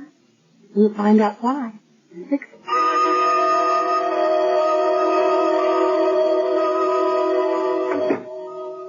How is your patient, Mark? Not too good. How's the situation outside? Not so bad. Everything under control, more or less. One of the rough days, though, for all of us. For Mrs. Chandler here. It's an unlucky room. Lost a patient in the other bed. Are you going to lose Mrs. Chandler? No, we're waiting on the VU and some other tests. I don't think she's operable. Have her under heavy sedation now. Doubt she can last more than a few days. Sweet old girl. Pity. How's your life? Tolerable. Until I can get you to think at least the same of me. A pity? No. Sweet old girl. You can drop the old. Oh, come on, Anne. Now, you know my philosophy. Doctors don't mess around with lady doctors. We're exposed to enough communicable diseases as it is. It isn't my degree you're afraid of, Doctor. It's my sex. Once bitten... She's also now successfully divorced and remarried. This is hardly the time for personal problems. I'd better check on how the rest of it's going. Well, you can start with a patient I have outside. An amnesia case I found wandering around the hall. Retro or interrograde? Retro. No memory of anything before the accident. Any physical injuries? I haven't had a real chance to examine her. Supposedly, she was checked when she was brought in. And all the commotion, can't be sure. Bring her in here. Let's examine her here. I'll be able to manage once I pull this curtain. All the examination and treatment rooms are jammed anyway. I'll go get her. Charity. Mrs. Chandler, try to rest. I want my granddaughter. I know you do, and we're trying to find her for you. Oh, you must. Finally, after all these years. Only to have this happen. I must find her. Charity. The patient in the room. On the other side of the curtain? Who is it? An older woman. She was badly hurt in the explosion. But I heard her say Charity, didn't she? Yes? Maybe it's me. Maybe I'm Charity. Why would you think that? Oh, this is Dr. Banning, our chief of staff. Oh, how do you do, Doctor? Because after the explosion, I helped an old lady, and she thought I was her granddaughter. She called me Charity. Are you? I don't know. This is the girl with the amnesia I told you about, Dr. Banning. Well, is your grandmother's name Chandler by any chance? Does that ring a bell? No. Would you recognize Mrs. Chandler if you saw her? I don't think so. Oh, I mean the old lady you helped after the accident. Oh, yes, I would know her. I think I would. Now, let's try. Quietly. She's deeply sedated now, and I don't want to wake her. Can you walk all right? Oh, sure. All right, you can pull back the curtain, Dr. Logan. Of course, Doctor. Well? Yes. Yes, that's the old lady I helped in the store. Well, is she your grandmother? Do you remember her? I can't remember anything before that bomb went off. How do you expect me to remember her?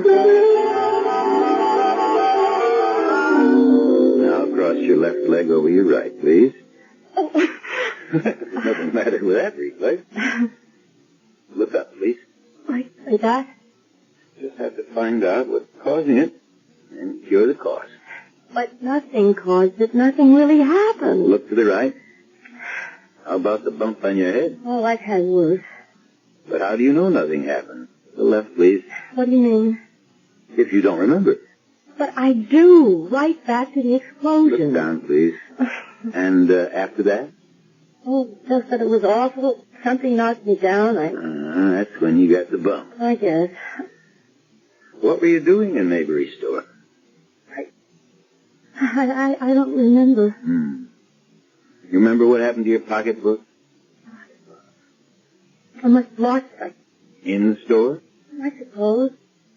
Only, I'm not even sure I had one to begin with.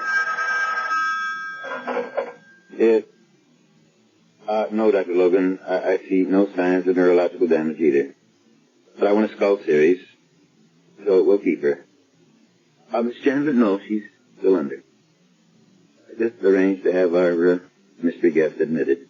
You're going to keep me here in the hospital? Until you remember. Or we find out who you are. You stay right in this room. I'll send a nurse in to help you. With an old lady who's dying? You're lucky the bed's available. And when you get into it, stay put, young lady. Oh. Miss Chandler. Mrs. Chandler? Are you all right? Charity. I want Charity. I'll get a doctor. No. Give me your hand. Don't you know that all I want is you, dear? Just hold my hand, Charity. That's all I need or ask. Sure, if you want me to. I had the most awful dream, Charity. I thought I'd lost you again. But now it's all right. Oh, why is it so dark? Where are we? In the hospital. What are we doing in... Oh, of course. That awful explosion. Are you all right, Charity? Me, I'm fine. But your eyes are all bandaged. You can't see me. Maybe I'm not Charity, and you're making a mistake. Oh, don't be silly, my dear child. Don't you think I know my own granddaughter?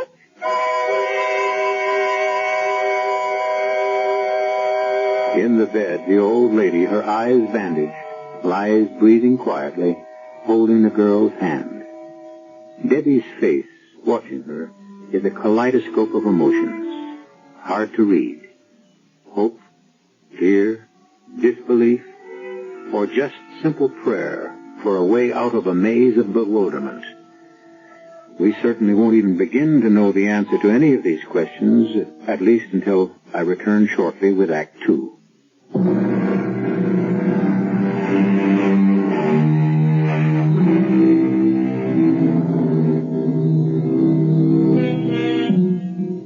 By the end of the afternoon, the chaos that once was the main floor of Maybury's store has been partially restored.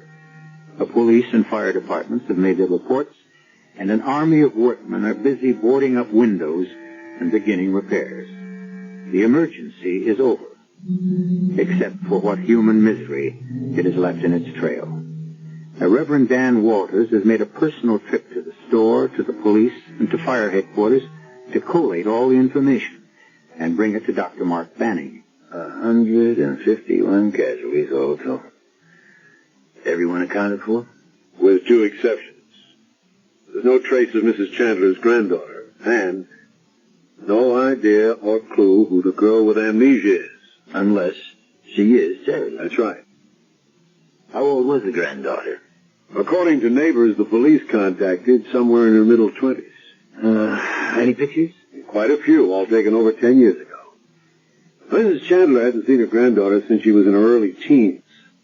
Her mother married a pretty rough guy named Whitman. I don't know what went on, but the kid spent quite a bit of time in a wayward girls' school. When she got out, the father had taken off. And I get it, the mother was pretty sick, maybe on drugs. Charity took care of her. Well, what did Miss Amnesia look like in the snaps you saw? See for yourself. Pretty, fair complexion, light hair. And in these 2 color prints, her eyes look brown. Dan, why do you question her identity? I mean, do you think it's just some wild coincidence? I'm not much of a believer in coincidences, Mark. I'd rather go with you and accept Charity at face value. The Lord makes a lot of plans. And one way or another, he just may have blueprinted this one. I just don't understand you, Anne. Meaning she's faking? I don't know. But why no pie, no matter what the occasion? Meeting her grandmother after all these years, no recognition. Most of all, I guess I don't think the girl herself believes she's Charity. Well, Dan thinks after talking to her earlier, she's ready to accept that fact.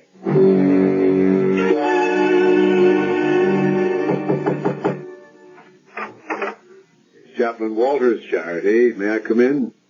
Of course. Yeah, I see you're comfortably set. Well, set anyway. Dr. Banning has told me how kind you've been to your grandmother. Don't say that. Why not? Aren't you her friend? I don't know. She says I am. I wish I could be sure.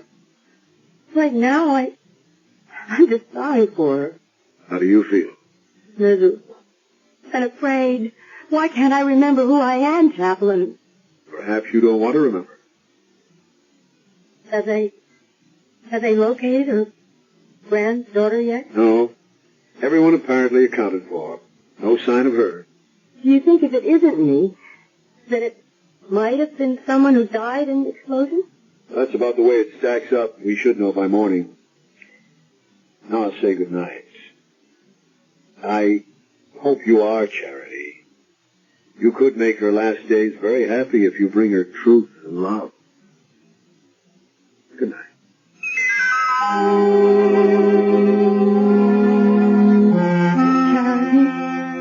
Charity, are you there? Yes. I'm here. Oh, are we alone? Yes.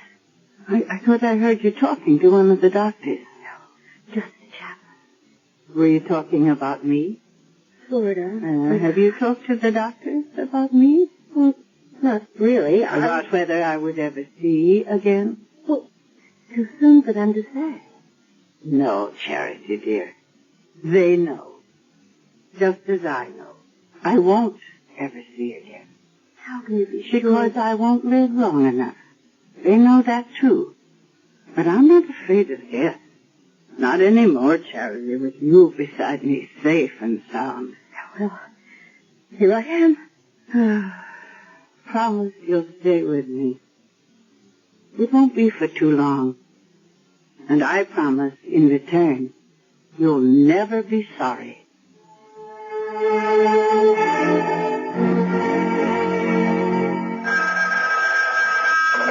Dr. Banning, yes.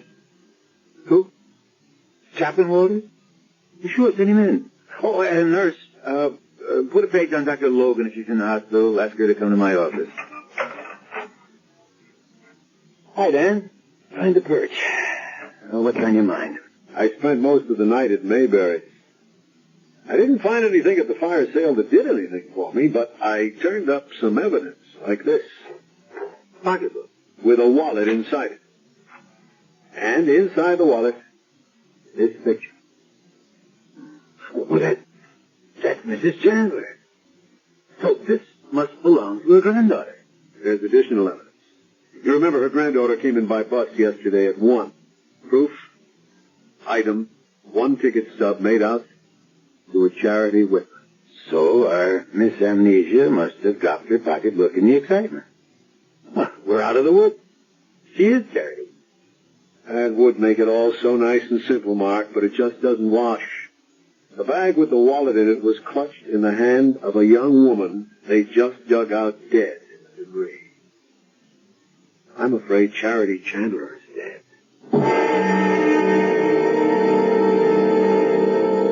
What rotten luck. I mean, Mark, Dan, I just came down from the room. Mrs. Chandler has no more chance of living than she had when she was brought in. We have her on hemodialysis now, but that's only supportive. But in spite of it all, she's so happy to be reunited with her granddaughter that it means so much to her. What about the girl? She calls her grandma now.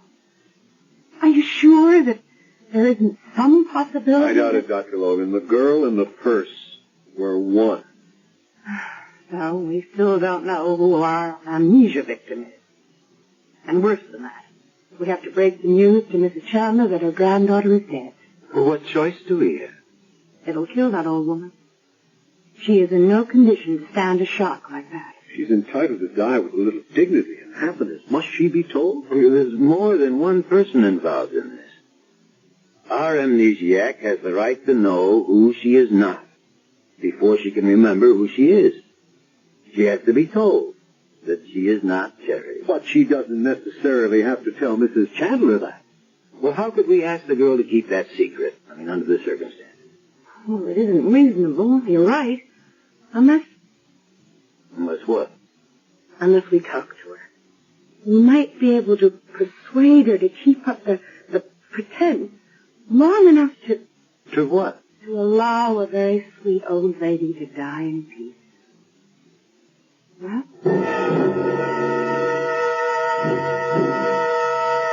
You wanted to see me, Chaplain? Yes, forgive me for not coming up to your room. No, I'll close the door. Hello, Dr. Logan. Won't you sit down? I hope I won't be away too long. I don't like leaving Grandma alone. Grandma? Yes? I've made up my mind. Or rather, she has for me. That you are Charity Whitman. If I'm not, then you tell me who else I am. I'm sorry. I wish I could. But I can't. But you don't think that I'm Charity. Is that what you want to see me about? Dan, tell her what you found out. The police have found a young woman who is. The real Charity Whitman? All the evidence points to it. Oh, and that makes me nobody again. Where is she? Dead. Killed in the explosion. It's all right. Go ahead, cry. Oh, it's not for myself. Only for that dear old lady upstairs. I'm sorry. I didn't mean to go to pieces. You didn't. And I lied some. It is for Mrs. Chandler, but it's for me too. You see, I actually was beginning to think I really was Charity. Oh, that's because you wanted so much to be somebody again. It's so awful to have no roots and no memories, to live in a vacuum. So alone.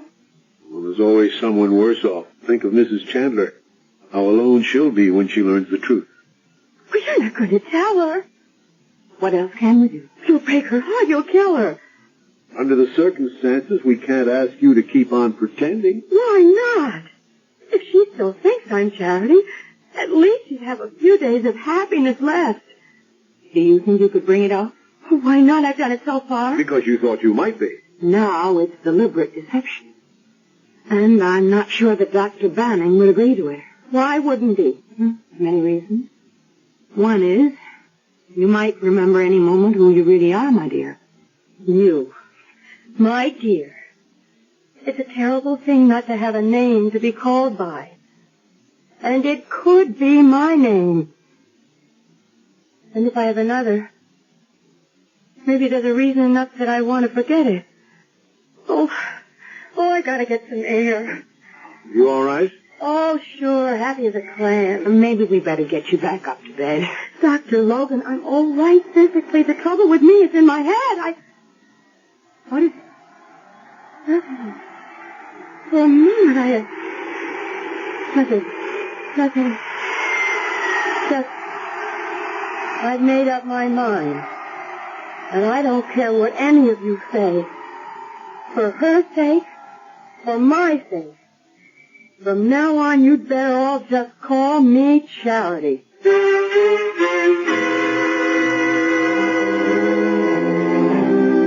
And again, we are left tantalizingly on the horns of a dilemma.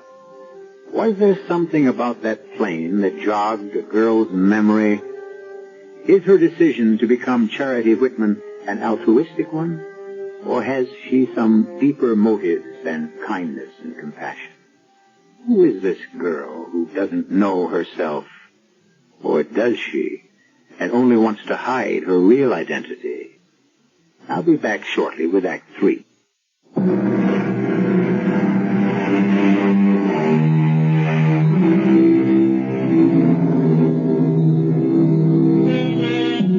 It's another day, scrubbed bright with clean sunlight.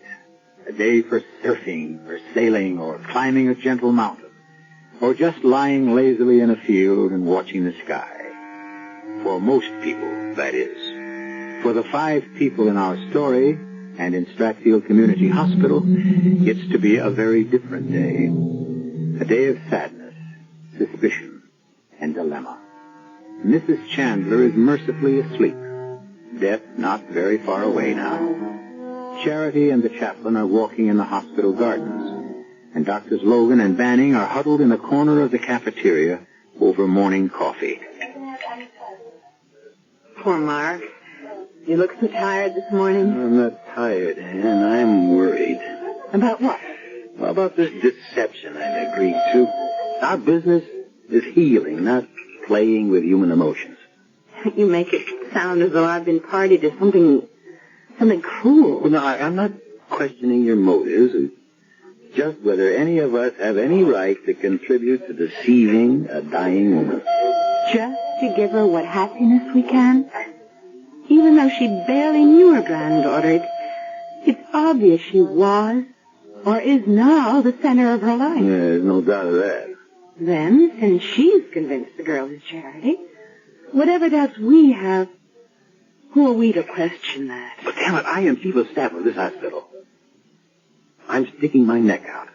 There could be legalities involved. What? Well, for one thing, Mrs. Chandler may have a will. If it names Charity as beneficiary, and the girl died in the explosion, she might want to change it. She should have that right. I never thought of that. But wouldn't it just go to the next of kin? According to the hospital record, there is no next of kin. Which may be why our so-called Charity is so willing to decide that's really her name. It is possible to fake amnesia, you know. And if there's enough money involved? Oh, I don't believe that girl could do anything like that. What is it? I was just thinking. Yesterday, while Dan and I were talking to her, she was by the window and she stopped suddenly as if... As if she'd remembered who she really was? Yes. I thought she was coming out of it, and then she turned on us and told us that from now on, as far as she was concerned, we could take her for Charity Whitman. Oh, Mark, I want to believe in her. Don't let this turn out wrong.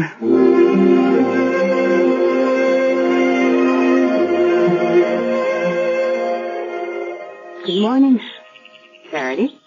Oh, hello, Dr. Logan. Isn't it lovely out here? I hate to leave the sun, but I should get back in case Grandma's awake. Oh, she can wait a moment. It's your grandmother I want to talk about. Well, she hasn't... Oh, no, I checked on her before I came out. She's resting very peacefully. She has nothing to worry about for the moment. But I do. You? Who are you? And this time I want an honest answer.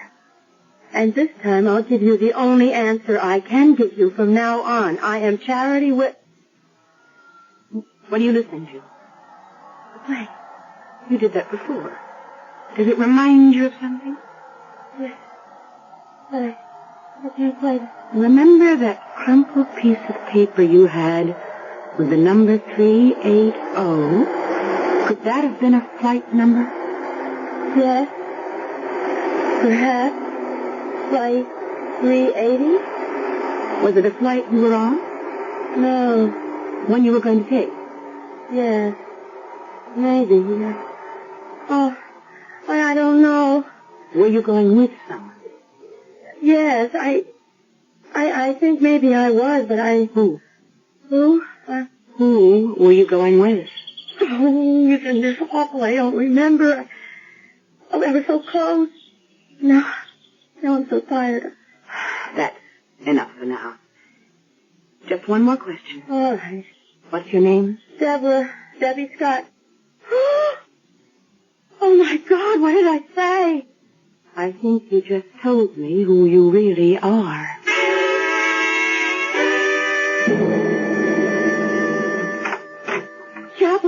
Chaplain, excuse me for bursting in like this, but I need your help. Any I can offer? What? It's all come back. I know who I am. Yes, Dr. Logan informed me. You're Deborah Scott.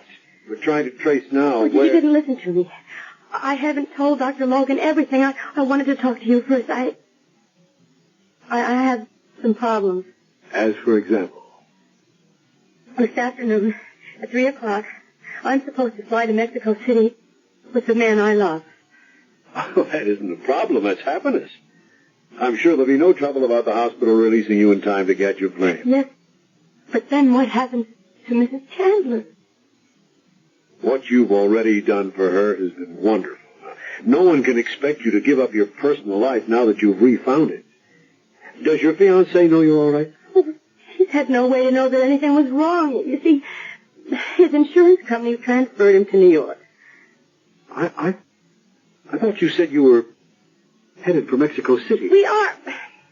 Look, you see, I was his secretary. The firm closed the local office where we worked, and Dan flew ahead to New York, and he's probably been trying to get in touch with me, and I don't know where he is. Didn't you call him at the firm? Well, he'd already left. He'll be expecting me to leave with him from here on his 2-week vacation. Your honeymoon, then you have to meet him. I don't want to run out on Mrs. Chandler. Not when she depends on me. Well, maybe if you talk to your young man, he might delay the vacation a few days. Mrs. Chandler hasn't got any longer than that. I don't know if he would. It's been his last vacation for a long time, and he'd probably just go on without me. Without the girl he's going to marry? I didn't say we were going to be married. Oh. Look, my only chance, really, is if I do go with him. But I know him. If I don't turn up at that plane, I'll never see him again. And I love him. How much does he love you? Granted what you say. Look, there's been very little love in my life, Chaplain. I was an orphan, brought up in foster homes. But I'm not her Charity. I'm Debbie Scott. I know what I'm trying to do for Mrs. Chandler is right. And I guess what I'm doing with Vince is wrong. But I can't be two people. Which am I supposed to be?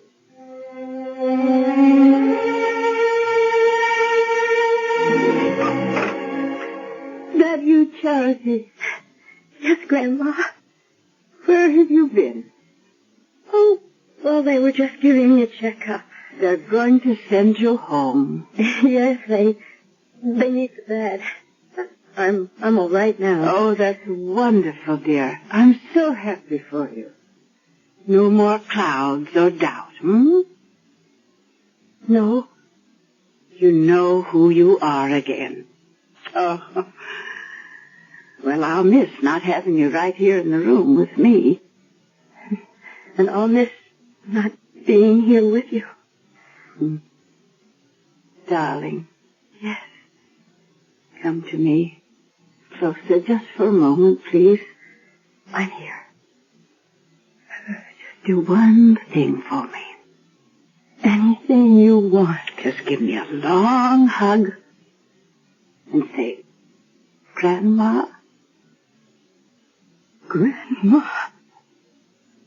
That's all.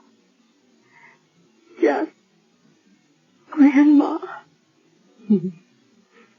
That's all I really wanted to hear. Grandma. Oh, my dear little girl that I know so little about. All the years of not knowing you, and such a little time to catch up. Funny, isn't it? 2 days together in a hospital, and in one way I know everything about you, and in another nothing at all. Now tell me about yourself. Oh, there's nothing really to tell. No, of course there is. Every young girl has so much to tell. Her hopes, her dreams, what she asks of life. And you remember, I'll be watching you from somewhere. And just maybe I can repay you and make it all come true. Oh, how I wish you could. Well, then you tell me, and I'll try. Let's begin with what every girl wants in her life.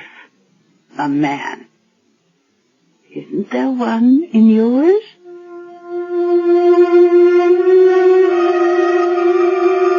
Well, I don't know why I blurted it all out. Because I asked. It was important. But he doesn't love you enough to ask you to be his wife? Oh, he does. He asked me to be... When was that? A long time ago. I don't think that it was... I think it's still going on. Why don't you give him another chance? Grandma. Grandma, it's been good to hear you call me that. Now, I want the chaplain. First, say goodbye. No, I can't. Of course you can. I only wish that I could ever thank you enough. For what? Everything, my dear. God took my eyes away, but he gave me you instead. I'll never forget you. Goodbye. Whoever you are, or will come to be. Now get me the chaplain.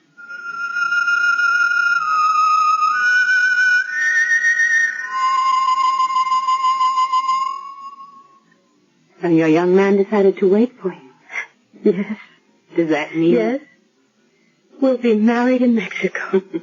Lucky girl. Would it be? Do you mind if I wish you the same luck? Me? Why should I try to fool another woman? I'm afraid I won't be so lucky. Mark? She's gone. Very quietly and without any pain. Oh, no. Grandma. I feel like I've just grown to think of her that way. She's the only real relation I ever had. You may be the closest one she had. What do you mean, Chaplain? I'll read you a letter she dictated to me before she died. It's about you. I've never thought much about death, save that when it came, I would not have to meet it alone. And I didn't, thanks to a beloved girl to whom I owe more than I can ever repay. I have nothing much worth leaving in this world's goods except this ring, the one I was wed with, that Charity's mother was wed with, that now I want to give to the girl who gave me my last days of peace, who shared my final hours. I hope she wears it soon, proudly and happily, with my love and her own. She meant you, Debbie. No. She meant her granddaughter. There's nothing on the paper that says so. That's strange. You know, the last time I talked to her, she never once called me Charity.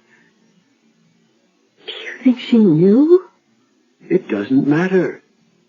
This ring was meant for Debbie Scott. When you wear it, remember to wear it with charity, in the biblical sense. Good luck, Debbie. You have every chance. There'll be someone smiling down on you every step of the way.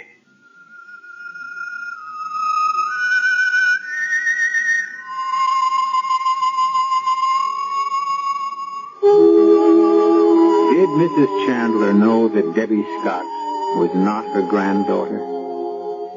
Did she prefer to play out a last sweet charade to make death come softer? We'll never know. But that chance, perhaps foolish and old-fashioned name given to a girl long ago proved in the end to live up to its old-fashioned meaning. I'll be back shortly.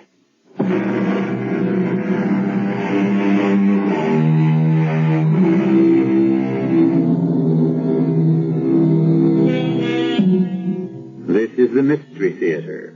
And after all, what greater mystery in the world is there than love? So just as a footnote, not long after, Vince and Debbie married in Mexico City. Dr. Mark Banning managed to forget the first unfortunate marriage and married Dr. Ann Logan. And Dr. Logan, since time was running by, decided to have a child. Actually, they both hoped for a boy, but if it happens to be a girl, I wonder if they'll be tempted to call her Charity. Our cast included Virginia Payne, Rosemary Rice, William Prince, Patricia Wheel, and George Petrie.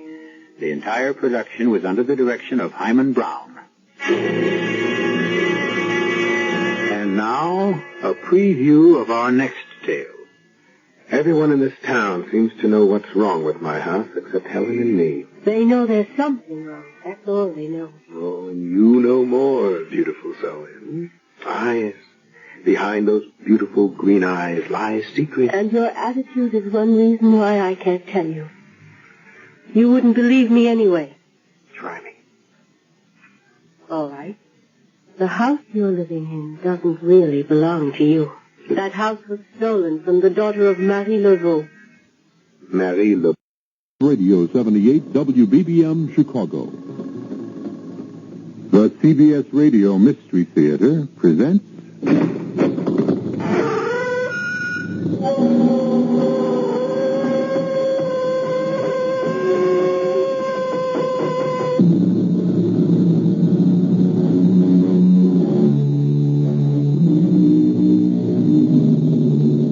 Come in. Welcome. I'm E.G. Marshall. Voodoo is a word to conjure with, and conjure is the right word, because the high priest of voodooism was called a conjure man. It was he to whom the practitioners of voodoo turned when they wanted spells cast or lifted, enemies punished, or love affairs promoted. As voodoo spread northward from the island of Haiti to the Americas, and particularly to New Orleans, it should be noted that its most powerful conjurers were women. Dambalaudeo, all-powerful one, see your knife, the sacred knife of our ancient gods. See, Dambala, the knife has drawn blood, and you, Dambala, you will now have another soul. Oh, Dambala, look with mercy and kindness upon this servant who will continue to serve you faithfully, now and forever.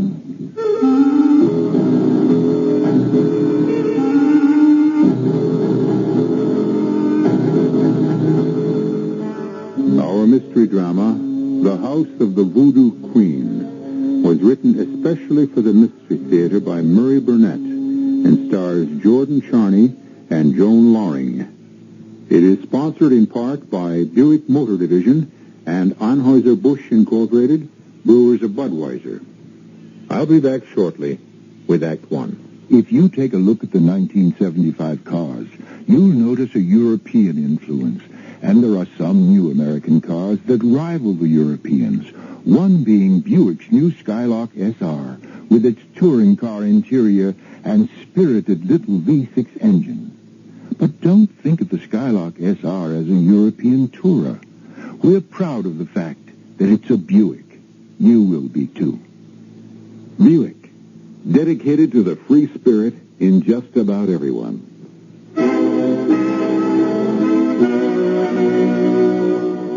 In God we trust. America speaks.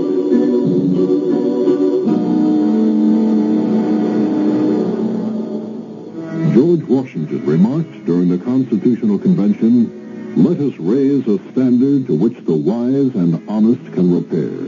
The event is in the hands of God." Presented by the Catholic Communications Foundation.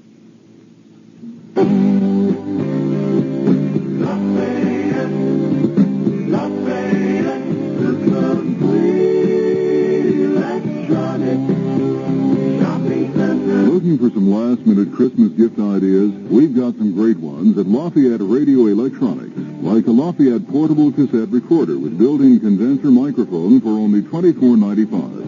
A Lafayette component-style phono system for just $29.95.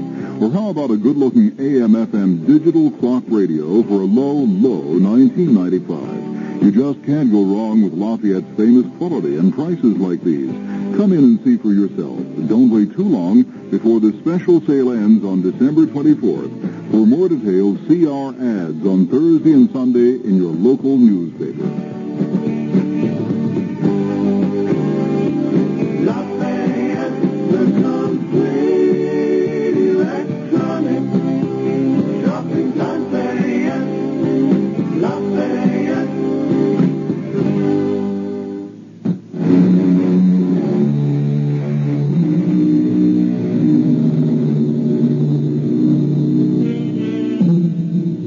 All of us have pictured in our imagination the perfect dream house. The castle in Spain, or the little cottage on the mountaintop overlooking that blue lake in the green valley. But few of us are ever fortunate enough to have our dream come true. Douglas and Helen Fenton were two young people who had that good fortune. And as we first meet them, they're having the happy experience of being shown through their perfect house in New Orleans, which they've acquired through the death of an uncle Douglas Fenton never knew existed. And this was used as a music room in the old days. Oh, I can just see it. Can't you, Doug? It's a beautiful room, nice and sunny. I think I have given you a thorough tour of your new home. And unless you have any questions, I should be getting back to the office. I promise you'll be our first dinner guest. Won't he, Doug? Oh, you bet. There are still a lot of questions I have about Uncle Timmy that I'll want answered. I am at your service. Good day, and good luck, and good health. Don't bother, Mr. Fenton. I know the way out.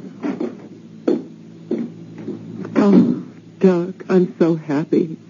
I just love this house. Wait till you see what I do with it. What was that? The movers? Don't be silly, darling. They left hours ago. Remember? Probably something fell. It sounded like something falling.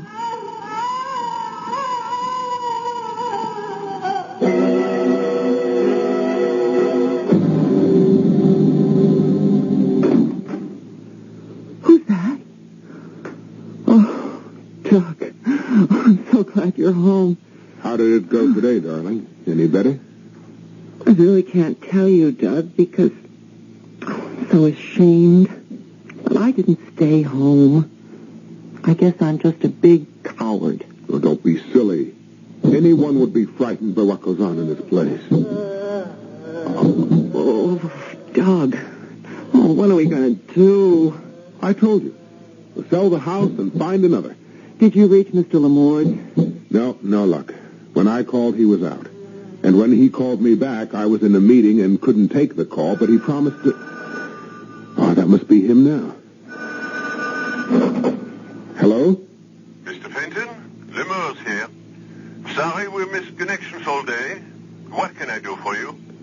Mr. Lemurs, I don't know how to tell you this, but, well, Helen and I think the house is haunted.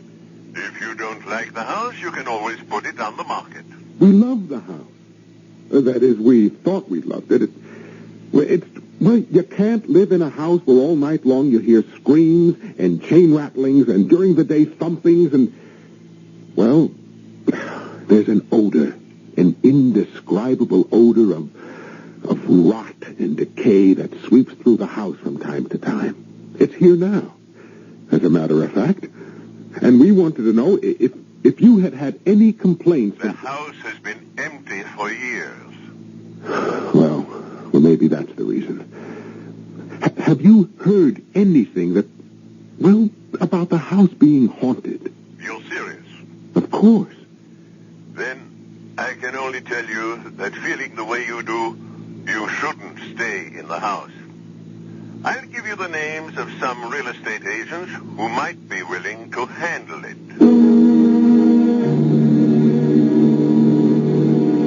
Well, have a seat, Mrs. Fenton. Tell me how I can help you. Well, we have a house we'd like to put on the market. Oh, of course. Would you give me the location? It's in an old neighborhood. 66 Delacorte Street. Yes, I know the house. I thought it was vacant. Well, we just moved in. My husband's uncle left him the house, and we decided to move to New Orleans and live here. Miss Fenton, I'll be honest with you. The house has a bad reputation. I don't understand. I think you do. Any honest real estate agent would have to warn a prospective buyer that there are definite problems connected with your house. Of course. I understand that. Well, then you also understand I'd have to offer the house way below the market value. How far below?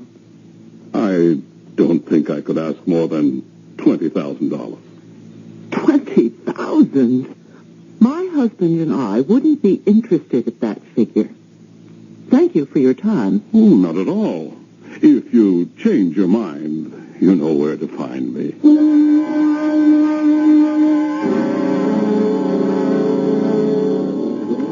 Now, how can a pretty girl look so unhappy after a dinner like this? When the girl is thinking of going home to a house that scares her and that no real estate agent wants to handle. Relax. Look, we'll put an ad in all the papers and sell it ourselves. You know, it might be better that way. We save a commission. Oh, darling. That's why I love you. You take such a big load off my shoulders and make everything seem so easy. Oh, isn't that what husbands are for? I can think of a few other uses. And that's one reason why I love you. When are we going to put the ads in? First thing tomorrow.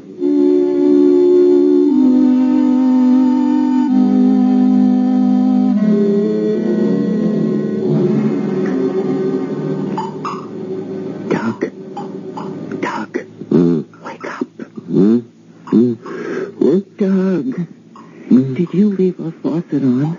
What? The water. Don't you hear it? Yes, I hear it. Did you check the bathroom? I was afraid to. Anyway, it certainly doesn't sound as if it's coming from the bathroom.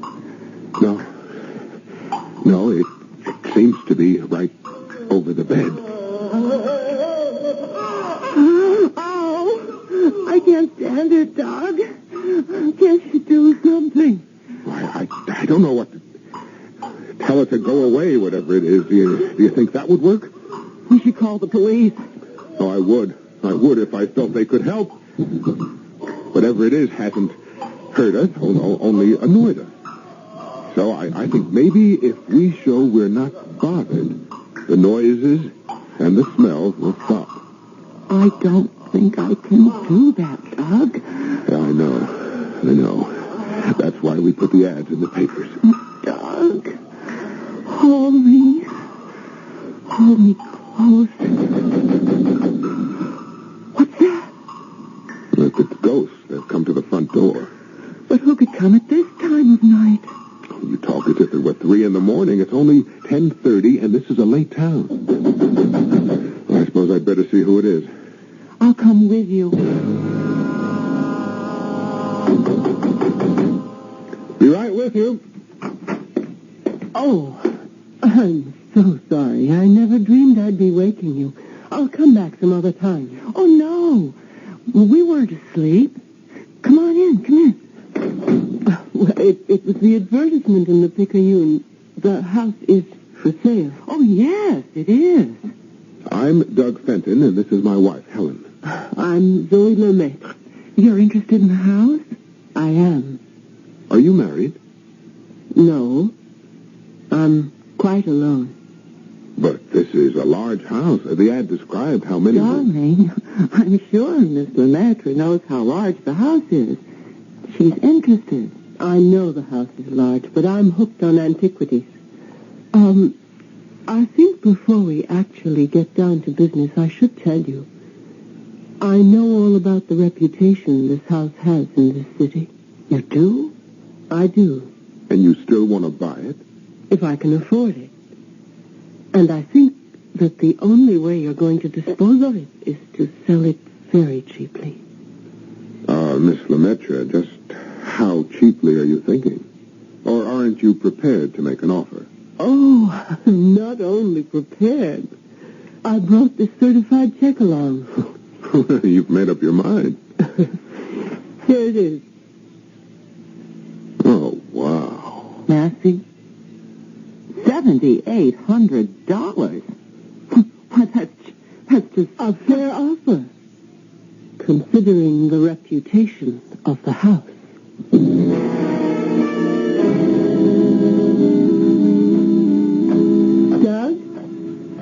Doug Fenton. Miss Lemaitre? Are you too angry with me to join me in a café suite? It's my wife who's angry. Oh. I never can stay mad at girls as pretty as you.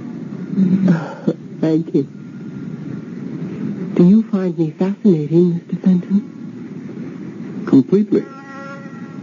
I trust I have the same effect on you. Oh, it's not you who interests me. It's your house. Why? I can't tell you. Everyone in this town seems to know what's wrong with my house except Helen and me. They know there's something wrong. That's all they know. Oh, and you know more, beautiful Zoe. Ah, yes. Behind those beautiful green eyes lies secret. And your attitude is one reason why I can't tell you. You wouldn't believe me anyway. Try me. All right. The house you're living in doesn't really belong to you. Oh, I have a deed that says it does. That house was stolen from the daughter of Marie Laveau. Marie Laveau? Who's she? The most powerful Bokor in the history of voodoo. The beautiful black woman who ruled as the voodoo queen of New Orleans for half a century. You, Douglas Fenton, are living in the house of the voodoo queen. And she wants you out.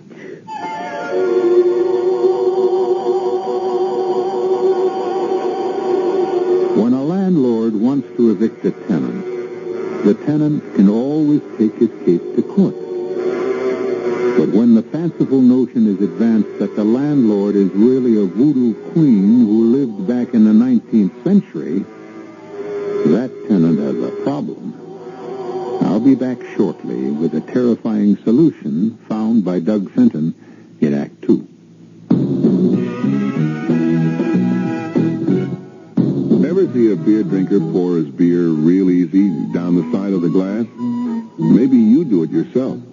If so, the Budweiser brewmaster thinks you're missing something, especially if you're a Budweiser drinker. You see, Bud is brewed, so it will kick up a healthy head of foam. Exclusive beechwood aging and natural carbonation make it a lively brew. Well, anyway, pouring Bud plunk down the middle of the glass helps bring out the best in that clean white Budweiser foam and real beer aroma. It also helps you get the full benefit of a taste, smoothness, and drinkability you'll find in no other beer at any price. Remember, brewing beer right does make a difference. Next time, pour that Budweiser right down the middle and see for yourself. Anheuser-Busch, St. Louis. Spencer's just received men's suits from 3 fine Chicago stores. These brands are included: 3G's, Eagle, Petrocelli, Hart, Schaffner, Marks, and Worsted Tex. They are ticketed from $69.95 to $120. We are offering them at $17.99, none or higher.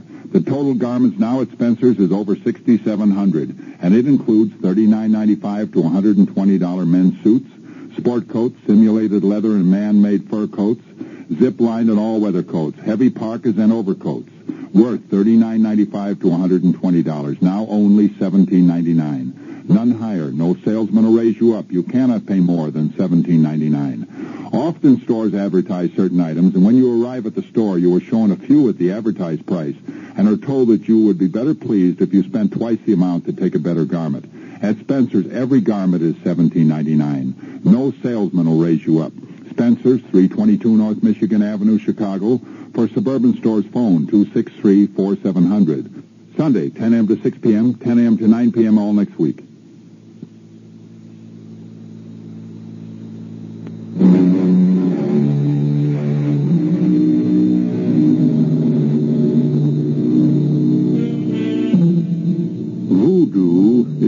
African religion, which has been variously described and downgraded by such descriptive phrases as black magic, mumbo-jumbo, or a mess of meaningless ritualistic incantations practiced and believed in only by the ignorant and superstitious. Nevertheless, it survives. Douglas Fenton has been told that voodoo presents a very real and serious threat to his living in a house he inherited in New Orleans. But Douglas Fenton is a skeptic. You're too much, Zoe. Oh?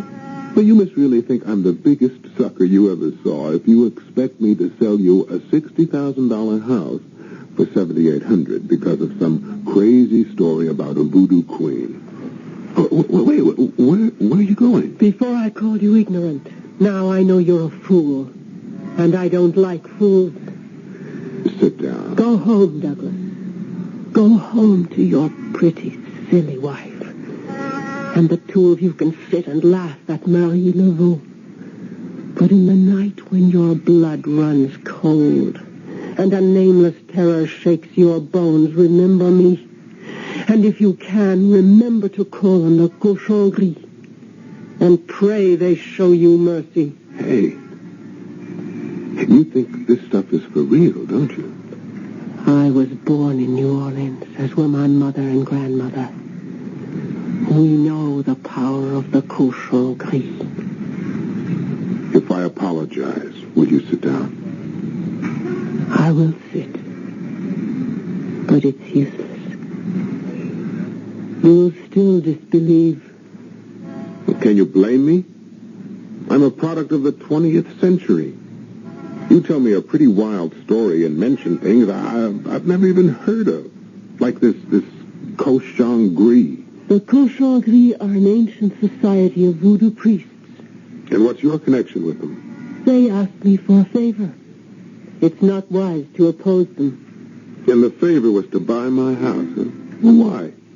Why do they want it? Because it was the home of Marie Laveau.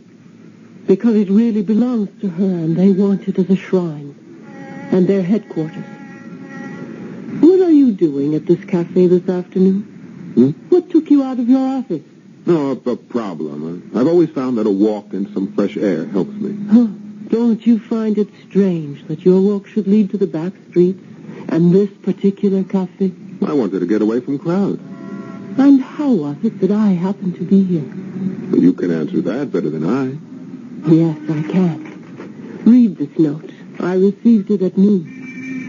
Cafe Lafitte, 3:30. Fenton will be there.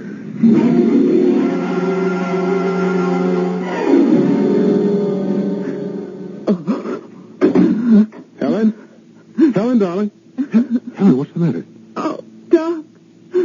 Oh, so glad you're home. So glad. Look there, on the floor. What the devil is it? What does it look like? Like a chicken that has had its neck blown. That's what it is. I found it on our doorstep. Along with the chicken, I found this. This looks like a child's drawing of some kind of snake. No, not a child, Doug. Not a child. According to the police, these are voodoo symbols. Have you ever heard of voodoo? Strange that you should mention that. I had a crash course earlier today. What? The girl who came here to buy our house, I ran into her today at a sidewalk cafe. She seemed to know a lot about it. She told me... Yes? No, it's not important. What did the police say?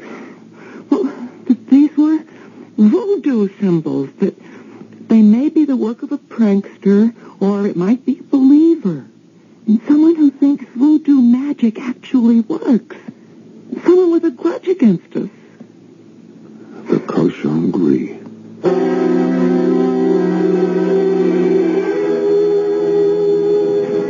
I hoped I'd find you here. Why, Mr. Fenton, what a surprise. Now, look, don't try to put me on. You probably have a piece of paper on you somewhere that reads Cafe Lafitte, 822. Fenton will be there. You're really rather charming, you know, Doug. Well, I try. Particularly when someone looks like you. I've never met a girl who even came close to you in looks. I think you've bewitched me. Of course. But what have you done to me? Put a love spell on me. I think you're trying to tell me something. And if I am? We should find a more private place.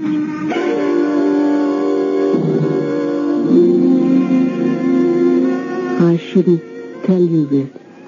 Oh, Doug, darling, I never felt like this before in my life. Never with anyone.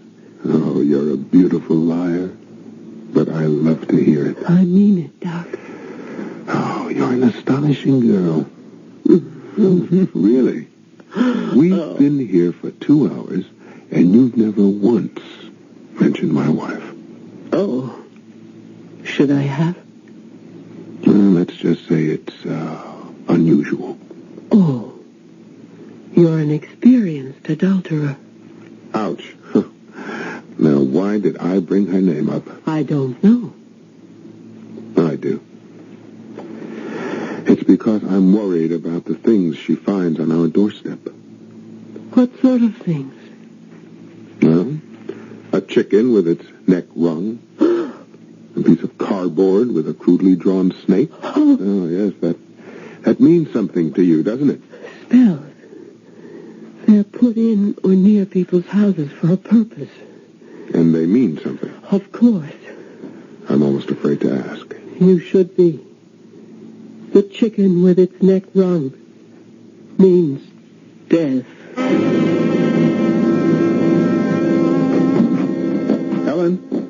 Helen, are you all right? Yes, Doug, darling, I'm fine. Oh. Well, how was today, huh?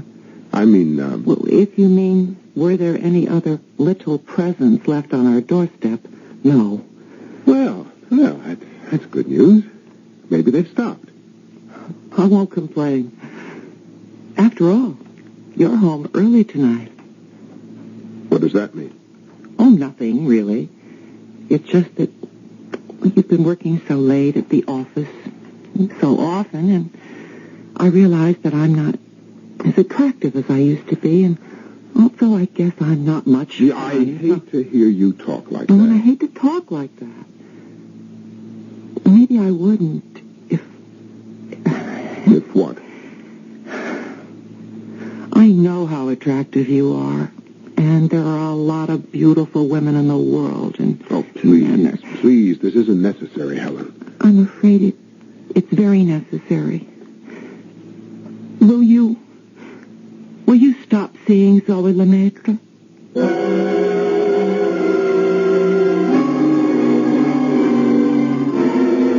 I'm as mad as anyone can get and still not commit murder. It's your associates. Those voodoo priests you tell me are called the cochon gris. They're not my associates. Sometimes they ask me to do favors for them, and I know it's not wise to refuse. Oh, they must really be grateful to you. They've rewarded you by telling Helen every time we met. Oh. Now tell them to lay off. I won't. You won't? What do you want to do, break us up? You know better than that, Doug. It's just that I don't want to make a fool of myself. If I go to the cochon gris with this request, they will simply tell me what I've been telling you all along. If you wanted to stop, sell the house. We would, gladly, if we could get anywhere near what it's worth. What is it worth, really, Doug? You can't find a buyer who'll even make an offer except the cochon gris. And they think they're being very generous.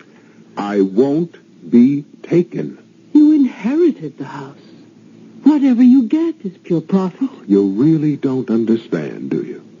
I know that if you won't sell, then Helen will have to suffer. Not if I stop seeing you. That would be your choice. And I'm making it. Right now. If you can let me walk away rather than ask a simple favor of people who owe you, then I'll walk. Goodbye, my love.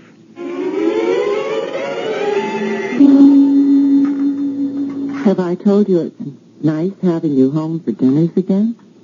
You have? Oh, you're bored with me. No. With myself. And you're going to have me home a lot more from now on. That's very good news. I'm not so sure about that.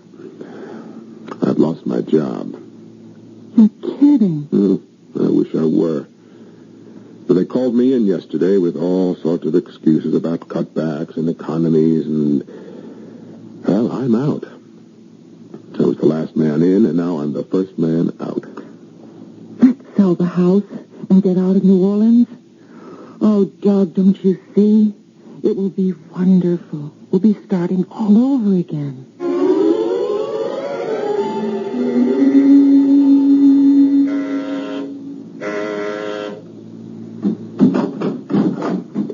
I'm back. So I see. May I come in? What happened to your key? I threw it away so I wouldn't be tempted to use it. But I couldn't stay away. I'm glad. Did you miss me? Oh, Doug. Oh, Zoe, my love, my darling. You don't know how much I missed hearing those words the last 2 weeks. Yeah, well, I'm afraid you're going to miss them a lot more. What?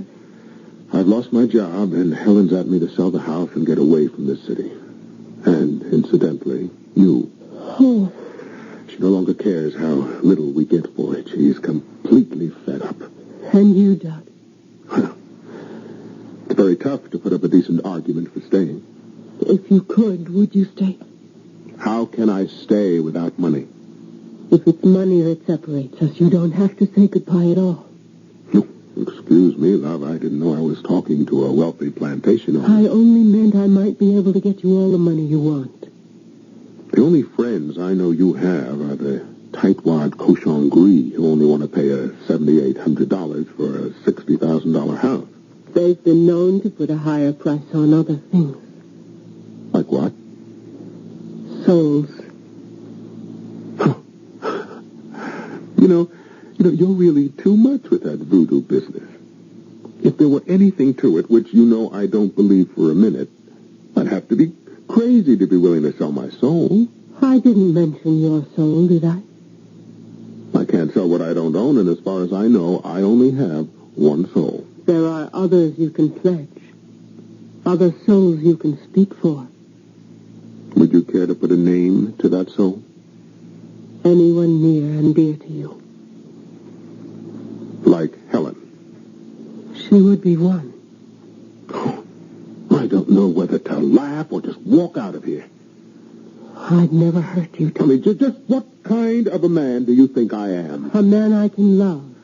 Love? That word sounds very strange on your lips. The same lips that can talk about me selling my wife's soul. Oh, go away. You're just like everyone else, crying about not having any money and not willing to pay the price for getting all you want, everything you want, including me.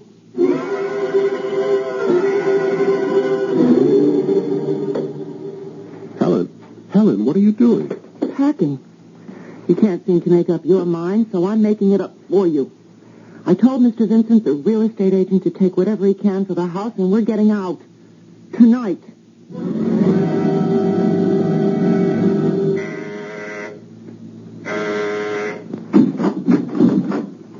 Oh, I've been expecting you. There's a café filtre on the coffee table. How did you know I'd come back? Because I chose you.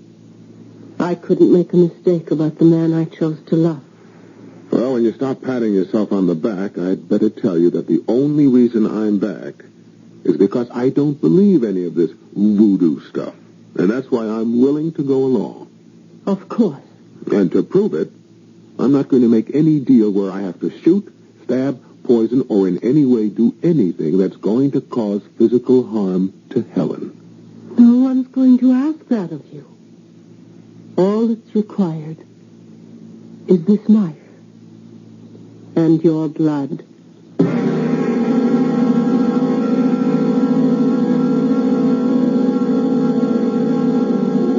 If you're in love with a beautiful girl who practices voodoo and believes that a drop of your blood, drawn from you by a sacred knife, will bring you luck, why not? just a short step to making deals about souls. Yours, and even others. Because after all, it doesn't really work. Or does it? I'll be back in a moment with Act 3. When you buy a mid-sized car, you expect certain things from it. Mainly, a reasonable combination of comfort and economy. Well, friend, Buick has a mid-size to meet your expectations. The 1975 Century Regal. It's a joy to look at, a joy to ride in, and Buick's new V6 engine makes it a joy to drive, especially past gas stations.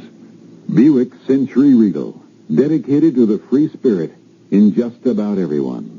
The blue whale is the biggest animal that ever lived. Bigger than 2 dinosaurs, heavier than 25 elephants. Today it's nearly extinct after years of relentless commercial hunting. Now other whales are in danger. For what? Some rare vitamin, some precious serum? No. For margarine, pet food, shoe polish. What a way to go. Help save the whales we have left. Right? National Audubon Society, 950 3rd Avenue, New York, New York. Did you know that more children die from being hit by automobiles than from any other cause? 10,000 pedestrians and cyclists are killed, and another 500,000 are injured in our country every year. And most of these casualties happen to children, especially after dark. There is something to keep your children safer after dark. A safety kit of hot dots, reflective stick-ons that give off a blast of light. Drivers can see them from 600 feet away. Protect your children at night and on dark school mornings. Stick hot dots on bicycles, clothing, books, lunch boxes. Get your hot dots kit free at Northwest Federal Savings, 1 block west of Cicero Avenue on Irving Park Road, or in Displays on Dempster Street, just east of the Tri-State Tollway. But hurry, our supply is limited. A message from Northwest Federal Savings to help keep your children safer after dark. This is WBBM, Chicago News Radio 78.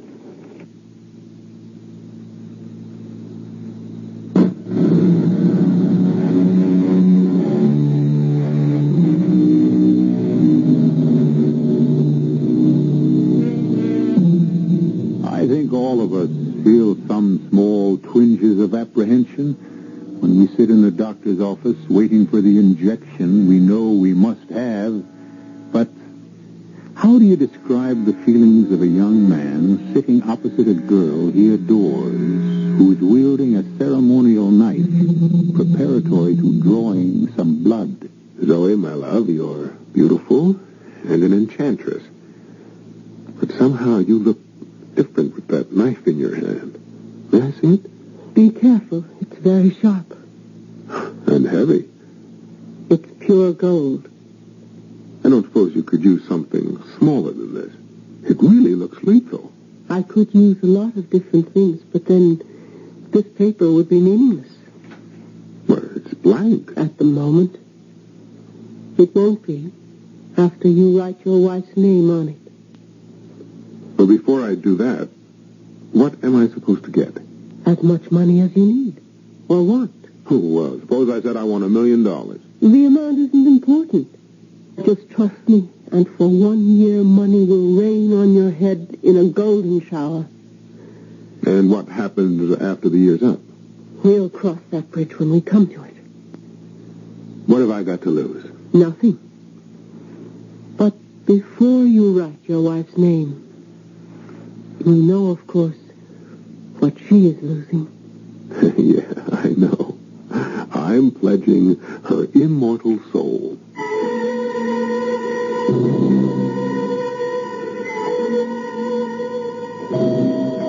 How is she, Doctor? I'm afraid I don't have very good news for you, Mr. Fenton. Haven't you found out yet what's wrong? The tests are inconclusive, and none of the medication we've been giving her seems to be able to help. Well, what is it? Is it a bug or a virus? We just don't know. She's been asking for you. Helen? Helen? I'm here. Oh, Doc. You didn't have any trouble getting away from the office? telling you, darling, I'm my own boss now.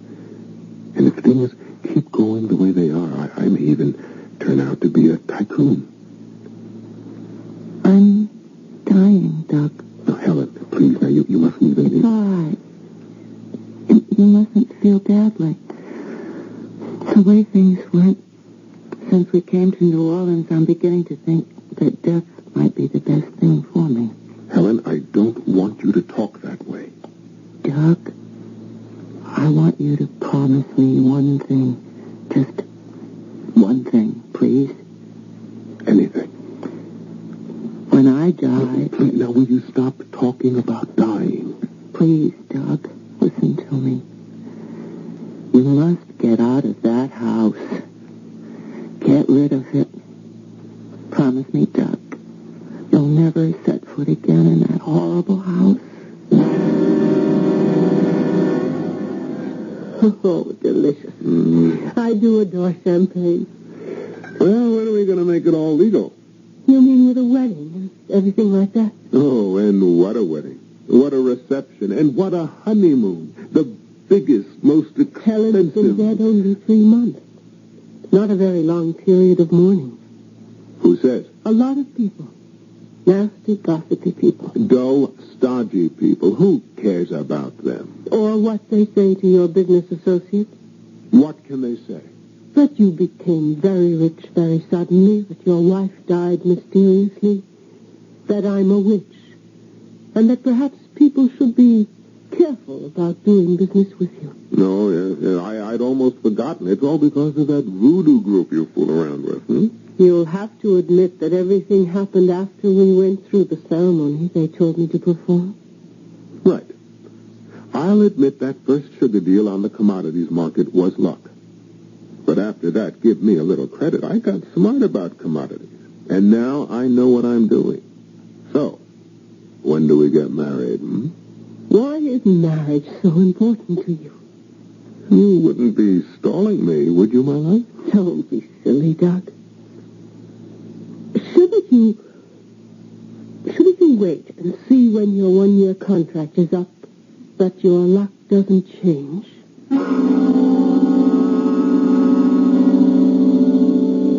Come in, Lamore. Sit down.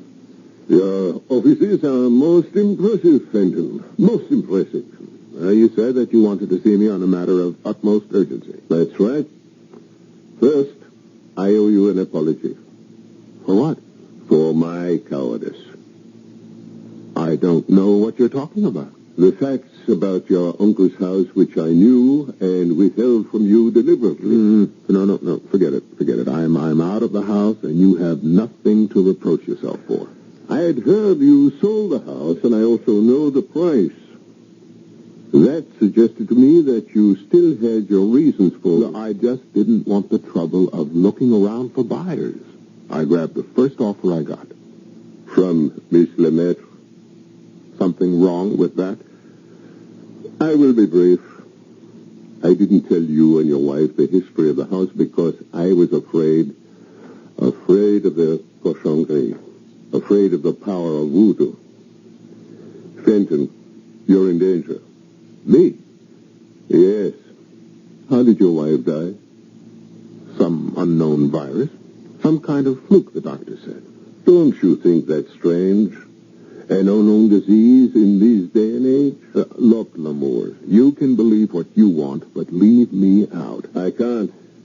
Because of your relationship with Miss Lemaitre. I beg of you one favor. Tonight, come with me and meet Louis Gastin. It may be your only chance to save yourself. I don't feel any need for salvation. Now, if you've heard of Louis? Never. Louis Gastin is a 90-year-old Cajun who's lived all his life in the bayous. He knows more about voodoo than any other human being. What are you doing? Helping you out of my office since you won't leave when I ask you to. I'll gladly go if you'll tell me you haven't let her talk you into making some kind of silly bargain. Why did you say that? So you have. You sold your soul. Fenton, for the love of God, Come with me to the bayou tonight.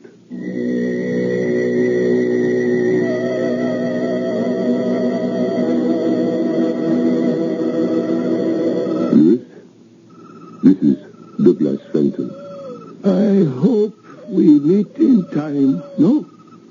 I'm here only because Mr. Lemoore's practically kidnapped me. Mr. Lemoore's has lived in Louisiana a long time. He knows much about voodoo and Cajuns. All right. What do you have to tell me?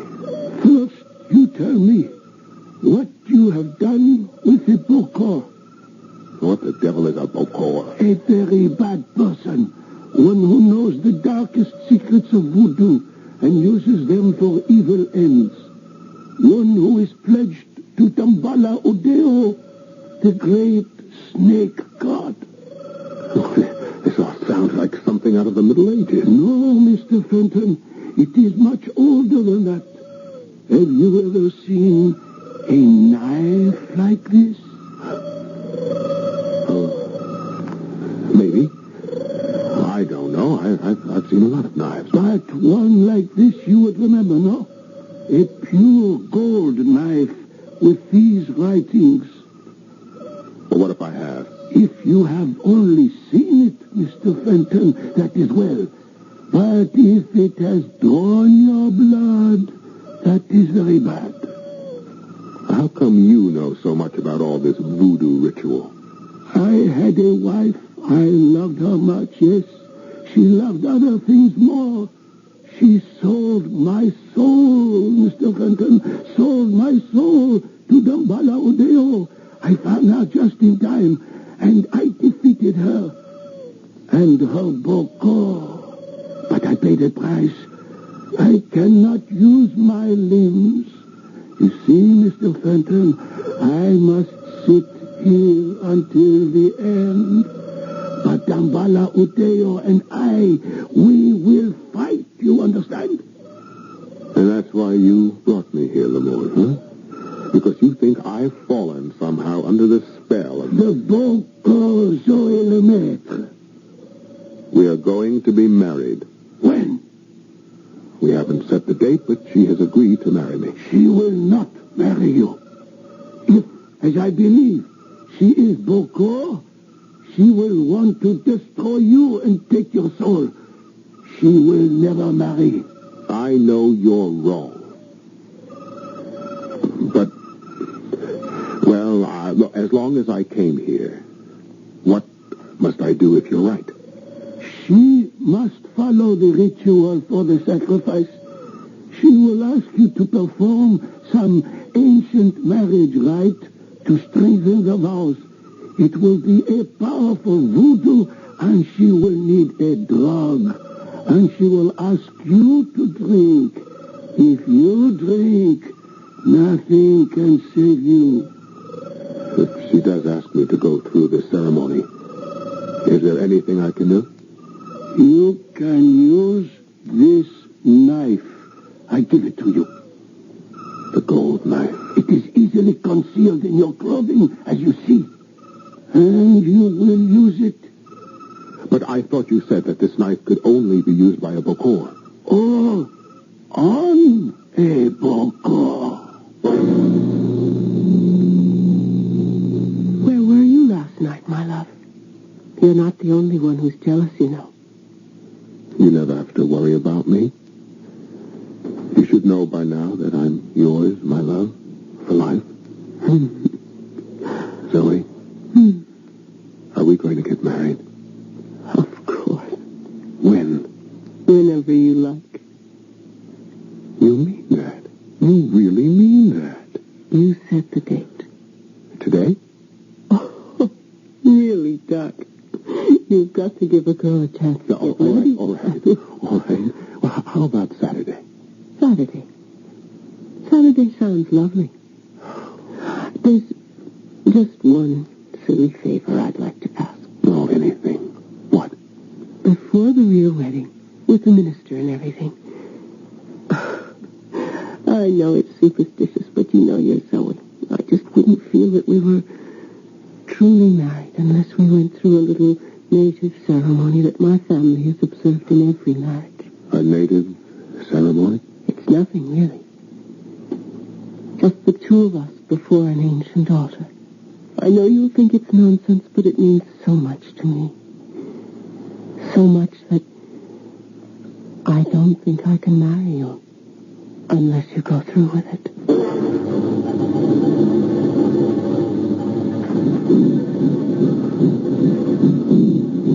This is my old house. Why do we have to come here? Shh, don't ask so many questions. Just pretend we're playing some childish game. It will seem that way to you, Doug, but to me it's... well, the way we've always done things. What's that? The altar. But that statue, He looks frightening, but it's just an old statue of the snake god that blesses every marriage.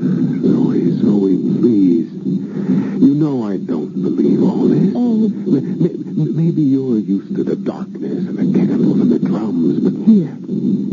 Drink this and you'll feel better. What's that? A little ceremonial wine, darling. It was left on the altar for us. Drink it. Do you really want me to drink from that goblet? Yes. You insist? Darling, it's the only way. You will drink for me. If you come into my arms and hold the goblet to my lips. Now who's acting childish? It's the only way. All right. Here. Drink. But Doug, you're holding me too tight. Doug, the knife. No. Doug, help me.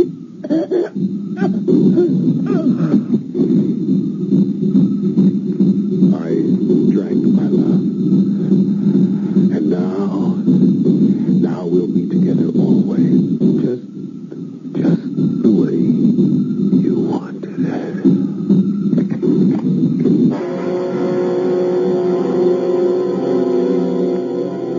A friend of mine told me the story of an investigative reporter who penetrated some real voodoo ceremonies and photographed the strictly forbidden rites. The pictures somehow were ruined in development, and the journalist developed an unfortunate tic. His right hand, the hand that operates the camera, now moves ceaselessly in the air, completely out of control. The doctors diagnose it as a nervous disorder. But of course, they don't practice voodoo. I'll be back in a moment.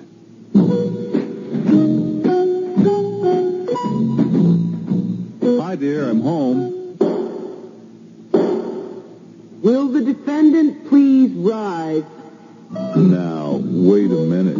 I'm sorry I'm a little late, but... How do you plead? Guilty or not guilty? I worked late, and the traffic was heavy, and I stopped for a drink at Rocky's. The accused is charged with breach of promise and willful negligence. Okay, so it's 7:15, but you have to make a big federal case out of it. The defendant is found guilty as charged.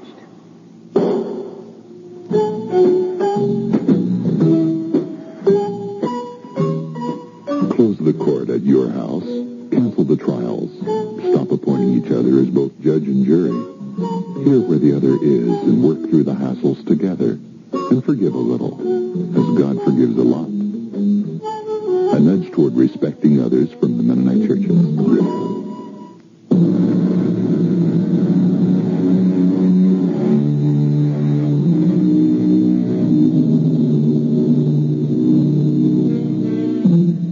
It's amazing how many of us invest inanimate objects with supernatural powers. On the other hand, perhaps our superstitions are only faint memory traces, throwbacks to our ancestors who prayed to rocks and trees and mountains. Today, we've progressed beyond those beliefs. We're sure that inanimate objects are powerless. On the other hand, we're told that nothing is sure except death and taxes. And, of course, the fact I'll be here tomorrow. Our cast included Joan Loring, Jordan Charney, Rene Roy, Dan Ockel, and Gilbert Mack. The entire production was under the direction of Hyman Brown. And now, a preview of our next tale. After last night and today, I'm taking no chances. Maybe with your superior intelligence, you have no worries about our abortive attempt at Satanism. But I have. Look, I was the victim, and since a crack on the head denied me any knowledge of what happened, I'm only hoping you can give me the straight goods. The straight goods. A peculiarly inept term for what we are engaged in, my brother in Satan. Damn it, it's not a deal in semantics, Handsome. Now, what happened after I summoned up the fiend? I mean, how did you escape, and how could I have been harmed? As long as I was safe in the magic triangle within the circle. I warned you to keep your feet still. If you touch any part of the circle itself or the triangle within it, you are at the mercy of all the devils in hell. Radio Mystery Theater was sponsored in part by Anheuser-Busch Incorporated, Brewers of Budweiser, and Buick Motor Division. This is E.G. Marshall inviting you to return to our Mystery Theater for another adventure in the macabre. Until next time, pleasant dreams.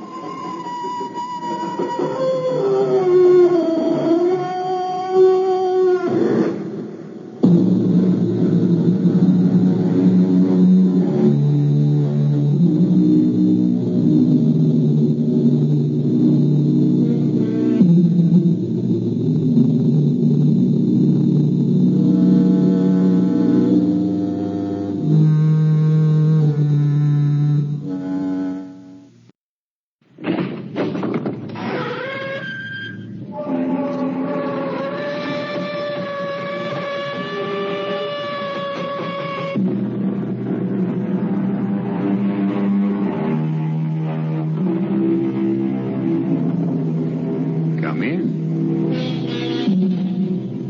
Welcome. I'm E.G. Marshall. Have you ever paused to wonder what happens to famous people when fame is wrenched away? Consider this. To singers, actors, dancers, to all who perform on stage before live audiences, applause is their life's blood.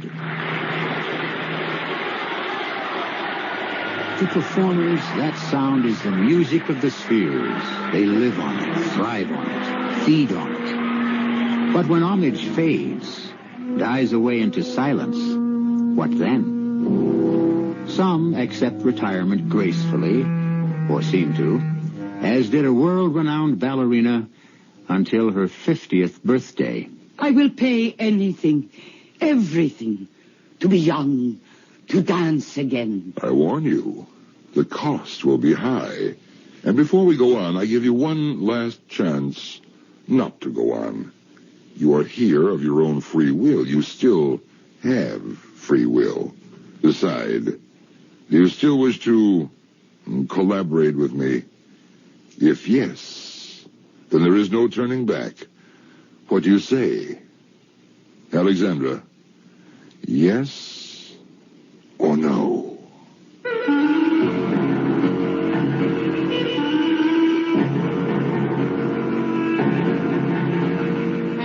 Our mystery drama, Give the Devil His Due, was written especially for the Mystery Theater by Nancy Moore and stars Mercedes McCambridge.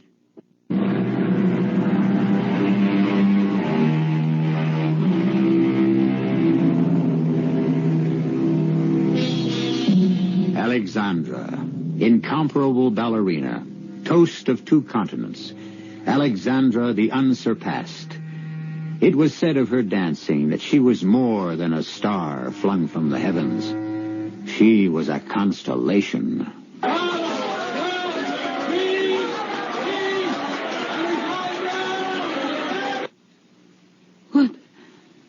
What is wrong? What happened to my applause? Where is it, my applause? The bravos. I can't hear them. Please applaud. Call my name. What is wrong? Sandra.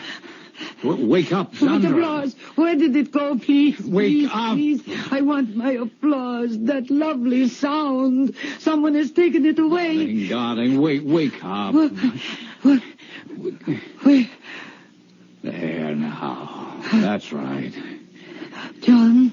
Yes, dear, it's John. You were dreaming. I was dreaming. Yes. A bad dream.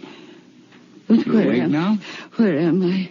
What am I doing in this place? Sandra, you're home. Now, come on. Back to bed. I'm all mixed up. Come on now. Take my hand. I'm so cold. Of course you are. That thin nightgown dancing around the room. Oh, my head, it aches so. Oh, there now. That's my good girl. You'll feel better in a minute. Swan Lake. Huh? I danced Swan Lake. Oh, in the dream, yeah? Yes. What dream? What are you talking about? I danced Swan Lake last night. And such applause, John. I can't remember how many curtain calls. And the flowers. There were never so many. Sandra. Brava, Alexandra, brava. And one young man was calling out, I love you, I love you. And after the 7th encore, or was it the 8th? Sandra, stop it. Stop it right now. John, what has happened to you? You've always been so proud of my talent, my fame, and lately you seem actually jealous of it. Alexandra, will you listen to me? You did not dance last night. You will not dance tonight. You haven't danced for 13 years since you retired. You're 50 years old. I am not 50 years old. Why do you say such things? Why have you turned on me like this? Oh, Sandra, dear Sandra, you're ill. It began a week ago on your 50th Will birthday. you stop that? I am not 50. I am not. Exactly what you said on your birthday. You screamed at you. You knocked the cake off. I am not 50. I am not. I am not. Where are you going? Forget your hand mirror. What? You look at yourself. Something you refused to do all week. No. All right, then. If you can. Tell me you're not 50 years old. There. Go ahead, look. No. Don't turn away. Look. I won't. Yes, you will. Please don't do that. You're hurting me. There will be marks on my arm. They will show in my costume tonight. All right, open your eyes and I'll let you go. There. Good. Now tell me what you see. I see beautiful Alexandra. The greatest ballerina the world has ever known. Oh, stop looking past the mirror. Look into it. Look. No, that's not me. That is someone else. She is ugly. Oh, so ugly. Take her away. No, she's not ugly. She's still very beautiful. But she is 50. Face it, Sandra. Face yourself. Why do you make me face it? Why? I hate what I am. Then you do know what you are. You know. Sometimes I know. But I don't want to. I want to go back. To go back. Darling, you can't go back. You can't live in the past. This is now. I hate now. But it exists and you're part of it. Yes, John, you are right. Of course you are. You listened, Daniel. You heard me, understood. I listened, I heard. Now, will you do the same for me? Listen? Oh, certainly. I've known what's been going on this past week. Part of my mind has always known. I tried to blot out the truth, pretended it is lies, and sometimes I can do it. But you dragged me back. How cruel, just now, in the mirror, with the wrinkles. Oh, Sandra, I don't want to hurt you, but I can't let you go on like this. You're getting deeper and deeper into this pretense. I don't know where it'll lead. Thank God we've talked about it honestly. And tomorrow, we'll talk more. Now, let's try to get some sleep. No, I haven't finished. There's something I haven't told you. You say I need to know that I am 50, that I can't dance, that I will never dance again. Well, you need to know that I will dance. I will. Oh, Zan. I know it sounds impossible to you, even mad. I know you can't believe it, but it is true. Alexandra, the unsurpassed, will dance again. All right, Sandra. Will you promise me something? All right. I'll stop talking about it. But that does not change what will be. No. I want you to talk about it. What? To a doctor. To a psychiatrist. I see. Please, darling, I beg you. This is madness, what you're saying. You're headed straight for a breakdown. Do you think so, John? There's been plenty of evidence about this. But I think it can be prevented. Very well, then I shall see a doctor. Yes, I certainly will. You will? Tomorrow.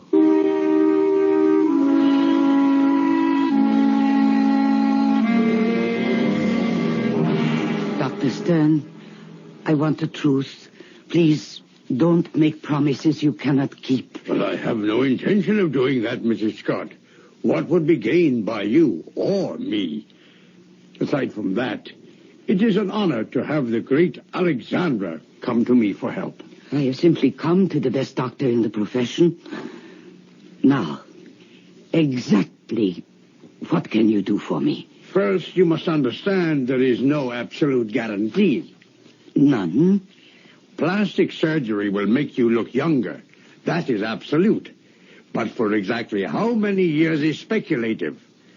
However, I can make a very educated guess.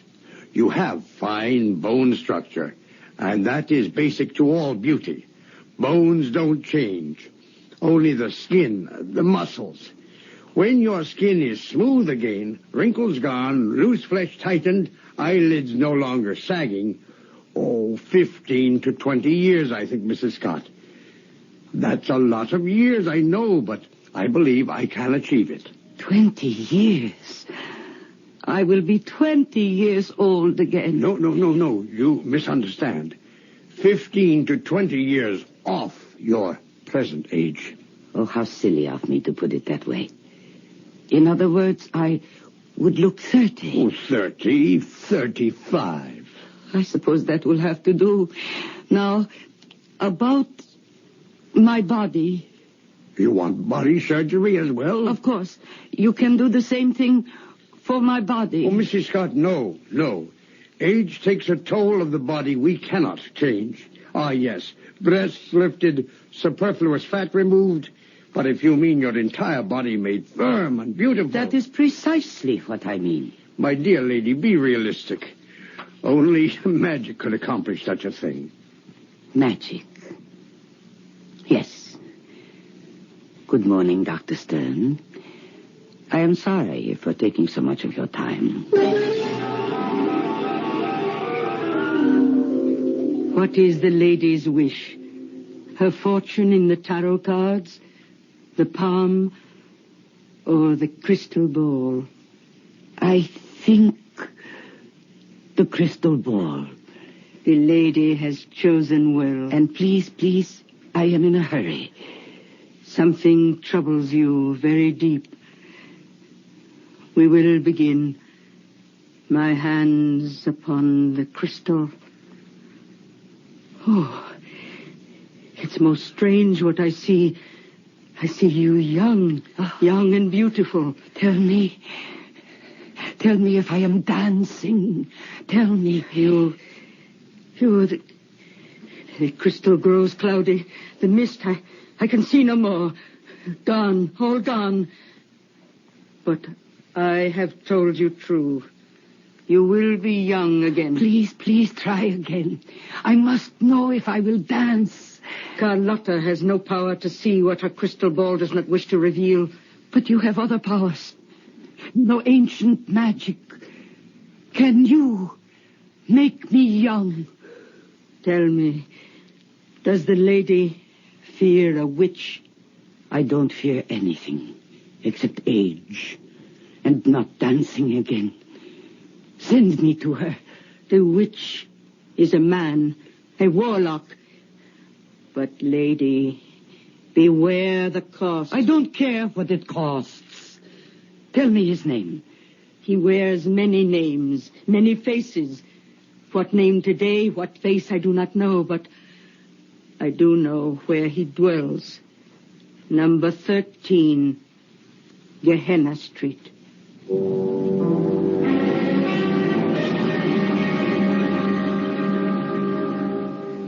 The door knocker. It's hideous. Gargoyle. Never mind that. Just knock. That sound. It's like doom. There is still time to run back down this crooked street. No, I will not. There is still time to run back down the crooked street, Madam Scott. You know my name. Your true name is Alexandra. I've been expecting you. My house is honored. How strange this room is. Don't be alarmed by my treasures. They are ancient symbols of the occult. I am not alarmed. I am only surprised. Since you expected me, sir, and you know my name, you must also know my need. Your quest, your heart's desire. Yes, I know. Can you do it? Oh, not can I, but will I? Then will you? If, and only if you agree to my terms. I warn you, they are costly. To be young, to dance again, there is nothing I wouldn't pay. And now, since we are here to do business, I should know your name. You haven't told me. Well, my name, for a while, as long as it amuses me, is Azazel. Azazel. I've never heard that name before. That may prove to be your loss. Well, I have heard it now. So can we get started, please? Not yet. Not yet. Before we go on, I give you one last chance not to go on. You are here of your own free will. You still have free will. Decide. Do you still wish to collaborate with Azazel? If yes, then there is no turning back. What say you, Alexandra? Yes or no? Yes, Mr. Azazel. Yes.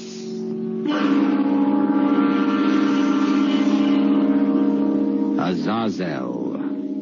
If Zandra Scott, if Alexandra had remembered Milton's Paradise Lost, she would recall that Azazel is the name of a fallen angel who, with Satan, rebelled against heaven. And perhaps she would have run for her life down the crooked street.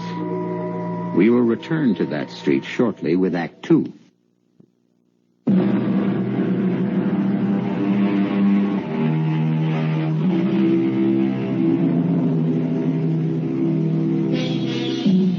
It was Daniel Defoe who wrote, "Every devil does not have a cloven foot, nor has Azazel, if devil he is. We can't be certain, can we?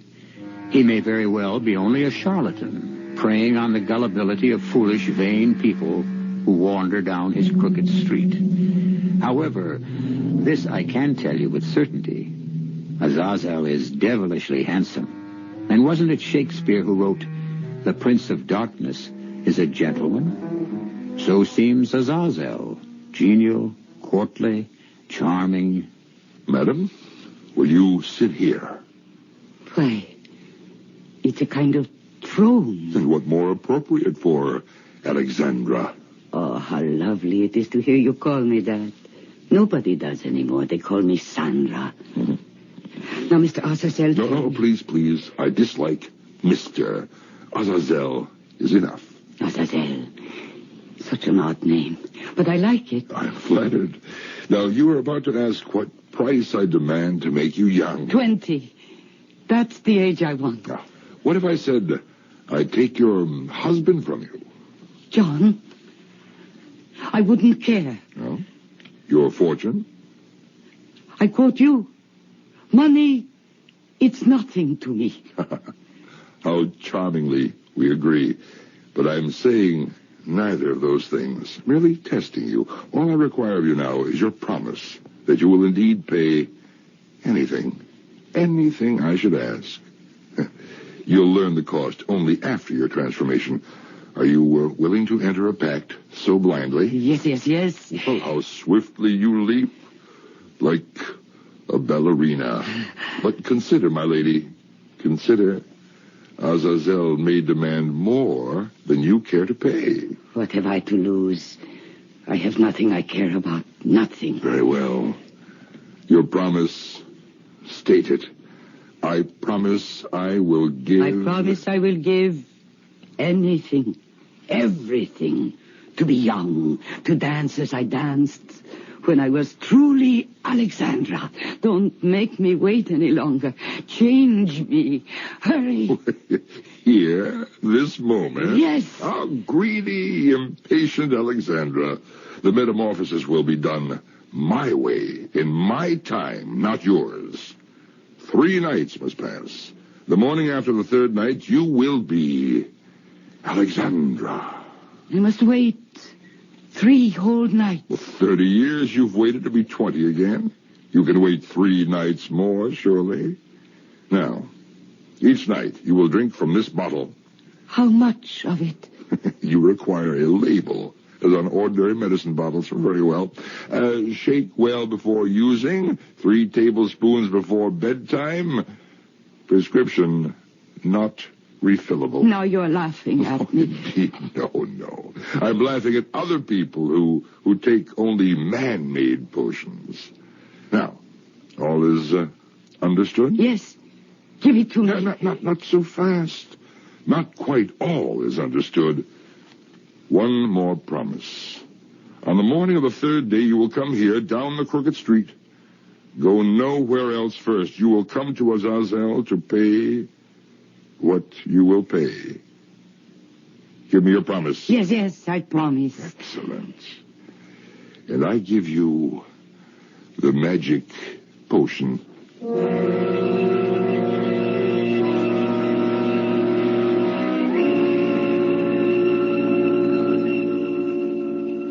Sandra?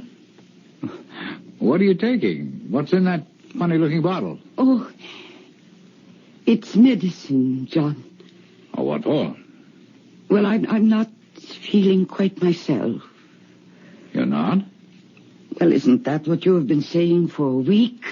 Oh, yes, but I didn't know psychiatrists prescribe medicine. But how silly you are. Of course they do. Tranquilizers, things like that. Oh.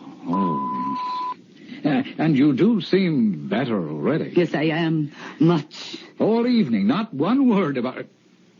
No, I don't want to get you started. About being young again, about how I will dance again. Well, Sandra, please don't start.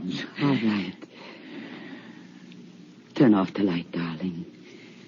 A dancer needs a full night's sleep. Oh, Sandra. You said that with humor and a smile, and you know it's a joke. You are getting back to normal.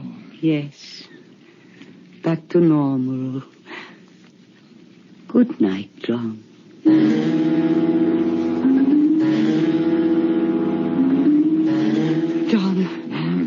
John, wake up. Oh, please. John. What time is it? It's 6. 6? What the devil are you waking me up at 6 o'clock for? Because I want to know if I... Well, how do I look this morning? How you look? Yes, that medicine last night. The doctor said... Well, he said take it and you'd feel better, didn't he? Do you? Yes. Yes, of course, but I thought... I just got a notion that I might look better, too. Do I, John? You look rested and very pretty. And there's a light in your eyes you haven't had for a long time. And I think your doctor is a genius. We might even say a magician.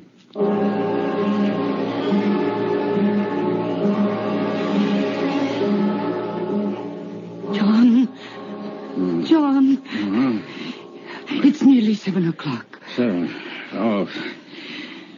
Sandra, what has gotten into you? We never open an eye until 8:30 or 9. Now, 2 mornings running. What? John. How do I look? Sandra, what is it you want me to say?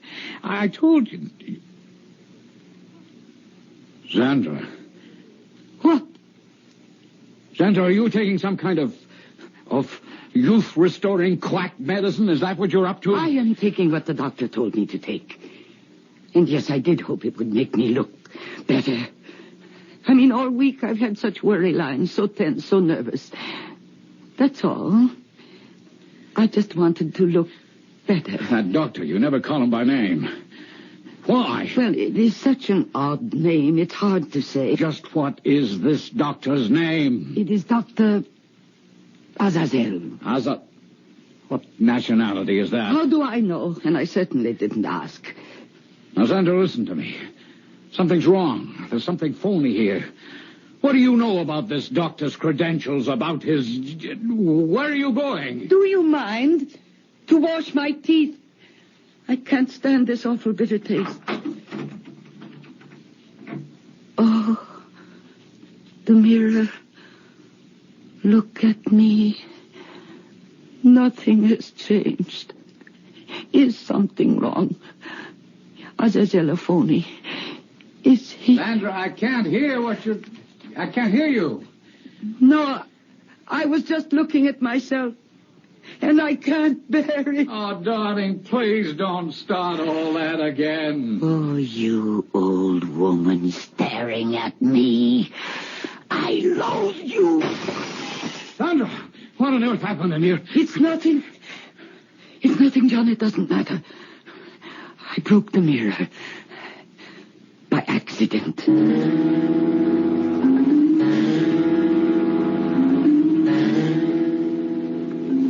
Sandra, you awake?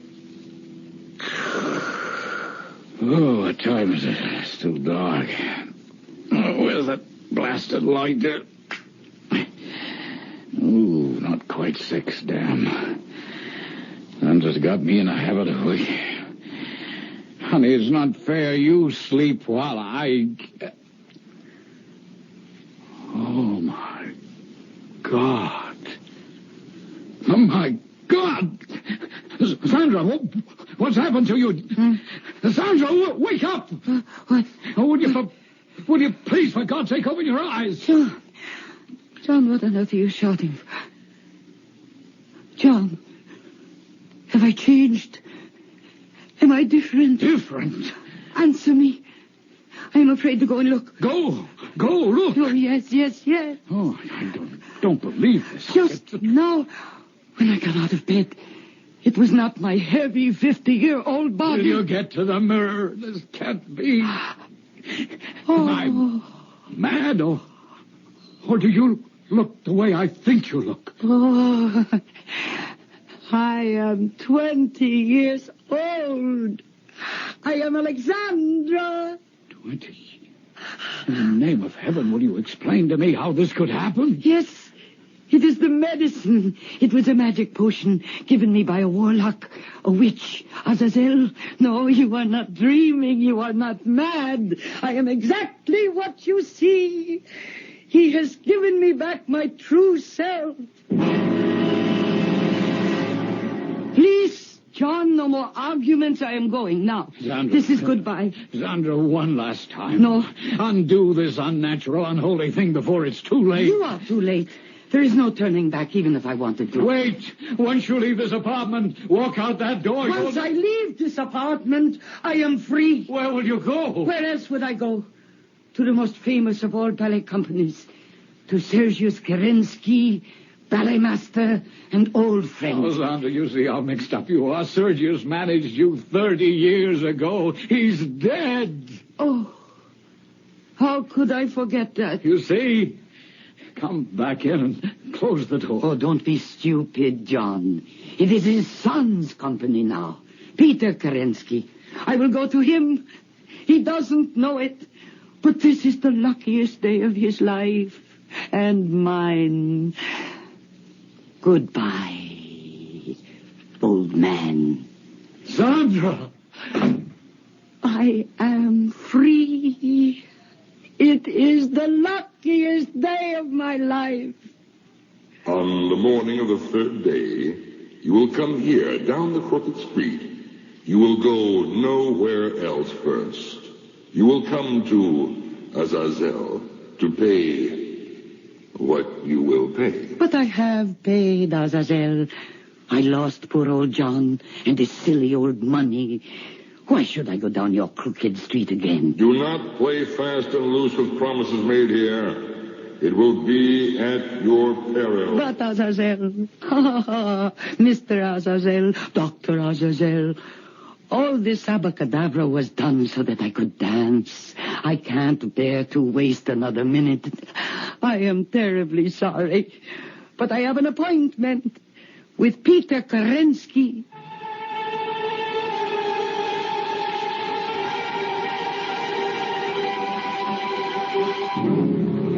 It was Cervantes who wrote, "He needs must go, whom the devil drives." But is that quotation appropriate here? Is it the devil who drives Alexandra? We still do not know who Azazel is. To her, he's only a sorcerer. And with the arrogance of newfound youth, she now dares defy him. It may well be that by not keeping her pact with Azazel, Alexandra is traveling down another crooked street, a dead-end street. We'll follow her when I return shortly with Act 3.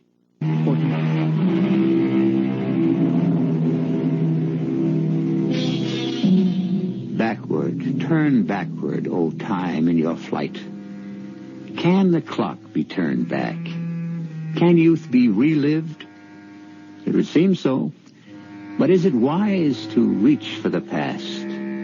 Finding it, may we not live it worse instead of better? Alexandra, age 20 again, has billed herself to Peter Kerensky as Zandra Scott. Curious that she should send in that name. Curious, too, that Kerensky agrees to see her. As a rule, he is not interested in unknown young dancers. Zandra Scott, is that right? That is the name I am using just now, Mr. Kerensky. Oh, you have another? A name you would recognize if I told it to you. Well, then why the secrecy? No, it is not secrecy. You will know exactly who I am when you see me dance. Now, see here, I'm not sure I'm amused by such games. And why are you so sure I will give you an audition? I know, that's all. I am absolutely certain. Well, that's more than I am. I can't think why I even let you in here. Perhaps because I am a relative of the great Alexandra. Are you? But I didn't know that when your name was sent in. Aha, you knew it intuitively. Oh, come now. Well, at least I know why you looked familiar when you walked in. There's a very strong resemblance to Alexandra. Quite remarkable, really. So you remember how she looked? My dear lady, how could I forget? My father left a collection of at least 1,000 photographs of that incredible face. You keep staring at me, Mr. Kerensky. Yes, you know, it's uncanny. More and more, I see her face in yours. Are you her daughter? Alexandra had no children. Oh, a niece, then. Again, Mr. Kerensky, you will know who I am when you see me dance. Oh, no wonder you were sure I'd audition you. What fool would refuse any relative of Alexandra's? I did rather count on that. Yes, but it's not like me to waste time this way. Let's get on with it, please. You've brought leotard and toe slippers in that bag, I assume? Yes. Well, I'll get hold of the practice pianist. What music, ma'am? Giselle, the mad scene. Why, that's one of the most difficult. Isn't that rather ambitious of you? For some ballerinas, yes. For this one, though, I have danced that role many times. As you will. Oh, that door just to your left. You can dress in there. Then come on stage. I'll be waiting out front with my assistant. But why should I audition for anyone but you? Because I want it that way. How much warm-up will you need? None. None? I shall be ready in 5 minutes. Oh, vain as a peacock. But if you're as good as you think you are, then why not?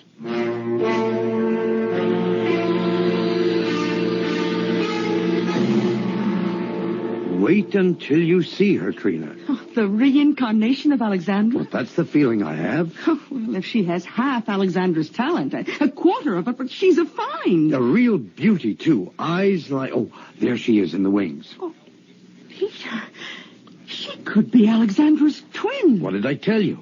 You ready, Miss Scott? I have always been ready. Oh, very well. Music, begin.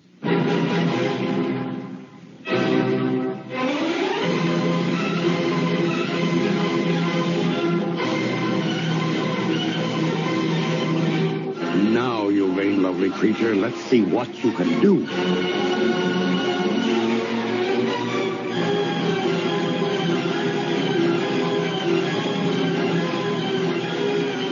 Oh, the little fool should have had a warm-up.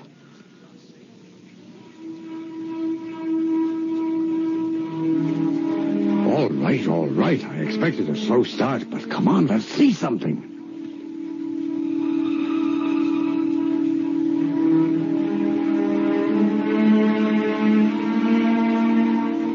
I don't believe this. What's going on up there? Wait, Peter, give her a chance. I am.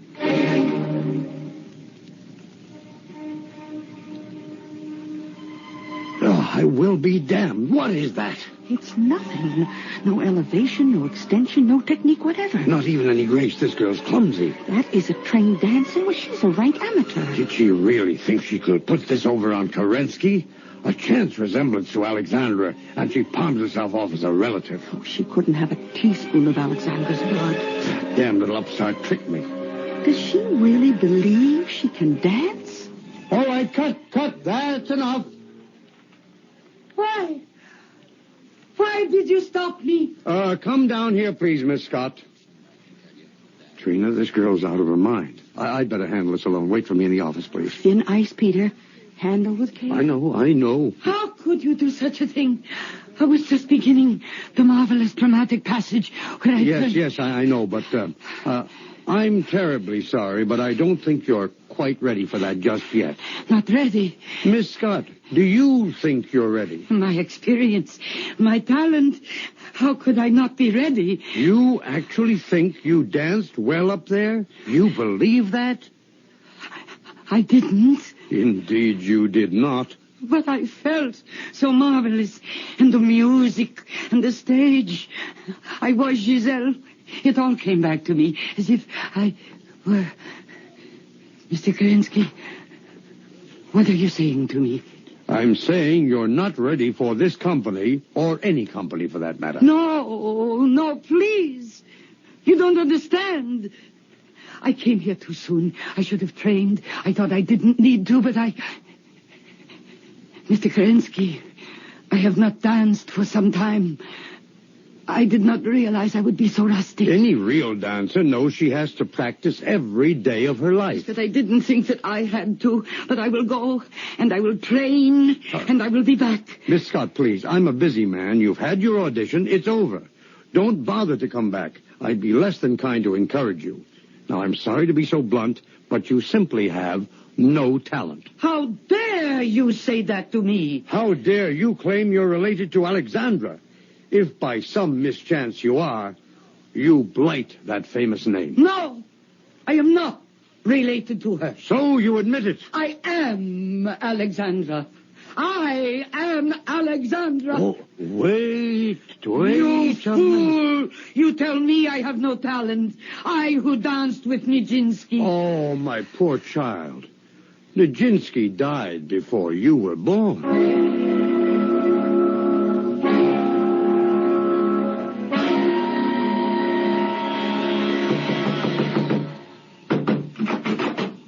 So, you have come. What have you done to me? Why have you done it? Come in, Alexandra. I am not Alexandra. I am nothing. Why did you do it? Why did you break your promise to come here? There was no need to keep it. I paid what you wanted. You have not paid. You went your own foolish way. That was your gratitude to the one who made you young and fair. I am young again, yes, but my body, it won't obey me. Can you say that you didn't do that? If you had kept your promise, you would have kept your talent. And I must ask you to stop shouting. It offends I want me. to go now. I don't like it Not here. so fast, Alexandra.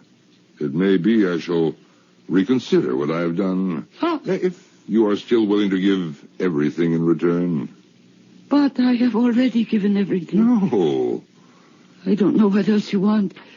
But I don't care whatever it is. You take it all. And let me dance. The bargain is struck. You shall dance. As I used to. Far better than that. But you shall dance to my tune. Look into my face, Alexandra. Oh. What do you see? You. Who am I?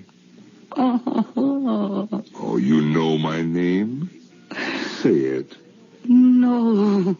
You've known me from the beginning, if you thought of anyone except yourself. Oh. Are you ready to dance? Now. Here. Now. Here. A kind of rehearsal. You could call it that. But in these clothes, I can't. Ah, the first change, then. Look upon yourself, Alexandra. What? It is my costume for the Sleeping Beauty and my ballet slippers, everything. An appropriate costume, yes? Have you not been sleeping? Huh? But now, the prince has awakened you. Alexandra, may I have this dance? Dance with... A pas de deux with the devil himself. You are highly honored. But can the devil dance? You will find that Nijinsky was an ox compared to me. All that I don't believe. You doubt that Satan can do anything he desires. Music!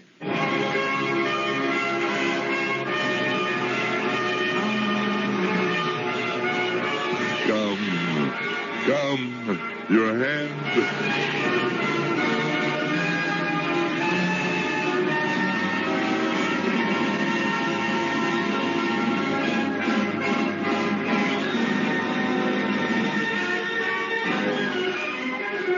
Beautiful, beautiful Alexandra. You dance like an angel. Yes, I know. I feel it. Never before like this. Oh, thank you. Thank you. Now I will conquer the world again. No. What do you mean, no? You promised me. My promise will be kept, as you have kept yours. You promised to give everything. At this precise moment, you have. What have I given? The world. You've lost it. Alexandra will dance forever, but only in limbo with Satan. Warning. The devil will have his due. To those who refuse to heed that warning, let them learn from the fate of Alexandra. Oh, yes, she realized her ambition. We can accurately say her burning ambition. But until the end of time, the flames of hell will lap at her dancing feet. I'll be back shortly.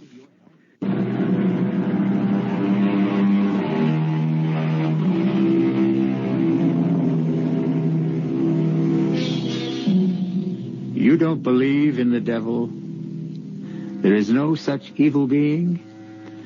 Then a final warning needs to be sounded here. In the too often ignored words of Baudelaire, the devil's cleverest wile is to persuade us that he does not exist. Our cast included Mercedes McCambridge, Joe Silver, Ian Martin, Bryna Rayburn, and Peter Donald. The entire production was under the direction of Hyman Brown. This is E.G. Marshall inviting you to return to our Mystery Theater for another adventure in the macabre. Until next time, pleasant dreams.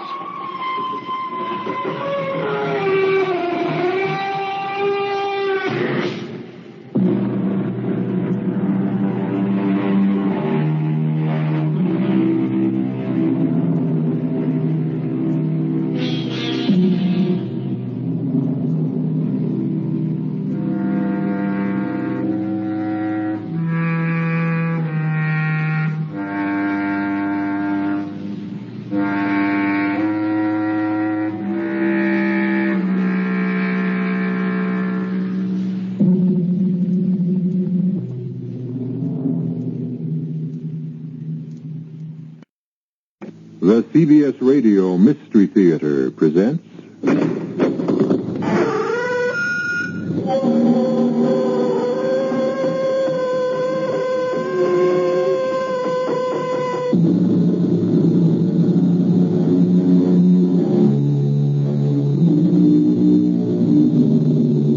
Come in.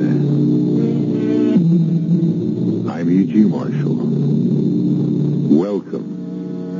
Doubly welcome this special eve, of course. If you look in Webster's dictionary under the word miracle, you can read the definition, an event or effect contrary to the established order of things. A wonder or a wonderful thing. This is the story of a miracle that took place at Christmas time. The very best of all possible times for miracles. And it begins with an ad which has appeared for 10 years in the Dawson City Times and the Thomasville Courier. We'll begin the advertisement with, if the owner of the Santa Claus suit rented to Jennifer Swallow will present his copy of the receipt to me, Jasper Crown, he will be Oh, you'd have to include your address and your phone number, etc. Of course, Jenny, we'll include that. He will be remunerated to whatever degree he asks, up to $1 million. Does that seem fair? Oh, it isn't fair. It's silly. The rental was less than $1. Why should it be worth any more than that? Maybe you'll never know, but I will. And everyone else who hears this story will know.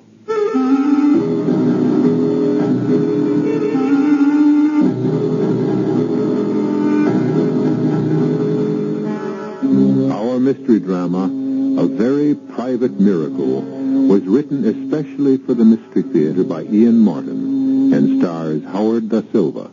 It is sponsored in part by Buick Motor Division and Anheuser-Busch Incorporated, Brewers of Budweiser. I'll be back shortly with Act One.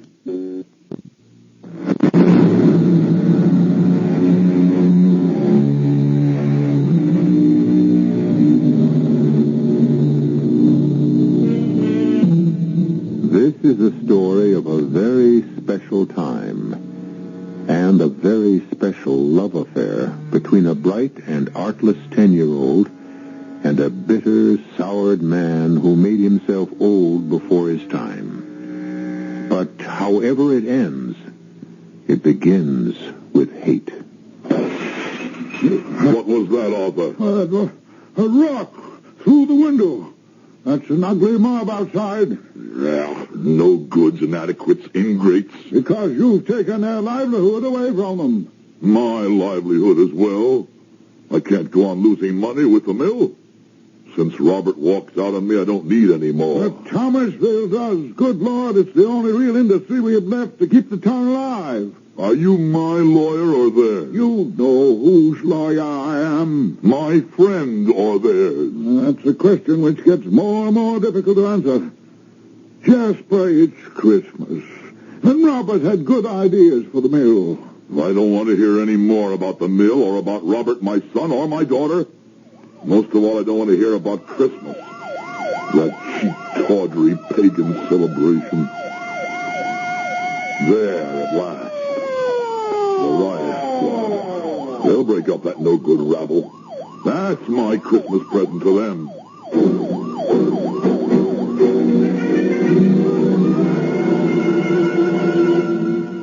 Finally, the police have dispersed.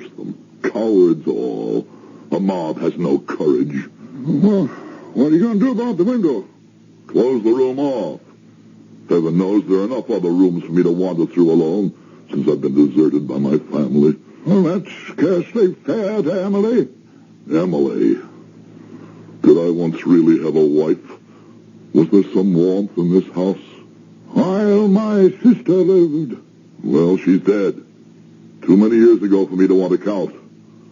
There's no one left but my housekeeper and me. At least Mrs. Murchison hasn't deserted me, as you want to. Go then, Arthur, go. It's safe now. The papers are all signed. I won't execute these till after the holiday. The day after Christmas. The day after Christmas is Sunday, so I can't do anything till Monday. Very well, but the execution is signed, sealed, and delivered. When I sell the mill, I'll be not a millionaire, but a multi-millionaire. Or do you mean that crowd of hicks the police just chased away? You think I'm frightened of them? Oh, I didn't mean physically, and I didn't mean concerned either. I mean terrified for your immortal soul. Oh, don't trouble. I'll let myself out. Oh, Mrs. Murchison, if I don't see you again before the great day, Merry Christmas. And a Merry Christmas to you, Mr. Daly. Who was on the phone, Mrs. Murchison? Oh, such good news for you, sir. It's little Mary herself. What did she want? Sure, she's still on the phone waiting to tell you herself. I have no wish to talk to my daughter. Ah, but when you hear her news... What news? She wanted to tell you herself. If she's leaving that damn foreigner and coming home alone, I'll talk to her. Otherwise, go and hang up. Without listening to what she has to say? There's only one thing I want to hear from her. An apology. Oh, you're not going to talk to Miss Mary? No. I wanted to save the news for her to give you. Oh, but now, sure, I have to say it myself. It's a baby she's going to have. She wanted you to know you're going to be a grandfather. No, some penniless foreigner. No, thank you. You can tell Mrs. Blumenthal it won't work. She's still as completely cut out of my will as her brother. When you hang up the phone, you can bring me a cup of tea. I'll be in the library. Oh, the good Lord favor me and put the words in my mouth. Mary, sweetheart, forgive me for being gone this long. Well, that's all right, Murch, honey. Is Dad there? Well, my Vernon, to tell you the truth, he's after having a little bit of a lie on, and, Well, it's all right. I know what he's lying down on. Any reconciliation with me. I thought maybe the time of year and the baby.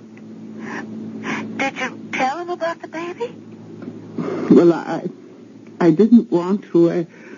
I wanted it to be your surprise, but... Okay. Forget it. I get the whole picture.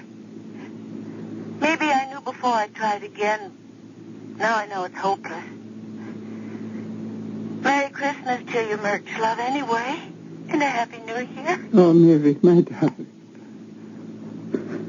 Oh, what's the use? How long can you fight? If he just wasn't so stubborn. If only Mr. Crown could forget himself and accept someone else into his heart.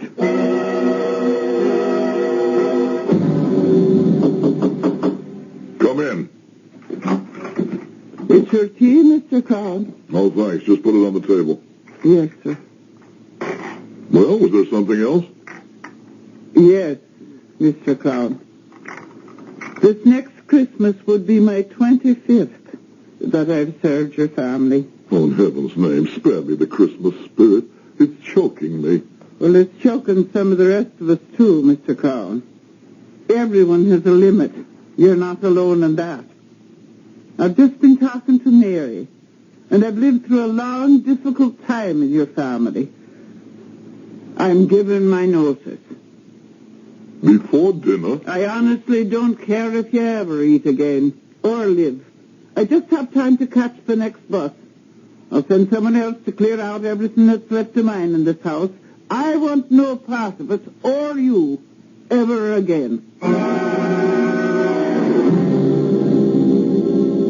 A little while while later, the front doorbell rang. With Mrs. Murchison gone, Jasper was tempted not to answer it. But when it rang again, some secret urgency drew him down the long corridor. On the walk, he winced. His elbow pained him, and the arthritis in his right leg jumped and sent shivers. Every ache and pain he had ever known seemed to assail him, till the magic moment he opened the door and saw, standing on the stoop, her freckles burning bright in her snow-white face, her pigtails stiff in the icy wind, Jennifer. And even though he didn't realize it, magic was upon him. Yes? Who are you? Jennifer Swallow. What are you doing on my doorstep? If you please, Mr. Crown, I'm freezing to death. Oh, you came here of your own free will? What do you want? I have a business proposition to put to you. Not interested. How do you know if you haven't heard it yet? Don't be rude. You're talking to your elders. Excuse me, I didn't mean to be rude. I'm just anxious. Anxious about what? My proposition. What I want to talk to you about. All right, what is it? I'm too cold to tell you here. My father says that no gentleman keeps a lady waiting. You're no lady, you're just a child. And you're no gentleman. You're a... A what? You're a kind man who's going to offer me shelter. Very well, before we both freeze to death. Come in. Thank you. You shouldn't have let me in, you know. But you what? Get in. My father says you should never let a salesman get his foot in the door. Are you a salesman? Oh, no. It's just an expression, you see. In a manner of speaking, so to speak. What is it you want, young lady? My name's Jennifer. Jennifer. I'm not interested in names. All I want to know is what your business is here. Shouldn't we go into the parlor? No. You're kind of old. I thought you might want to sit down. Oh, maybe I'd better. It would be much cozier. Very well, then. Follow me. Even though it is quite cold, it's very nice weather for this time of year. What? I'm just making conversation. My father says... I don't believe it. Believe what? I don't believe your father ever gets a word in edgewise with you around. All right. It's warm in here in the library. There's a fire. You can sit over there on the other side of the fireplace. Thank you. So many books. A lot of knowledge in the world if you young folks would take time to pick up some of it. Now, Miss Jennifer, just what is it you want? Well, it's at the church, you see. Nobody is working this year on account of you closed the factory down. You blame me for that? Oh, no. I mean, that's your business, of course. But it meant somebody had to do something special. About Christmas, I mean. I might have known it. Sending a child here to blink her innocent eyes at me. Who put you up to this? Who sent you here to ask for money? No one. I just wanted to... Don't lie. For a moment, you almost fooled me, young lady. But I might have known there was something behind this. There is, isn't there? Well... What is it? Present for the church? Oh, no. I already won those. For Win the Booty. You what? I said I already got those. From Win the Booty. You know. No, I don't know. What is Win the Booty? It's on television. Don't you watch it? I don't have a television set. Oh, it's fun. The man asks you questions, you see, and then you have to answer them. And that's what you did? Of course. Why are you so surprised? I'm just amazed that you didn't ask him most of the questions. So you won some prizes, eh? Oh, scrumptious ones. So you see, we don't need you for that. You don't say. Well, what do you need me for? Well, see, the presents are to be handed out tomorrow night at Christmas Eve. And we have no Santa Claus to do it. I wanted you for that. Of course. Because I'm rich and you thought that I might bring some extra presents. That wasn't it at all. Somebody else had an idea you should come here and ask me? No, sir. This was my own idea. Really? Just what's the matter with the guy who knows all the answers? Who? Your all-wise father. Oh, he isn't here this year. What's keeping him so busy? A first-class son of a gun. A what? His superior officer. My father's in the Navy. Both of them are. Who? My father and the first-class son of a gun. That isn't exactly what he called him, but I promise not to repeat the other. I see. Well, if it can't be I mean as Santa Claus. Oh, too skinny and too serious. He never understands a joke. He's really an old stick. But what on earth would make you think of me, child? You don't just want me to be Santa Claus. You have an ulterior motive. What's an ulterior motive? You want me to do something else, don't you? Oh, that. Of course. You admit it. Oh, sure. We don't have a budget for the Santa Claus suit. So I thought if you'd be him, you could afford to rent it. Where are you going? I'm opening the door for you to leave. Jezebel? My name isn't Jezebel. That's a matter of opinion. Just keep heading for the front door. Then you won't be Santa Claus? I'm afraid I'm not the type. You could be just perfect if you'd let yourself go. I wish I could believe that. Oh, couldn't you? Only one way I could. Well, how's that? You get me the Santa Claus suit, and if you still want me, I'll be your Santa Claus. Honest to Pete? Honest to Pete. Well, I'll try. But it's going to take a miracle if I do.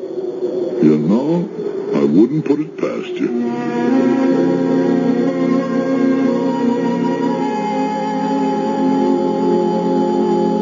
Jasper Crown remained with his hand on the door. One part of him congratulating himself for having resisted that elfin charm. The child was just trying to use him and his wealth, as people always were, egged on by her elders, no doubt. But another part of him, lonely and forgotten and rusty with disuse, cried out for her return, for a miracle. I'll return shortly with Act Two.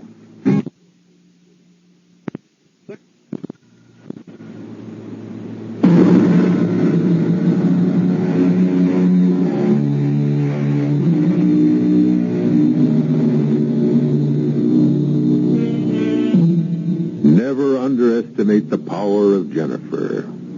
That night, Jennifer broke open her piggy bank and counted her capital. $2.23. The following morning, she bought a return trip ticket on the bus to Dawson City, which cut into her budget to the tune of $1.62. Once she got there, she set her jaw and started to comb the city. It was well after lunch when suddenly the freckles were dancing across her nose and her pigtails vibrating with delight. For there, just as she told herself there had to be, was a sign saying, Santa Claus suits for rent, dirt cheap. The proprietor was a wonderful man with a jolly round face and bristling white eyebrows and a shock of snowy white hair. As Jenny said afterwards, she almost wished he might be persuaded to come and play Santa Claus. But that's really a silly idea. He lives too far away. I beg your pardon, miss. Did I say something? Well, there are only two of us here, and I didn't say anything, so I think it must have been you. There I go again, thinking out loud. You couldn't. Could you? Or didn't I think that part out loud? What part? About wanting you to come and be Santa Claus in Thomasville at our church tomorrow evening. Oh, I'm afraid I couldn't. Some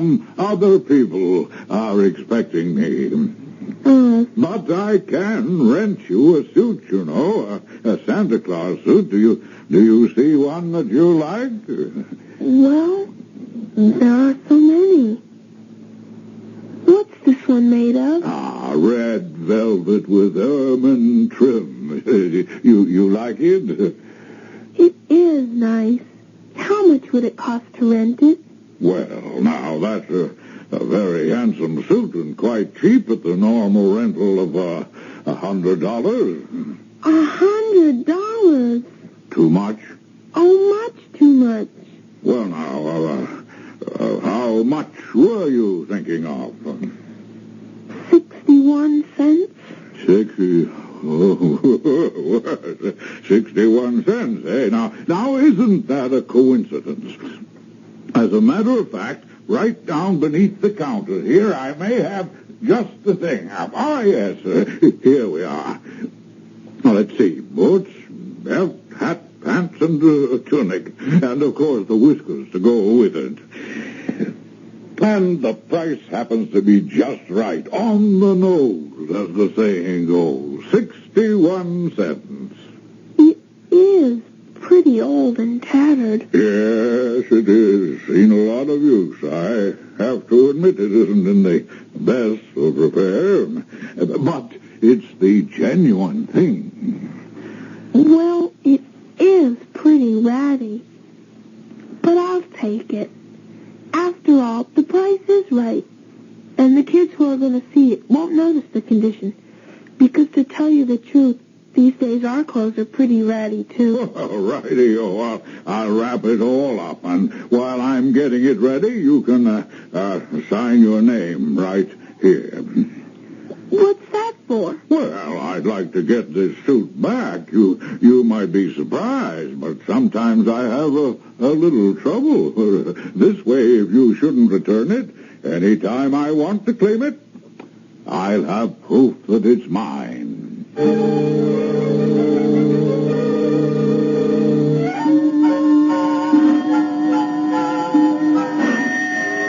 Oh, now why doesn't Mrs. Murchison answer that bell? Oh, of course, I forgot. She's gone. Oh, rotten tarnation. I've answered myself, I suppose. I'm coming, damn it, I'm coming. Oh.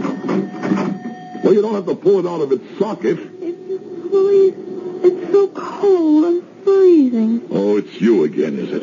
Well, what is it this time? Look, I got it. Got what? The Santa Claus suit. I thought you'd be happy. Why should I be happy? Because you said. You promised. You're not going to Welsh out. Aren't you even going to invite me in? So you tricked me into a promise I should never have given. I didn't either trick you. Oh, no? Well, we'll see. Well, what are you standing out there for, child? Want us both to freeze to death in this drafty hall? Go on in the living room. I've had the window fixed. Yes, sir, Mr. Crown. Well, in you go. There's a fire here, and it's warmer. It certainly is that. Thank you. So you got the suit, huh? Yes, sir. How? That's my business. Didn't take you long to maneuver it once you found out I wouldn't fork out for it, huh? That's right, Mr. Crown. Well, sit down. Thank you. Is that all? Excuse me? I mean, can't catch your tongue, huh? You certainly had enough to say yesterday. Why so silent now? I'm disappointed. Why? Because you're not happy, too. About the suit, I mean. Why should I be? I don't know, Mr. Crown. But I was just sure you would be. Well, you're wrong. I'm not. I made a bargain, and I'll stick to it. You don't have to. If you don't. I won't hold you to it. I mean, an unhappy Santa Claus wouldn't be much good. Do you want to? Want to what? Be unhappy? No, to get out of it. I don't even know if I can get into it yet. Close your mouth. You look silly with it open. Oh, come on. The suit, I mean. The suit. Come on, let's see it. I can't help it. I mean, it is a very difficult knot. Oh, give me that stupid parcel. Stop fiddling. Can't spend all night on this. Oh! Good Lord, in what ragtag did you find this flea-bitten outfit, huh? Huh? I didn't either find it. I rented it. Rented it? And just what did you pay for this threadbare collection of junk? It cost 61 cents. How much? More, when you count my bus fare from here to Dawson City. $1.62 plus 61 cents. $2.23. My whole capital. And just where did you get $2.23? It was my tree money for Christmas, but I'd rather have a Santa Claus than a tree. So I broke my piggy bank, and I hate you. Oh, stop it. Oh, stop it. All right, I'll be your Santa Claus. Oh, I'll even try the suit on now if you like. Oh, if you still want me, that is. And I'll be a pretty gruff Santa Claus, but... Oh, shall I try the damn thing on? Yes, please. After all, I spent the money. And something is better than nothing, isn't it? Honesty, Jasper. The startling white honesty of a child. It's what you've been looking for, grasping for.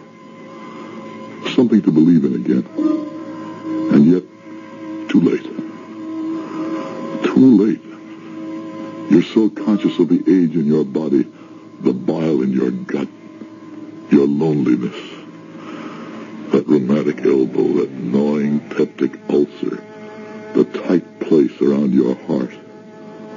Or is what you fear most your mean and tiny soul? And while Jasper thought these private thoughts, he was slowly putting on the Santa Claus suit, shaking his head at each tattered garment and worn accessory that went with it. But as he put each piece on, watching through Jenny's eyes, each separate piece seemed to shine suddenly as luxuriously rich and sumptuous as the velvet and ermine suit she had first seen. And the whiskers were pure white and thick and curly, and the boots were like the most expensive Moroccan leather. But the biggest miracle of all was in Jasper. Gone was the constriction from the heart. The nagging ache was no longer dragging at his stomach. The rheumatic arm was loose as a whip, and the magic sponge had wiped the lines from his face and the meanness from his heart. Oh, super! Gloriosa! It fits! It fits! Like a glove. You look so different. I feel so different. Do I look like Santa Claus? Not look. You are. You are Santa.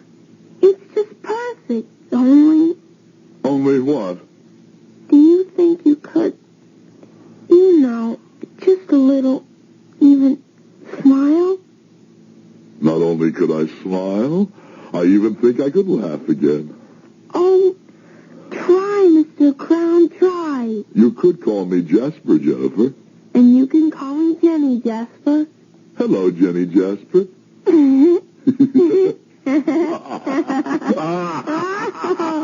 Oh, Jasper, this is going to be a good Christmas. Oh, Jenny, this is going to be the best Christmas ever.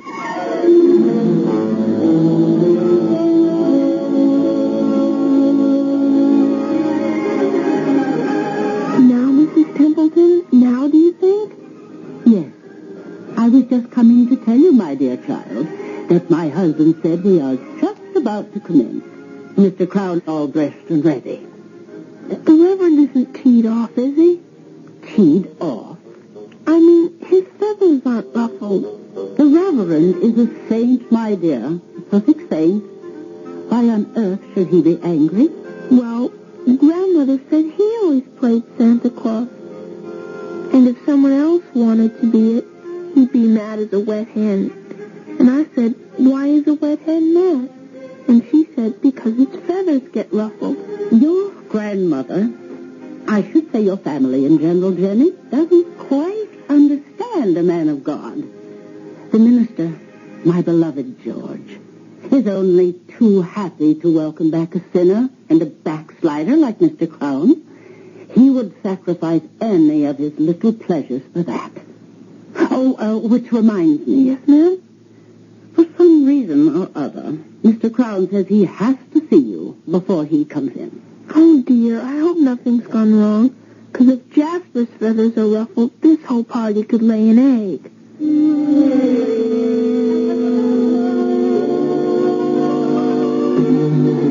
Thought we'd never get rid of that old stork. I told you he was an old stick. In the mud. Now, what I needed you for was to know if I look all right.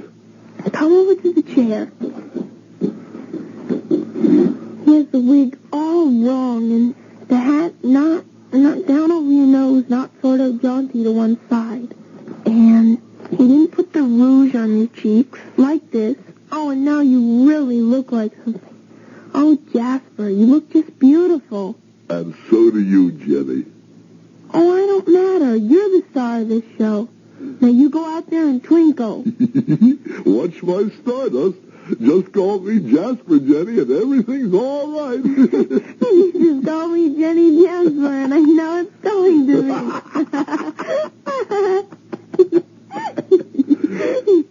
Here he comes, everybody, all the way from North Pole. Merry Christmas, everyone. Merry Christmas.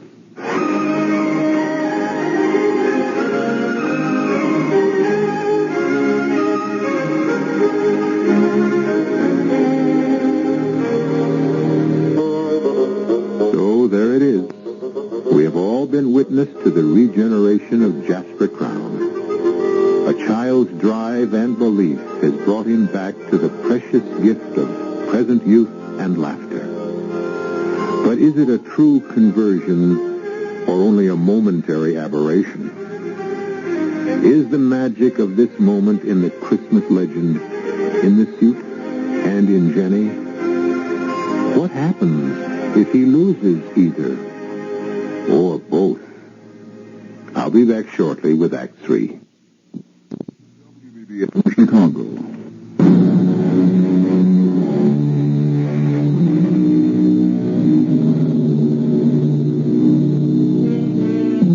The church party was an exceptionally long one that year. And before it was over, Jasper Crown had indeed become Santa's alter ego. Many other gifts beyond those Jenny collected on Win the Booty were distributed. All of them from Jasper's generous purse.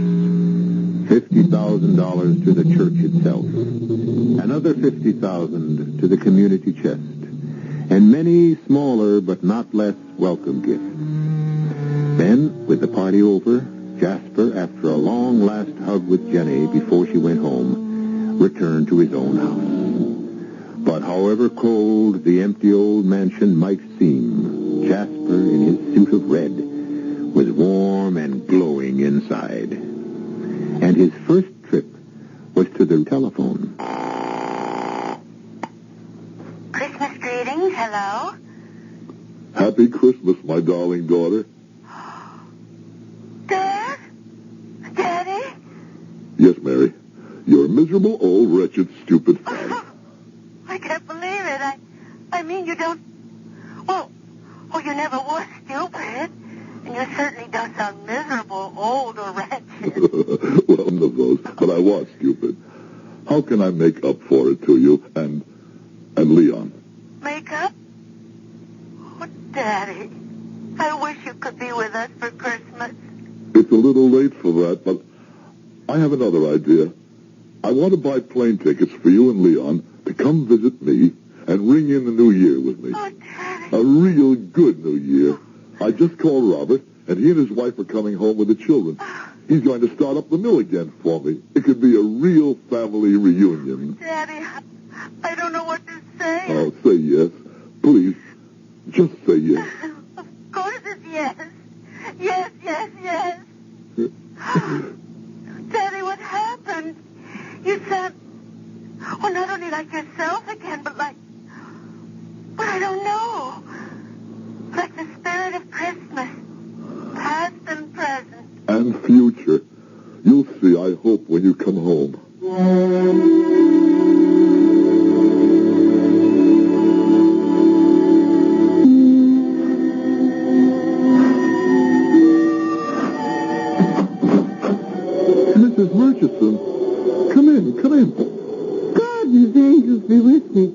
thought, Mr. Crown, for a moment you were the real article. I can't claim that. I wish I could. Oh. But I feel as cheerful as him. What brings you here Christmas morning? Well, now, sir, I felt real bad, particularly this time of year and all walking out on you. And here's Christmas Day, and you eating without a dinner. So I was after bringing a little basket here, if you'd accept it. I accept it from the heart, and with my thanks. But I'd like to ask you something in return. What was that? Will you come back to work for me, Murch? I need you. Oh, you called me Murch. Mary's name. She's coming home with her husband and her child-to-be for New Year's. And Robert and his family. Oh. They're moving back to open up the mill. I'll need you, Murch. The Blessed Mary preserve it, so you will.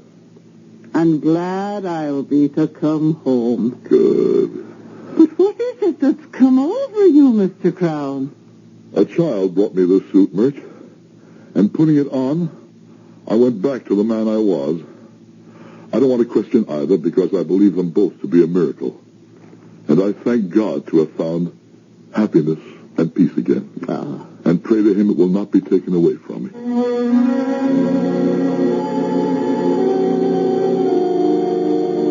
But every silver lining has a cloud, every sky a rift. The worm nestles even in the heart of a rose. Jasper could not buy his happiness this fast, if ever again. As she has been his angel, Jenny now becomes his nemesis.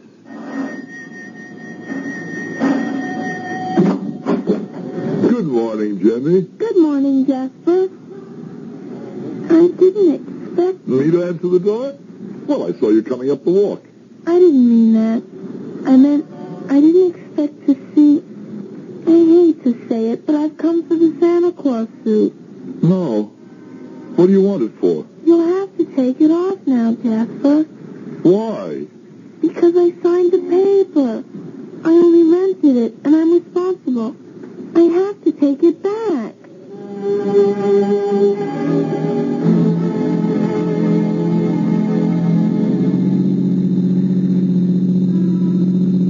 Funny to see you out of the Santa Claus suit again, Jasper. Oh, Jenny, I feel naked.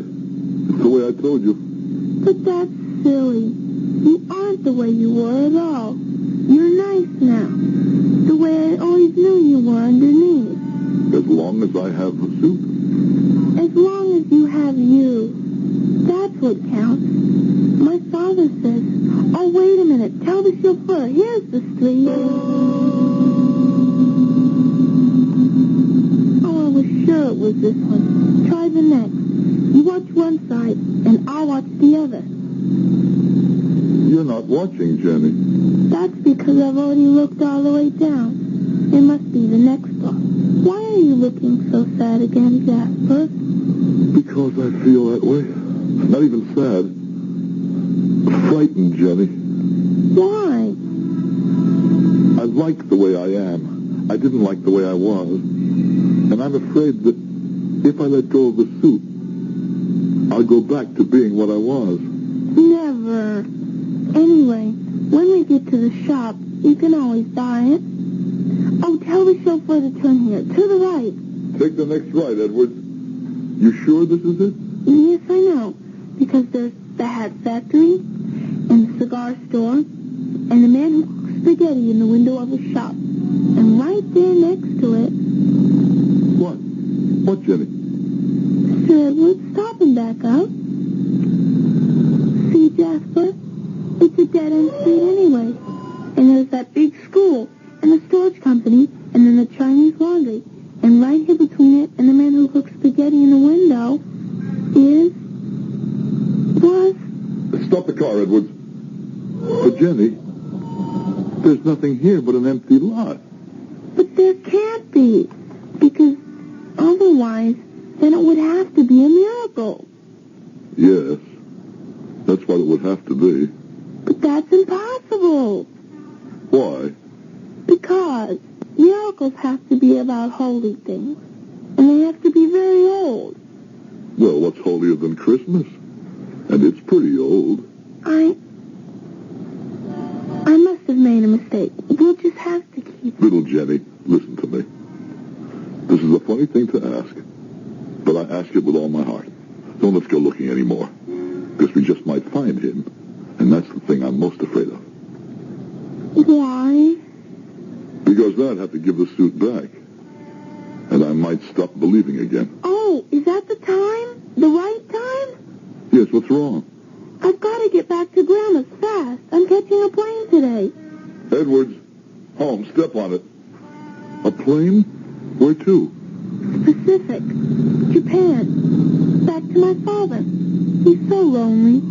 I'm all he has. But Grandmother was getting old, and we were both going to spend Christmas with her. Oh, that first-class son of a... I almost said it. Anyway, the Admiral said he couldn't spare my father because of the general situation. Oh, what am I going to do? About your father? No, about the suit. Jenny, why don't you let me handle this? I'm here, and your father and you are going to be on the other side of the world. How could you handle it? Well, let me tell you, and we'll write it down as soon as we get home.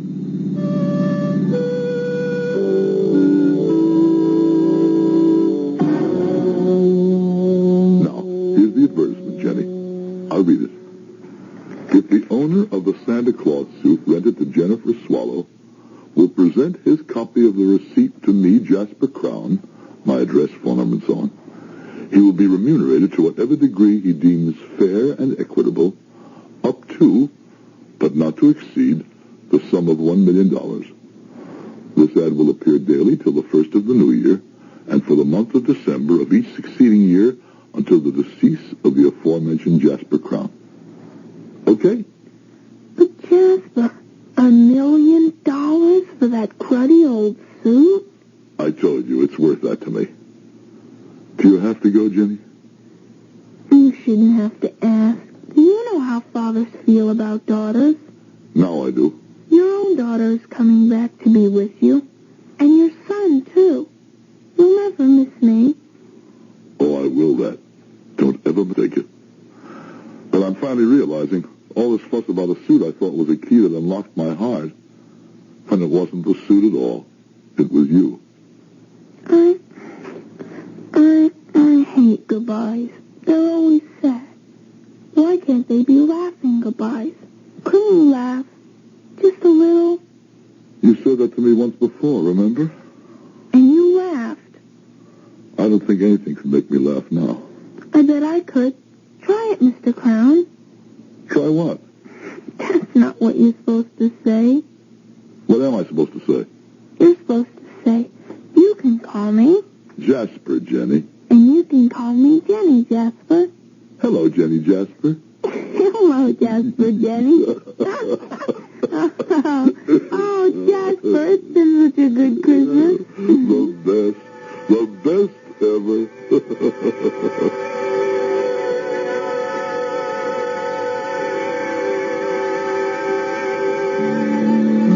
Jenny left, as she had to, and Jasper placed the ad in the paper. For 10 years, it appeared every December as Jasper lived out a full and happy life. His family, grandchildren, and his mill workers filling every Christmas for him. Until early this December, when he died, peacefully and quietly in his sleep, grateful and joyful to go join his beloved wife.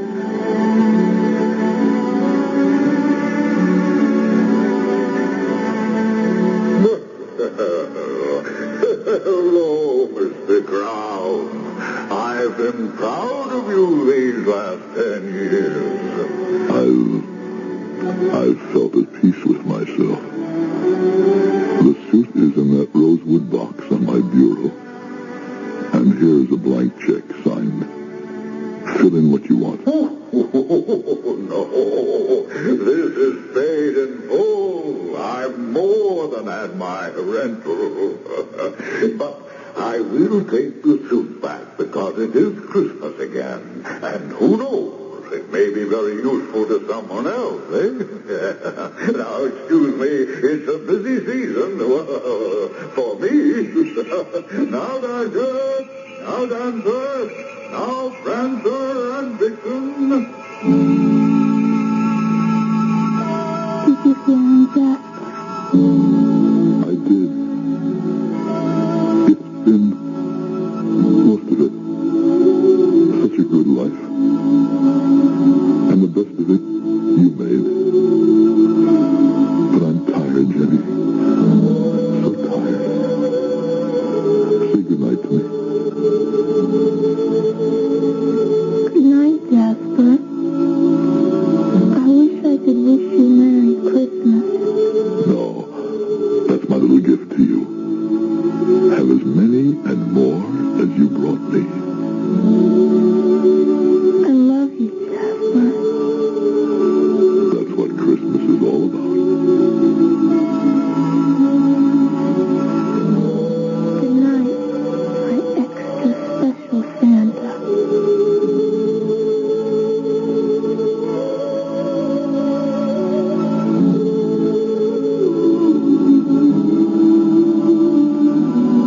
An event or effect contrary to the established order of things. A wonder or a wonderful thing. Webster's definition of a miracle. I'll be back shortly.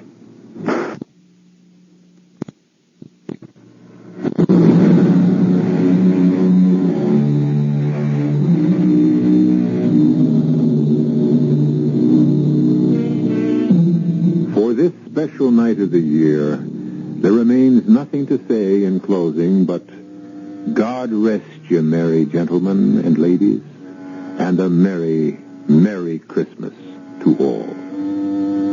Our cast included Howard Da Silva, Jennifer Marlowe, Virginia Payne, E.V. Juster, and Ian Martin. The entire production was under the direction of Hyman Brown.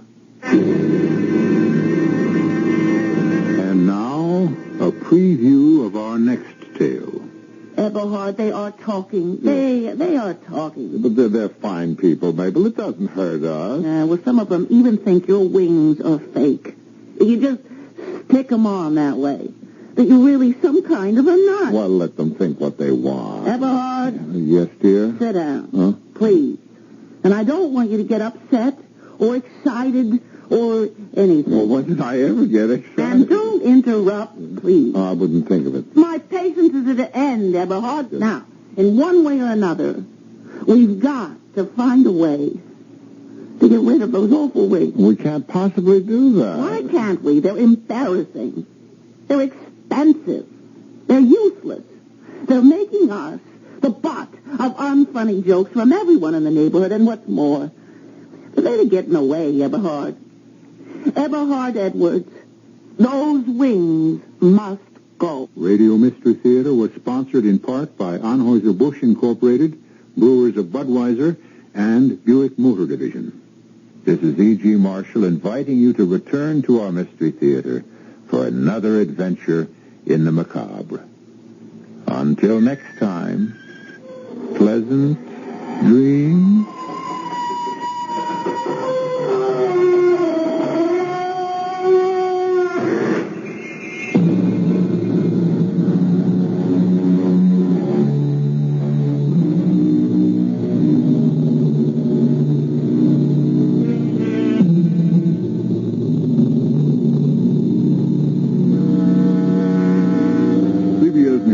In 1 minute on News Radio 78. Did you know that more...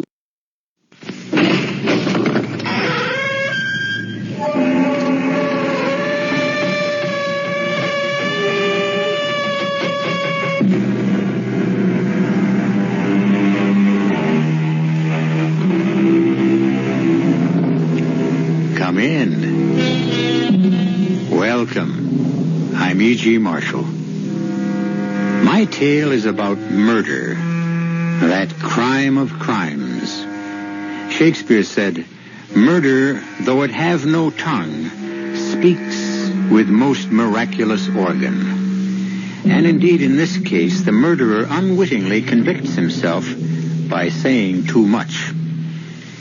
It is a story with surprising twists and turns, with double crosses on double crosses.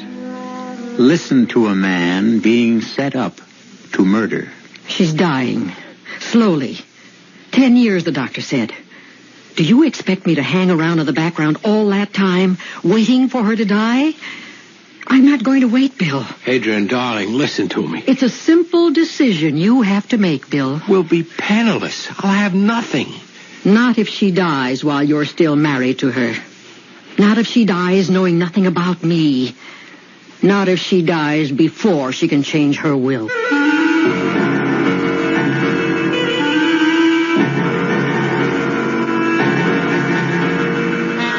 Our mystery drama, Turnabout is Foul Play, was written especially for the Mystery Theater by Sidney Sloan and stars Mason Adams and Vicky Vola.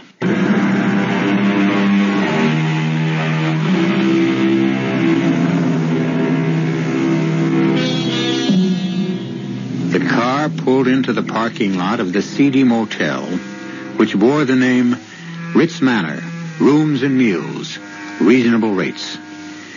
Seated at the wheel of the modest car, obviously a rental, is a handsome, well-dressed man in his middle 30s. At his side is an equally attractive woman whose appearance and manner would make her stand out in any company. The man parks the car in front of Cabana Numero 4, as it is called on the sign posted over the door. He gets out and opens the car door for the woman. This flea bag again. It's safe. They know me here. They don't ask questions.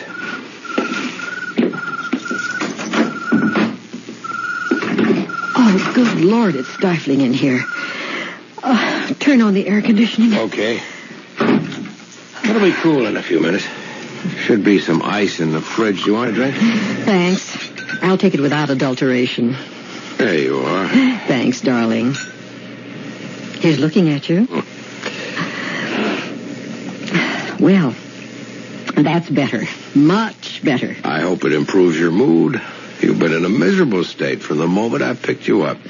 Do you blame me, Bill? Oh, come on, Adrian. Meeting in little out-of-the-way restaurants, going to cheap motels, hiding on side streets, scared stiff we might be seen together. It won't be forever. How long is forever? We've known each other for 2 years. Not now. Not again. Are we going to rehash that old business? No rehash, Bill. We're going to decide what we must do. We can't put it off any longer. Divorce is out. Anne wouldn't stand for it. She can't keep you tied to her if you don't want to stay. Oh, yes, she can. It's all her money. All of it. I don't have a dime unless she gives it to me. Well, there's an answer to that, too. What? She's not well. You're her husband. You'll get it all when she dies. Well, if you mean waiting... You told me yourself that the doctor said... Dr. Richardson said she wouldn't recover, but he also said that it was the kind of illness that could go on and on. She could live another 10 years. Why? Why? It's the nature of her illness. I'm not talking about her illness. There are other ways.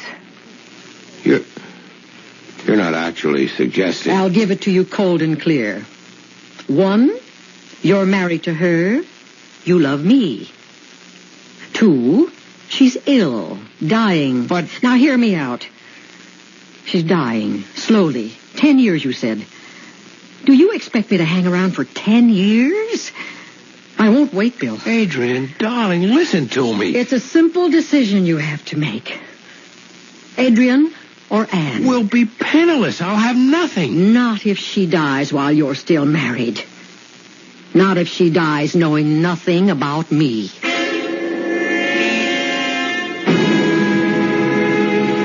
Now, Mrs. Sperling, I want you to relax completely. I want you to be receptive to my words. Yes, Doctor. But it is not my words which will cure you. You must cure yourself. Oh, but Dr. DePescu, Dr. Richardson My dear said lady, that... I said I would not treat your case unless you gave me your full confidence. Has this Dr. Richardson held out any hope for you? No. He's been very honest with me. He told me that my time was limited. There, you see? Words like that can be destructive. They are negative and have no place in my work. You must think and feel positive. You are to get well. Yes, Doctor. Have you sent this Dr. Richardson away? Oh, that would be rather difficult. Why? Well, Dr. Richardson's been an old friend for many years. He'd be hurt. My dear lady, it is obvious that I have little influence on you. And if that is the case, I cannot do you any good. So, madam, I bid you goodbye. I shall not return. Oh, no, please. Oh, please don't go. You give me hope. I'll do anything you ask. You will obey me completely? Yes, yes. Very well. I shall continue. If, however, I feel that you have the slightest doubt, I shall terminate our relationship immediately. There will be no second chance. I understand. And I agree. Very well. Now, I am going to put you to sleep. A gentle sleep. A healing sleep. Now, lean back. Relax. Relax completely. There, that is better. Now, concentrate on my eyes. Look deep into them. Deep. The world is receding.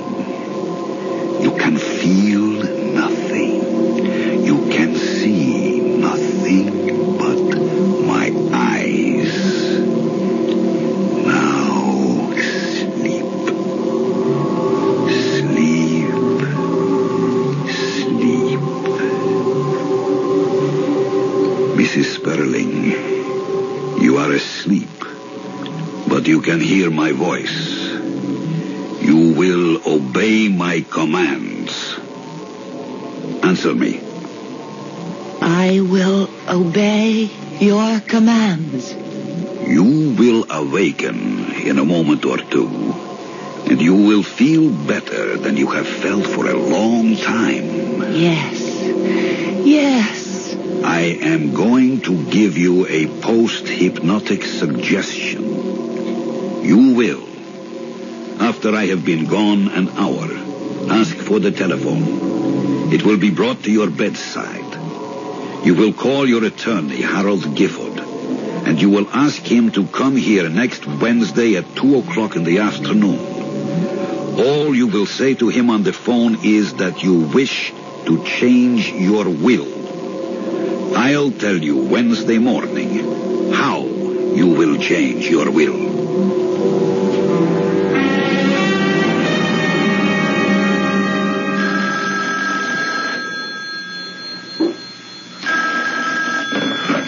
Hello. Bill? Yeah. This is Harold, Bill. I wake you? No, I've been up for hours. What's the good word, Harold? Are you breaking our golf date? No, nothing like that. Mind if I ask you a personal question? Oh, go ahead. You're our lawyer, aren't you? I am also your friend. Bill. Yeah? How are you and Ann getting along? How are we What's a funny question? Fine, I guess. Anything happened recently? A quarrel? Serious misunderstanding? Another woman? No quarrel, no misunderstanding. Ann loves me. I take the fifth on the last question about another woman. Anyway, Ann doesn't know about it. What goes? Forget it. Sorry I woke Now, wait a minute. You can't ask me all sorts of personal questions and then hang up without telling me why you're asking them. Has Ann been talking to you? Legal ethics, Bill. Can't answer that. Then she has been talking to you. Bill. About us, that is. I'm her lawyer, Bill. I can't. Hey, to hell with your legal ethics. You were my friend before you were our lawyer. I'm ringing off, Bill. Does she want a divorce? Wouldn't she have told you if she did? She's changing her will, that's it. She's changing her will. Harold, that's it, isn't it? That's what you've been trying to tell me. I haven't been trying to tell you anything, Bill. Okay, Counselor. Thanks anyway. I'm going to have a talk with her. Leave my name out of it. And by the way, double-check that new doctor of hers, Lupescu. Lupescu, huh? Sure, I'll check him out. And thanks again.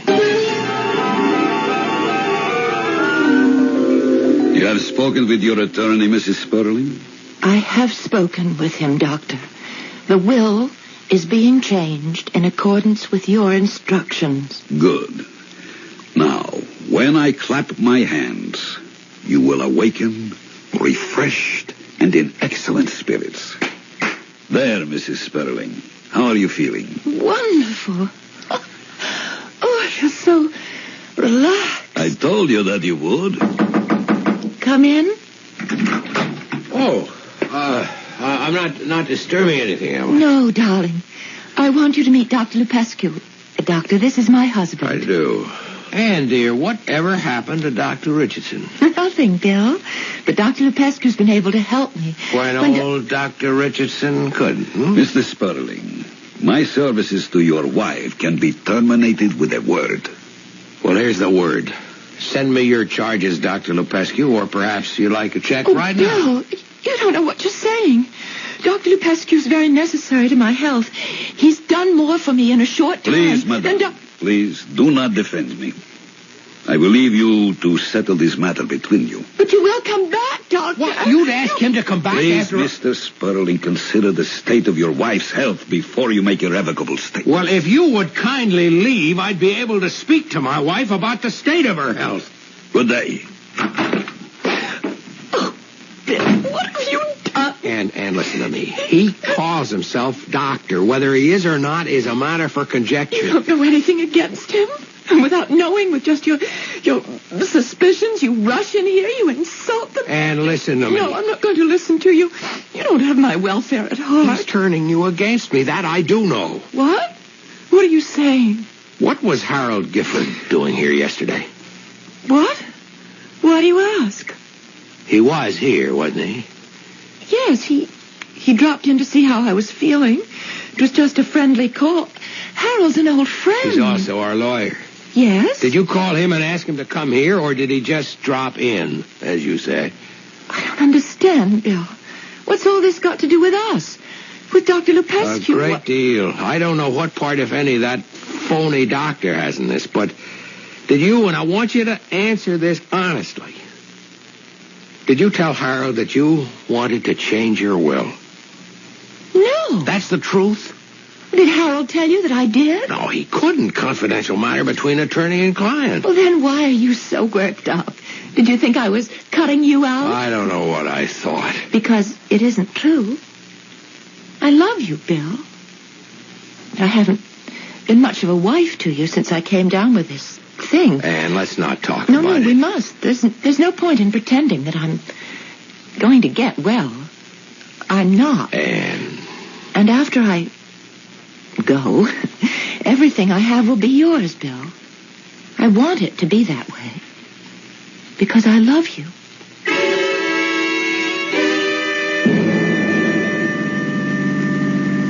Penny for your thoughts, Bill. What? You've been so preoccupied. I'm sorry, Adrian. Something bothering you? Yeah, plenty. Do you want to tell me? My wife is changing her will. What? How do you know? I know. Gifford called me. He's our lawyer. I'm being cut out.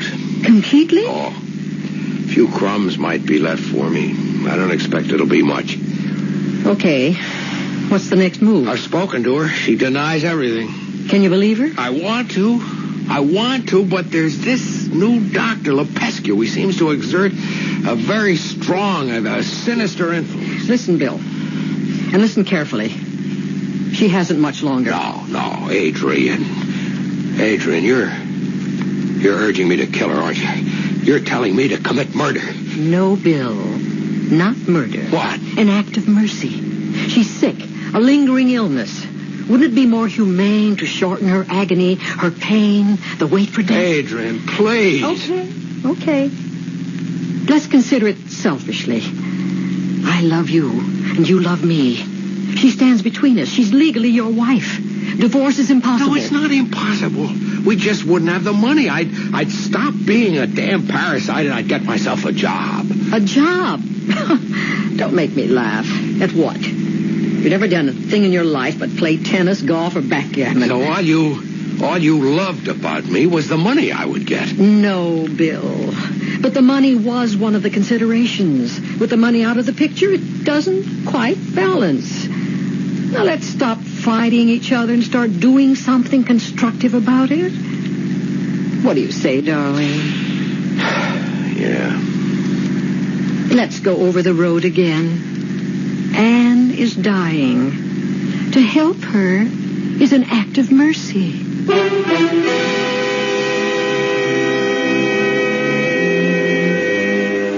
Bill Sperling is being forced to make an important decision. To paraphrase an old expression, some men are born murderers, some achieve murder, and some have murder thrust upon them. I'll be back shortly with Act 2.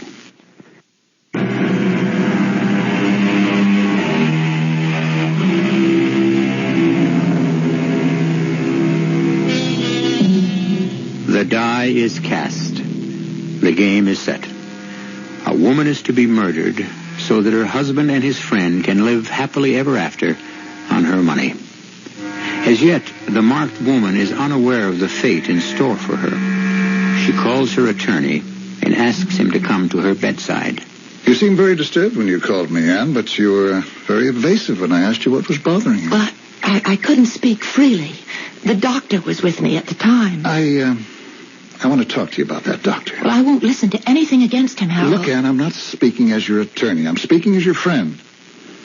Lepescu... Well, Lepescu is... Dr. Lepescu. Okay, Dr. Lepescu. Anne, he worries me. Why?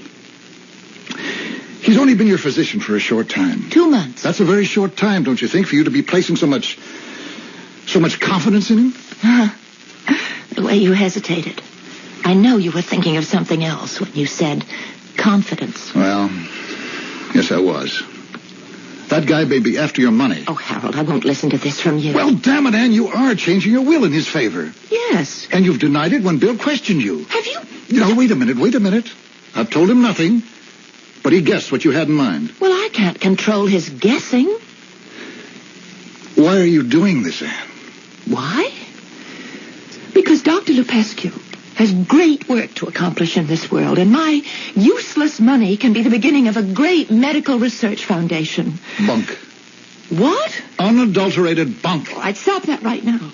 Look, I've known you, and I've liked you for many years. Okay, I'm sorry. He's a great man. But what about Bill? Why are you cutting him off? I'm going to set up a trust fund that will make... I know. You told me, Anne. You're going to give him a handout, a modest little allowance. Enough to meet his needs. And no more. Harold, I think I must ask you if you intend to carry out my wishes. Sure.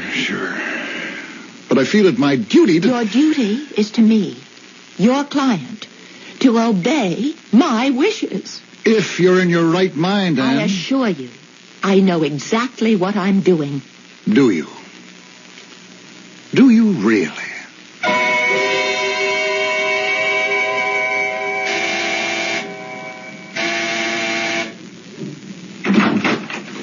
Oh, Bill. Well, come in. I wasn't expecting you. Well, were you asleep? It took you so long to answer. No, I wasn't asleep. I thought we decided it wasn't a good idea for you to be seen here. I had to talk to you. Look, it has to be done right away. The sooner the better. Gifford has got the will ready for her signature, and I found some scribbled handwritten notes of hers in the wastebasket. Guess how much she's going to leave me? $10,000 a year. I couldn't go 3 months on that. Well, what's the plan? Here, look at this. It's a suicide note. Oh, to my dear husband. It isn't signed. I'll get her to sign it. I'll slip it to her to sign along with a raft of other papers. I have to do this every month to take care of certain business and investment matters. Okay. You'll get her signature. On a typewritten suicide note? How kosher do you think that's going to look? Well, she uses her typewriter for almost all her correspondence. Including suicide notes? If I were the police investigating... I'll get her to sign it. I'll slip it to her to sign along with a raft of other papers. I have to do this every month to take care of certain business and investment matters. Okay, you'll get her signature. On a typewritten suicide note? How kosher do you think that's going to look? Well, she uses her typewriter for almost all her correspondence. Including suicide notes? If I were the police investigating this, I'd be mighty suspicious. Look, I can't force her to write the note. Can I? No, I guess not. No, if I'm questioned, I'll point to the fact that since she's been ill, she's written everything on the typewriter. It's on a special stand next to her bed. Yeah? Well, what else?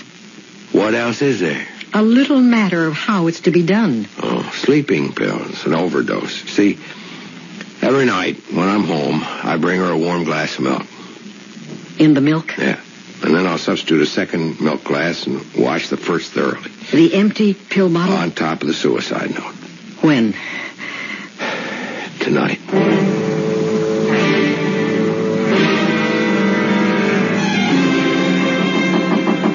Yes? It's me and Bill. Oh, come in, Bill. Come in. I thought you might be asleep, dear. No such luck. You know the trouble I have getting to sleep. What a pleasant surprise. Oh, you brought me my milk. Just like old times. The good old times. Remember? Yeah, like old times. Henrietta's taken over your job. She's been bringing my bedtime milk. Yeah, I told her she wouldn't be needed tonight. Well, glad to see you back on the job. Would you like to take it now while it's nice and warm? Now just set it down, dear. I'll drink it in a minute. I want to talk to you. That reminds me. It's first of the month. All those papers to sign. I got them here in my briefcase. In a minute. Let's talk. No. Business first, then conversation. It'll only take a couple of seconds. Here you are, Ann. Only a few. Now sign right here. Right. And here. Right. Now here. And here. Right. Here, I was quick, wasn't it? Now for our conversation. Oh, wait. One more item to be disposed of first. The milk. Oh, leave it there, Bill. I'll drink it. I don't like it too warm anyway. But, Ann... Don't fuss over me. Look, Bill, I've got something serious to tell you. What? Well, I've been speaking with Harold, and he tells me that I'm not being fair to you. When you asked me the other day whether I was changing my will, I lied to you. I don't know why I did, but something inside me made me lie. I suspected. And even speaking to Harold yesterday, I was suddenly and unaccountably angry when he mentioned you and said that what I was planning wasn't quite fair to you. Why are you telling me this now, Ann? I don't know. But the restriction which kept me from telling you everything is suddenly gone. Go on. And I wanted to say that if you object to what I have in mind, I'll drop it completely, and I'll order Harold to destroy the new will. I haven't signed it yet. Ann, you're too wonderful. You're too kind. I don't deserve your love. Oh, darling, I've never seen you like this. Oh, I've been a rotten husband to you. But I'm going to change. You'll see, I'm going to change. I'm going to be with you every hour of the day. I'll never leave your side. Darling. I love you. Bill. Darling. Oh, it's so good to have you back again. I know that you've strayed. When you took that apartment, I knew. Ann, listen. Don't explain. I don't want an explanation. I don't need them. You're back. That's good enough for me. Now it is getting late. It's long past my bedtime and time for my warm milk. No, give that glass to me. Darling, you've spilled it. No, it's no good. It's cold. Let me get you another glass. Don't bother. I'll sleep without it. Just kiss me goodnight. Oh, it's wonderful to have you back, my dear, my Bill. What? Hello? Miss Pauline? Yes? Dr. Lupescu is here. Send him away, Ann. Tell him to go away. Oh, I can't do that, Bill. Ask Dr. Lupescu to come up, Henrietta. Then I'm going. Bill. But, Bill, you'll be back. I don't know. Maybe I will, maybe not. Good night, Ann.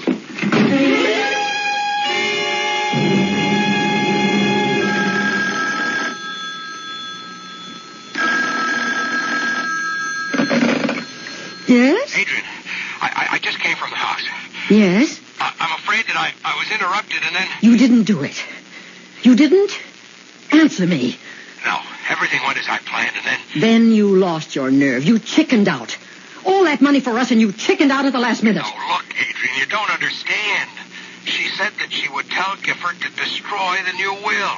Destroy it? Are you sure? Yes. Has she signed it yet? No, she told me she hadn't signed it. Can you believe her? I believe her. But you said you were interrupted. By whom? By Dr. Lupescu. But I had already decided that I couldn't go through with it. You hadn't given her the milk? She tried to take and drink it, and I grabbed the glass. It spilled, but this was before Lupescu got there. And when he came, I left. How long ago did this happen? I don't know, 5 minutes, 10 minutes. I stopped at the first phone I saw to call you. You could go back. You could go back now. No, I couldn't go back. I don't know how I could have thought I could kill her in the first place. No. I guess I was asking too much of you. Look, I want to see you. No. We've got to talk. It's over. It's all over, lover boy.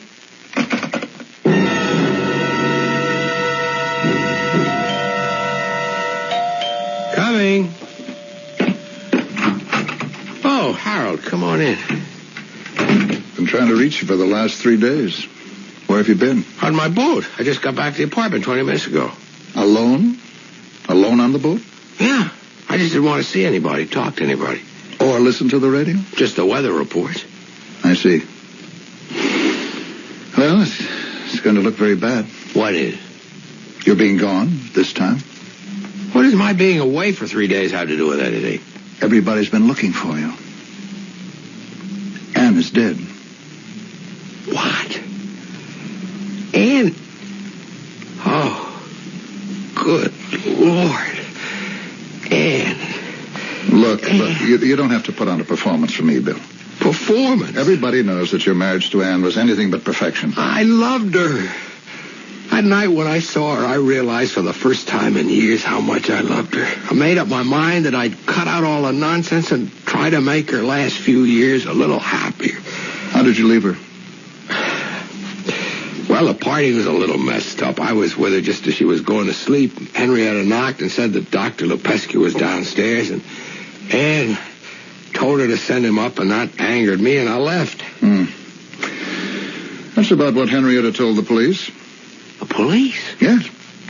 It seems that Anne died from an overdose of sleeping pills. Sleeping pills? They were given to her in her warm milk, which she always takes before going to sleep. Henrietta says that you insisted on taking the milk up to her. But she didn't. I mean, I accidentally spilled. I brought her the milk, but she didn't drink it. It spilled. You'll have to see the police, Bill. I suggest that you do it right away. You think that I killed her, don't you? Better try squaring this with the police, Bill. You're wasting your time on me.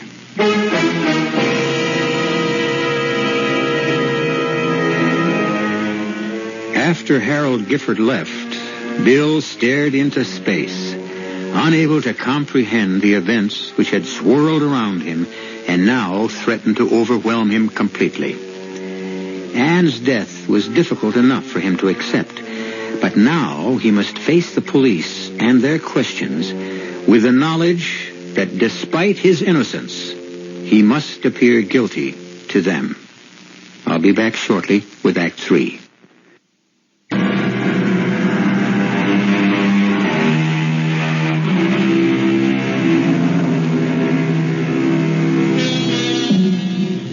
Bill Sperling's life had taken on all the aspects of a nightmare.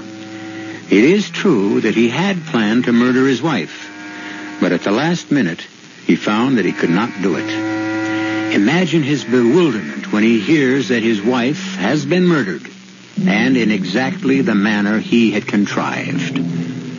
The finger points in only one direction, his.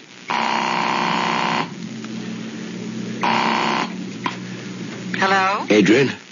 Yes. I've got to see you. No, it's over. Thought we settled all that. It's terribly important. Anne is dead. Strange the way you said that. Strange? She's been dead since last Wednesday night. I heard it on the late news. You act as if you just found out. I have. I've been away on my boat. What? Another story? You putting me on, Billy boy? I didn't do it. I'm telling you the truth. I swear I didn't know. Ah, that's very good. What are you going to do, plead loss of memory? I told you, Adrian, I didn't do it. You know I didn't do it. Trying to set me up for an alibi? Well, I don't want any part of it. Please don't call me again. I won't be involved. You can be made to talk. You can be made to testify. Sure. You go right ahead and bring me into court. I'll say you planned it. Milk, sleeping pills, phony suicide note, the whole dirty wash. Adrian, you can't. Try me. I'd advise you to leave my name out of it. Bye. Hello. Hello. Hello. Hello. Hello. Oh, now, come on. Who is that? Yes? Mr. Sperling? William Sperling? Yeah.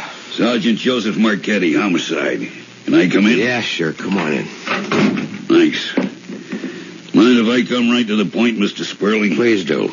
Your wife was murdered, Mr. Sperling, and you were a prime suspect. That's purely conjecture, Mr. Sergeant. Mr. Sperling, Sergeant Marchetti. Okay, Sergeant. Are you charging me with my wife's murder? Would you like to hear what I've been able to find out while you were, missing for 3 days? I can explain my absence. You'll get plenty of chance to do that. But listen to me first, huh? A guy goes to see his wife. Then he gives her a glass of warm milk. Wait till I finish. The glass of milk has a lot of sleeping tablets melted in it. Enough to knock off a healthy woman. But Mrs. Sperling is a sick woman. Very weak. She goes very fast in spite of all that Dr. Lepescu, he got there a few minutes after she drank the milk, could do to help her. You said murder a moment ago. Isn't it possible that my wife, being in poor health, committed suicide? I'm glad you brought that up, Mr. Sperling. There was a suicide note. Well? We found it later. Yes. It was addressed to you. Typewritten. All my wife's correspondence for the last couple of years was done on the typewriter. She had it next to her bed. Okay, so she typed the note. But it's the signature that bothers me. You can easily determine whether or not it's genuine. Oh, we had a handwriting expert look at it. And? It's her signature, all right. No doubt about that. Only one thing. What?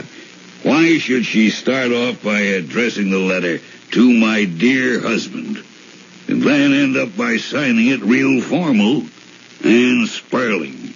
Can you explain that, Mr. Sperling?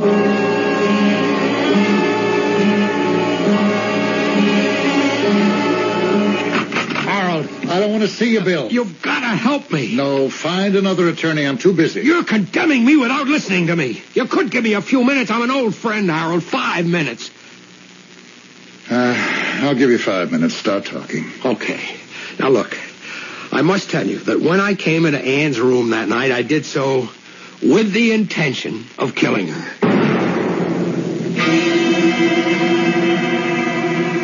It's going to be a tough job selling that story to a jury, Bill. Changed your mind at the last minute, eh? It's the God's honest truth. Maybe it is. But they're going to think, if he didn't do it, who did? Lepescu. He came in right after I left. Why should he? He was going to get all our money. You're forgetting one very important thing, Bill. The will had not yet been signed by Anne. The only one to gain by her death would be you at that time. Yeah, why should he do it? All he had to do was wait.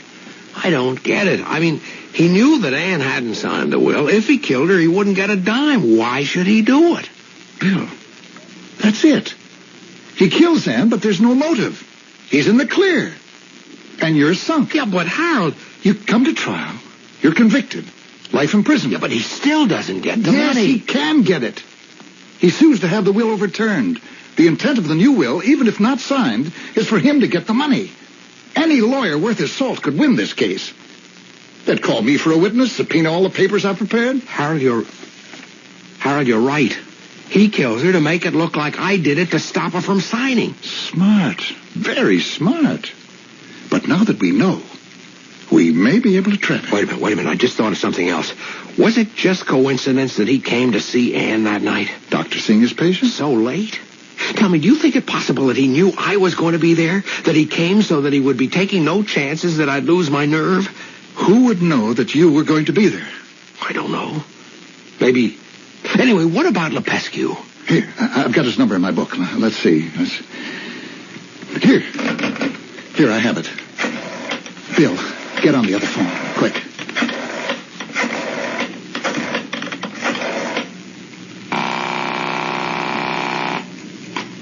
Yes? Dr. Lepescu? This is Harold Gifford calling. Oh, yes. The late Mrs. Sperling's attorney. Yes. What can I do for you? Doctor, you may not be aware of the fact that Mrs. Sperling has left you the major portion of her estate. No. Really? Well, this comes as a complete surprise. Are you certain? I have the papers right in front of me. Now, there's only one little hitch. Hitch? What is it, hitch? Trouble. It seems that Mr. Sperling intends to take the matter to court to have the will thrown out. Thrown out? He can do that? Oh, I don't think so. Everything is perfectly legal. However, he can claim undue influence, pressure, etc., etc. One moment. Mrs. Sperling had signed the will? Oh, yes. That is not what she told me. What? I thought that you said... You see, doctors are privy to confidences, and Mrs. Sperling... Hadn't actually told you about changing the will, right? Well, I would say, yes. However... She had not told you that she had signed the new will. No. As a matter of fact, I was trying to dissuade her from making me the beneficiary. Well, you can refuse to accept it, you know. That would make Mr. Sperling's suit unnecessary. And he would get it? Oh, yes, he would very likely get everything. As a matter of fact, I understand the police have a witness who can completely exonerate Mr. Sperling. Oh, what is her name? I don't know her name, Doctor, but I suppose it is one of those false leads thrown out by the police to trap the real killer, wouldn't you say? Wouldn't you say, Doctor? Doctor? Yes, of course. One more thing. There are certain little legal formalities. I must have your signature on several documents, and... I can be in your offices at 3 tomorrow. 3 o'clock will be fine. Goodbye. Bill, I think we've knocked him off base. He's got an accomplice. And it suddenly occurs to me that I know her name.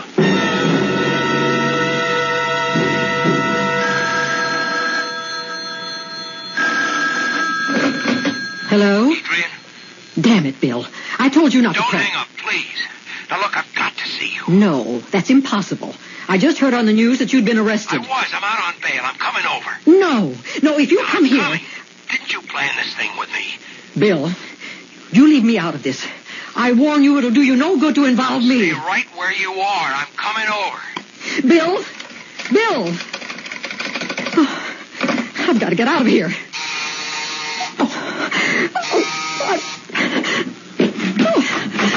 Well, my dear Adrian, where are you going? Frank, Bill just called. He'll be here in a few minutes. Oh, really? He was arrested late this afternoon. He posted bail. He's out. He's coming here. I don't believe you are lying. Lying as usual. He mustn't find you here. He'll know everything if he finds us together. I won't be here long, my dear.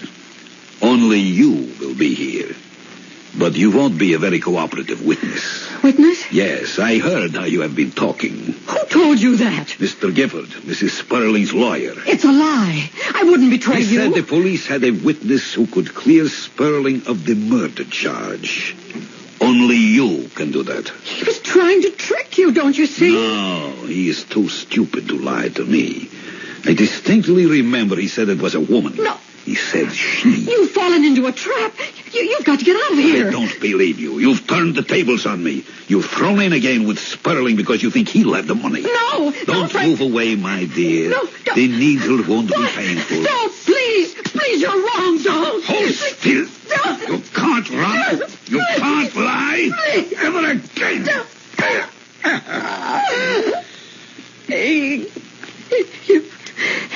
You. Oh. Open up! Police! There he is at the window. Stop him! Stand where you are, Lepescu, or I'll shoot. You're under arrest.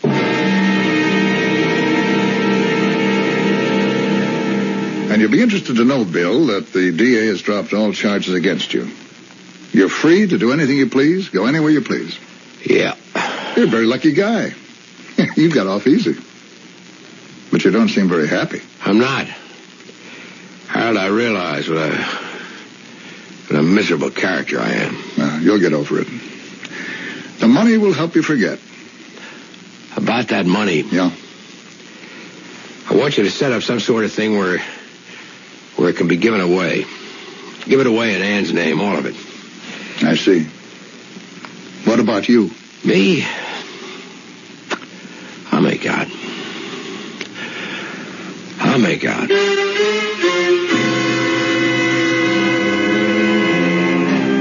Bill Sperling, a weak man, a selfish man, urged, persuaded, walked down the dark road that led to murder.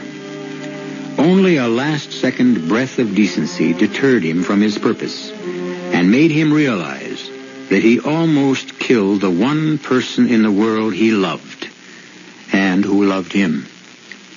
I'll be back in a moment.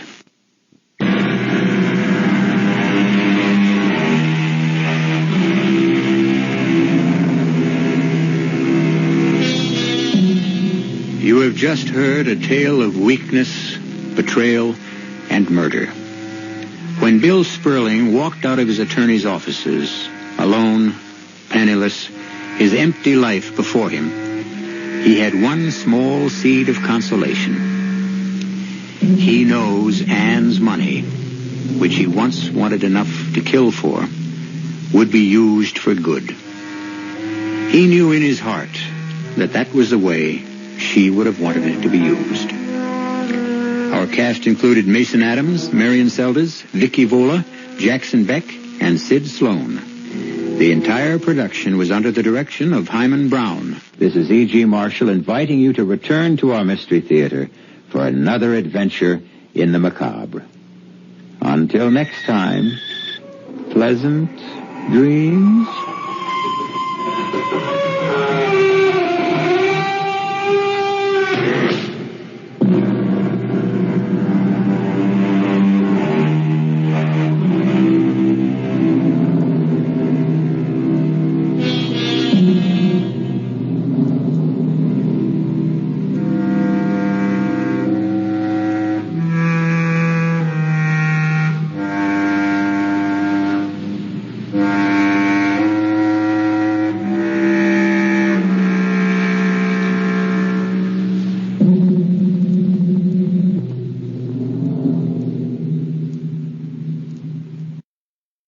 I'm E.G. Marshall. Once again, I invite you to sail with me on a mysterious voyage into the unknown, unexplored country of the human mind.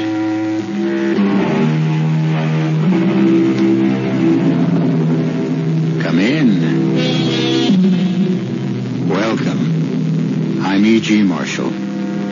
Once again, I invite you to sail with me on a mysterious voyage into the unknown, unexplored country of the human mind. To be fair, it must be said that the mass murder of millions of human beings was not invented during our century. But to be accurate, it should be noted that in our generation, massacres, holocausts, and wholesale slaughter in general has been developed into what might be considered a fine art. Certainly, the atrocities that ancient, uncivilized barbarians committed in paroxysms of superstitious passion have been performed in our day with an almost impersonal and scientific objectivity. Is this better or worse? Or does it matter? Trust him. Trust him. He'll save us. Save us? How? Your grandfather is old and sick. We have no weapons. My grandfather will save us. Look, there are 100 soldiers coming up this hill. Can you see them? I see them. See us, too. Have no fear. Have no fear. In a minute, we'll all be dead. My grandfather will save us. Believe me. Why? Why are you so sure he can save us? Because he promised. He promised? Oh, dear Lord. Maybe we'd better surrender. No. Trust my grandfather. He always keeps his promise. Well, then what is he waiting for? Have faith. Have faith.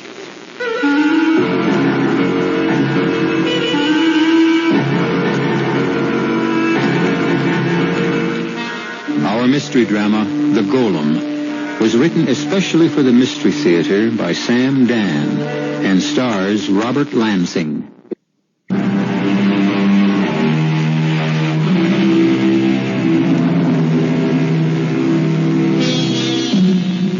There are times in the history of the human race when things become unstuck. The glue of morality melts under the intense heat of hideous pressures, and men are no longer tied to a rational society. Suddenly, the world is ruled by madmen, and human beings are arbitrarily divided into two groups, the hunters and the hunted. The year is 1943. We're in a cottage in the thick woods that surround a country town in a vast wilderness somewhere in Central Europe. The man is a forester. He is sitting quietly before a pleasant fire. His wife is telling a bedtime story to a sleepy child in a crib. And so the king said to each of the suitors who came to ask for his daughter's hand, "All of you are handsome and all of you are strong, but the one who is chosen must also have a good heart. He must be kind to the poor, and he must protect the weak." Shh. I think she's asleep. Now I can heat up your supper. Just imagine, Tomczyk, I was able to get beef today. Think of it, beef. I'm not hungry. You're not hungry? Tomczyk, what is the matter? Oh, no. Something's wrong. I don't want to talk about it. Eat your supper. You'll feel better. I'll never feel better. I was in town today. Yes? And in the square there were soldiers, Germans, the Nazis. They'd rounded up about 100 people. Jews? Yes. And they were shoving them into trucks. Why should we care? Taking them away to kill them. Well, it's war and... Do you know what I did? No. I did nothing. I don't understand. What were you supposed to do? Once I saw a man who was whipping a horse, an old, sick horse. Do you know what I did to that man? Tomczyk, please, you're only And all he was doing was whipping a horse. Oh. And today in the square, I did nothing. All of us, we just stood around. We all did nothing. Most people pretended that nothing was happening. Tomczyk, please. Let me tell you who was there. I'm not interested. A very old man with a long white beard. He was standing next to a young girl. I just don't want to hear anymore. Standing quietly, very quietly, looking straight ahead. And it so happened that his eyes looked straight into mine. Please, Tomczyk. His eyes, they asked me for help, but I turned my head away. I denied him. No. If you'd done anything at all, you'd be dead. Who could that be? I don't know. Now, are you sure you didn't do anything? I told you I did nothing. I'll open it. Who are you? It's the old man and the young girl. Please, may we come in? Just to get warm at your fire. My grandfather. He's so old, and he's very sick, and he needs... Please, a little water, just a little water, and a piece of bread. Young girl, please, I want to help you. God bless you. I can't. Please don't ask me to. They'll burn the house down. They'll kill us. Just let my grandfather get warm for a minute. No, please don't come in. They'll find out you were here. Please don't destroy us. Have mercy on us. I'm sorry I disturbed you. Come, grandfather. There is no one at home here. Tomczyk, what are you staring at?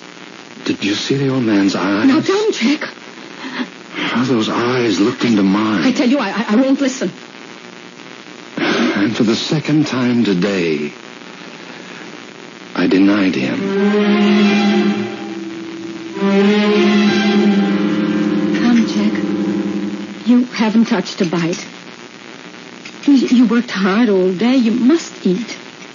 I think we'll go for a walk. Now? Yes. In this weather, but it's crazy. Now, look, you listen I think to you've me. said enough for one day.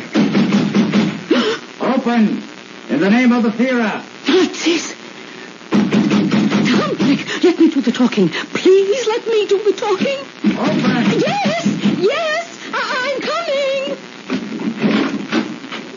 Oh, good evening, Lieutenant.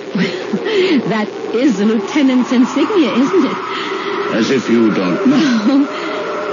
We're looking for 2 escaped criminals. Criminals? An old man with a white beard. A girl about 20. What crime did they commit? Tomczyk. What crime?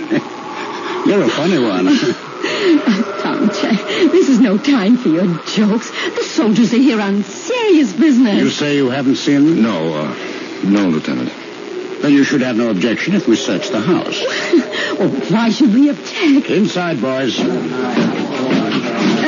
That staircase leads up to the attic, and this trapdoor is for the cellar. You are Tomczyk Mystary, the forester? Yes, he is, and I'm his wife, Marina. You've seen no one all day? No, sir. Well, those vermin can't go far.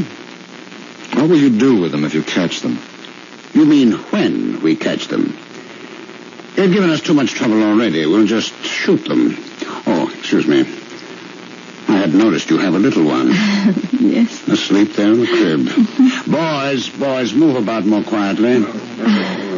Oh. She is a little princess, isn't she? Yes. She'll be 5 in November. You know I have one. She'll be 4. Her name is Olga. Really? Mine is called Helga. It's the same name, you know. Boys, there's no one hiding around here. Form them up outside, Sergeant. Won't you have a glass of wine, Lieutenant? Oh, no, not on duty. What is your husband's name again? Tomczyk. Good. And if you can find them for us, there'll be a handsome reward for your work. Oh, Tomczyk doesn't want a reward. We're thrilled to be of service. They say you know these forests better than any man living. He knows every tree. I want you to come with me. Me? Do you have any objections? I need a guide. Oh. You'd know every likely hiding place. Oh, he certainly would. And if you can find them for us, there'll be a handsome reward for your work. Oh, Tomczyk doesn't want a reward. That's just the knowledge that he's doing his duty.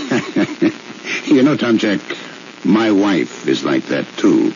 I can never get a word in edgewise when she's around. Well, let us go. You mean now? Now.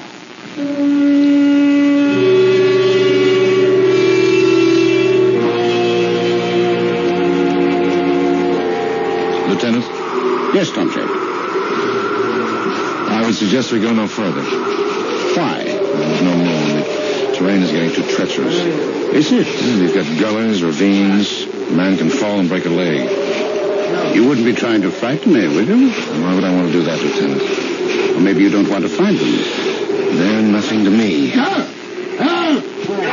That's one of your men. Sounds like Stryker.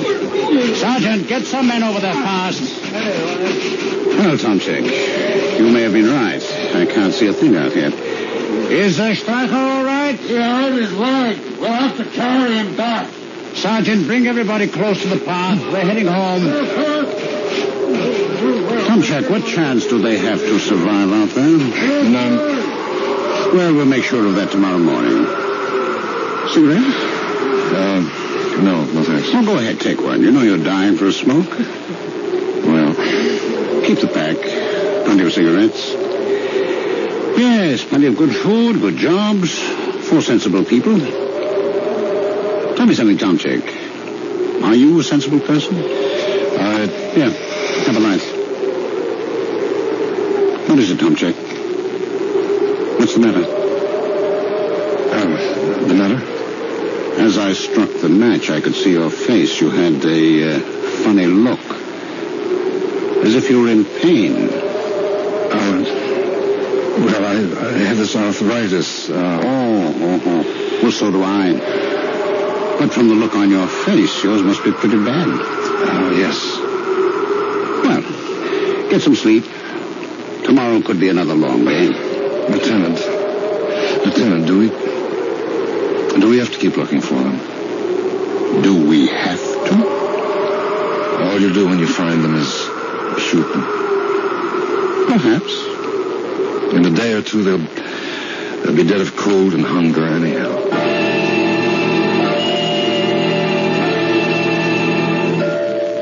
Oh, you're back. Did they find... No. I have something nice and hot for you to drink. Take off your coat. Why are you just standing there? Shh. I want to make sure the Nazis are gone. Why don't you take off your coat?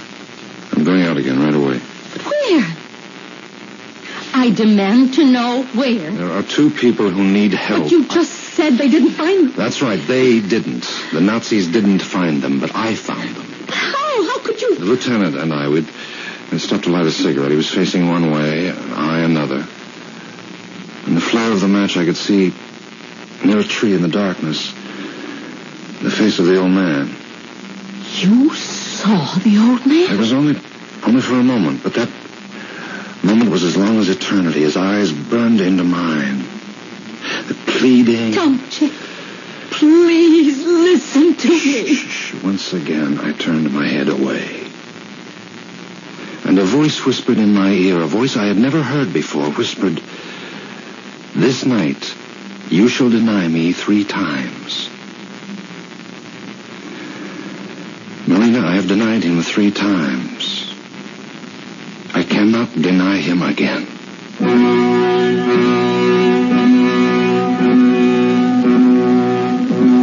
Oh, how easy it is to believe in brotherly love when your brother is lovable and respectable and acceptable.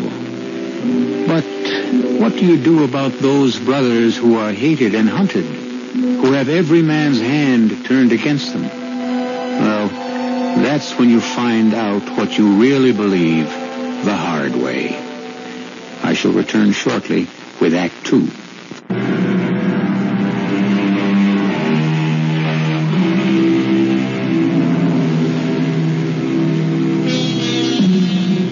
His name is Tomchek. Her name is Marina. They live in a great mountainous forest that covers much of Central Europe. Around them swirl distant echoes of the greatest war in history, and yet their lives seem but little touched. True, almost every night they hear the drone of Liberators, Lancasters, and B-17s. But their small town is hardly ever hit. And true, there are people who are being ruthlessly exterminated, but as Marina keeps reminding Tomchek, it's none of their affair. And it wasn't. Until tonight. Tomchek, what are you saying? I heard a voice. No. A voice that said... Oh, please, I'm frightened. The voice said, "This night you shall deny me 3 times. And I have. What are you going to do? I need blankets. No. Food. I won't let you... Something inside me is witchcraft. The old man, he bewitched you. No, you and I, we don't believe in that. All right. You can't help yourself. I know. The voice keeps telling me I must go out there. I know. Now, let me help you. You want to help me? Yes, I'll get a rope. I'll tie you to the bed. What are you talking about? I'll be able to hold you here. Let me. No, please. Tomchek. Will you get out of my way? No, I'll leave this place. I'll save myself and our child. Tomchek! Oh, Lord, save us.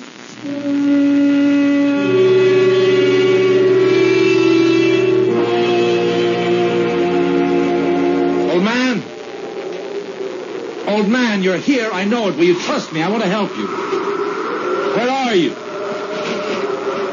You have to be here. I want to help you. No. Don't be afraid. If you mean to kill us, do it quickly. Oh, shh. I've come to help you. Why? Because... Well, the old man, where is he? You can't just let him lie on the ground like that. I don't have any more strength. He'll freeze to death. We have to get him to his feet. Come on, old man. No, he's unconscious. We must make him walk. Let him die. In peace. No, he's going to live. For how long? Who knows how long anyone will live. Here, put this blanket around his shoulders. And take this one for yourself. Come on, old man. We must walk. Where? It's to a hidden place. It's a place I know. It's a cave.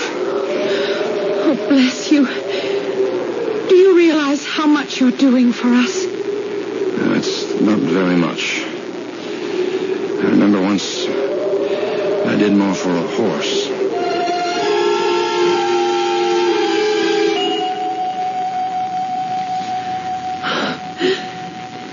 I never thought I'd be warm again. You're less than 500 yards away from this cave.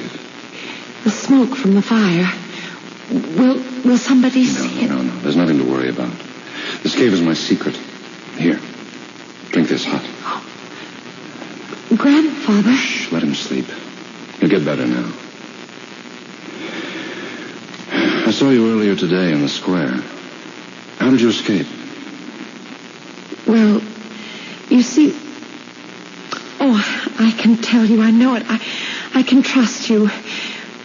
My grandfather was a chemist in Prague. Yes.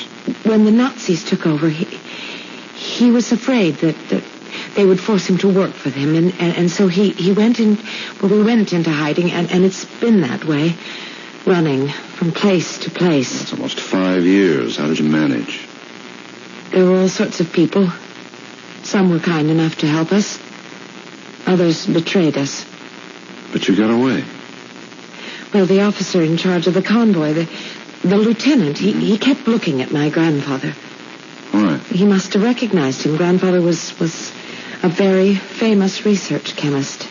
Yes. He'd been working on a formula that would release explosive forces much, much more powerful than dynamite. No, I'm afraid I don't understand. I'm not very educated. I'm only a peasant.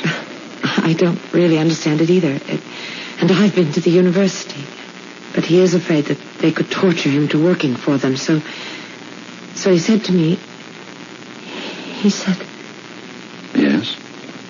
He said, let us try to run away, and then they'll shoot us, and that way it'll be over quickly. But how did you run away? After we left the square, they drove us to the edge of the forest, and the truck had a blowout, and they ordered everyone off of it. Well? Grandfather took my hand, and we walked toward the woods. What do you mean, just like that? At any moment, we expected to hear shots and be killed. But nothing happened. How do you account for it? Well, I suppose they didn't think anyone would dare to escape, and they were so busy yelling at the driver for his carelessness, and so we just kept walking. Rebecca. Oh, here, he's coming around. Rebecca. Is that your name, Rebecca? No. My name is Rachel. Rebecca.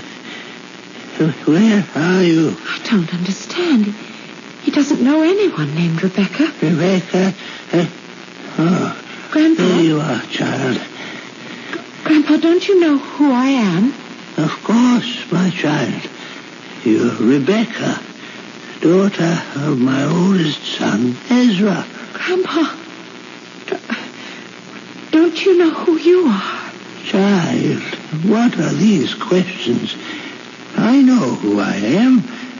I am Solomon ben Isaac, Rabbi of Prague. Where is the book? The book? The book that was sent to me by my old friend, the Spanish rabbi. The Spanish rabbi? You know him. Moses ben Maimonides. Maimonides?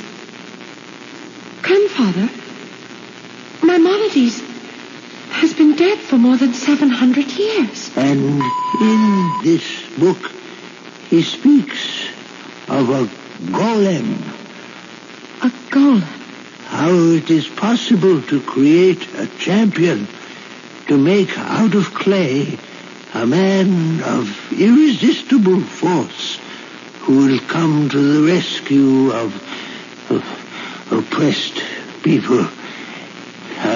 Golem. Oh, Grandfather. I will create such a champion, and he will rescue our people. Now, child, you must not disturb me. I must close my eyes and think. Yes, Grandfather.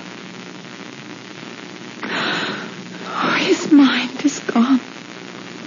It's gone. What was he talking about? Oh, a legend. A medieval Hebrew legend about a golem. It must have been the golem of Prague who saved our people once during some troubled times. A legend? A creature made by one of our wise men, but I don't understand. You don't have to understand a legend. He thinks he's a 13th century rabbi. He was never interested in history. Rebecca? Yes, Grandfather. I will save us. You see, I'll save all of us. I promise. Child, I have never broken my promise.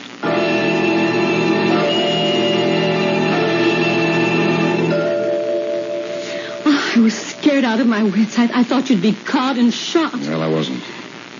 You found them, I suppose? Let's not talk about it.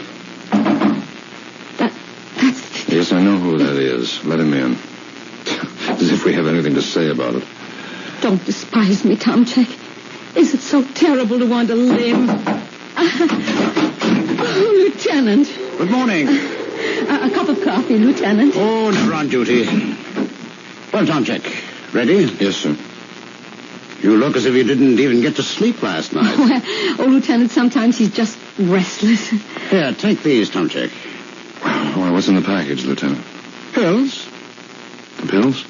I stopped at our dispensary. I got you some pills for your arthritis. Tomczyk, but you don't have arthritis. Yes, I do. Oh, what are you talking about? Since when do you have arthritis? Well, well, maybe he's had it since last night, eh? Tomczyk, we must be off to the hunt.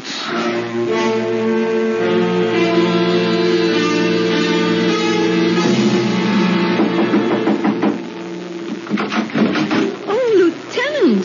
Good evening, Marina. But Tomczyk isn't at home. He isn't? Well, you didn't tell him you'd want to come... Yes, that's right, I didn't. But I hadn't come here to see Tomczyk. No? No. I want to see you. Come in. Thank you.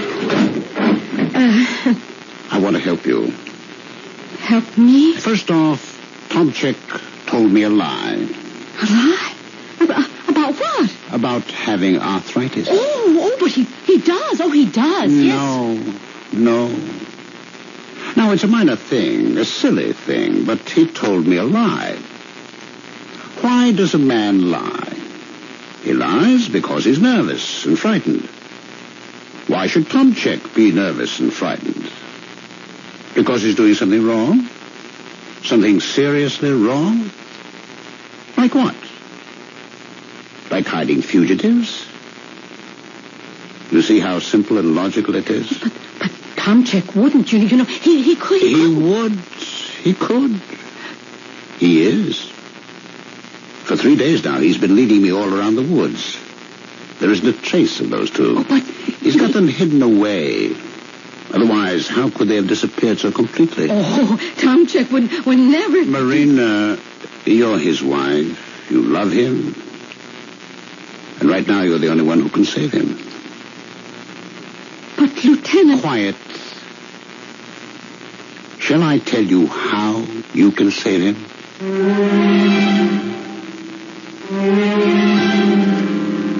And suddenly a word, a single word, sears itself into Marina's consciousness. The word is betrayal.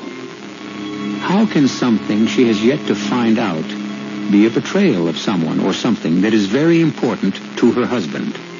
And just as he heard a voice in his heart, she also hears one now, a voice that says, "One of you shall betray me."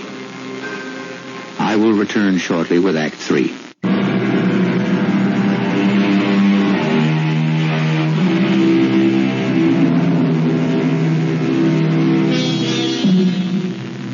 There are times when it seems that the Lord sleeps, and the world is abandoned to the will of the wicked. And during such times, perhaps the wisest course, perhaps the only course, is to survive, to endure, to wait for a long night to end, and to hope for a new day. But meanwhile, one must live. And right now, a young woman named Marina, whose home is in Central Europe during the Nazi occupation, is listening to what she must do if she is to live. Marina, I need those 2 prisoners. But Tomczyk doesn't... No, you mustn't pretend you don't know Tomczyk is guilty. Lieutenant, please. Don't cry.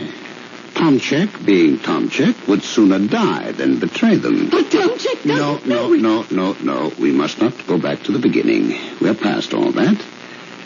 Therefore, you must find out from Tomczyk where they are hidden. And you will find out in 24 hours. Or do you know what I will do? I will shoot Tomczyk. You hear the noise, Rebecca? The noise, Grandfather. The noise of the mob in the streets. They're getting ready to kill. Grandfather, try to rest. Rest? Now? The people, they must not make the same mistake as last time. They must not try to barricade themselves in the synagogue. They should come out here to this cave, an excellent hiding place. And besides, the golem can be more effective out in the open. The golem? Yes, child. I can make a golem. But that's impossible. What you wish to say is that only God can make a living creature, huh? That's true. But the golem is not a living person. The golem is a force. Yes, Grandfather. Yes. But now rest. A man-made force. Where is Tomczyk, the young peasant who is so kind? He will try to return. Could he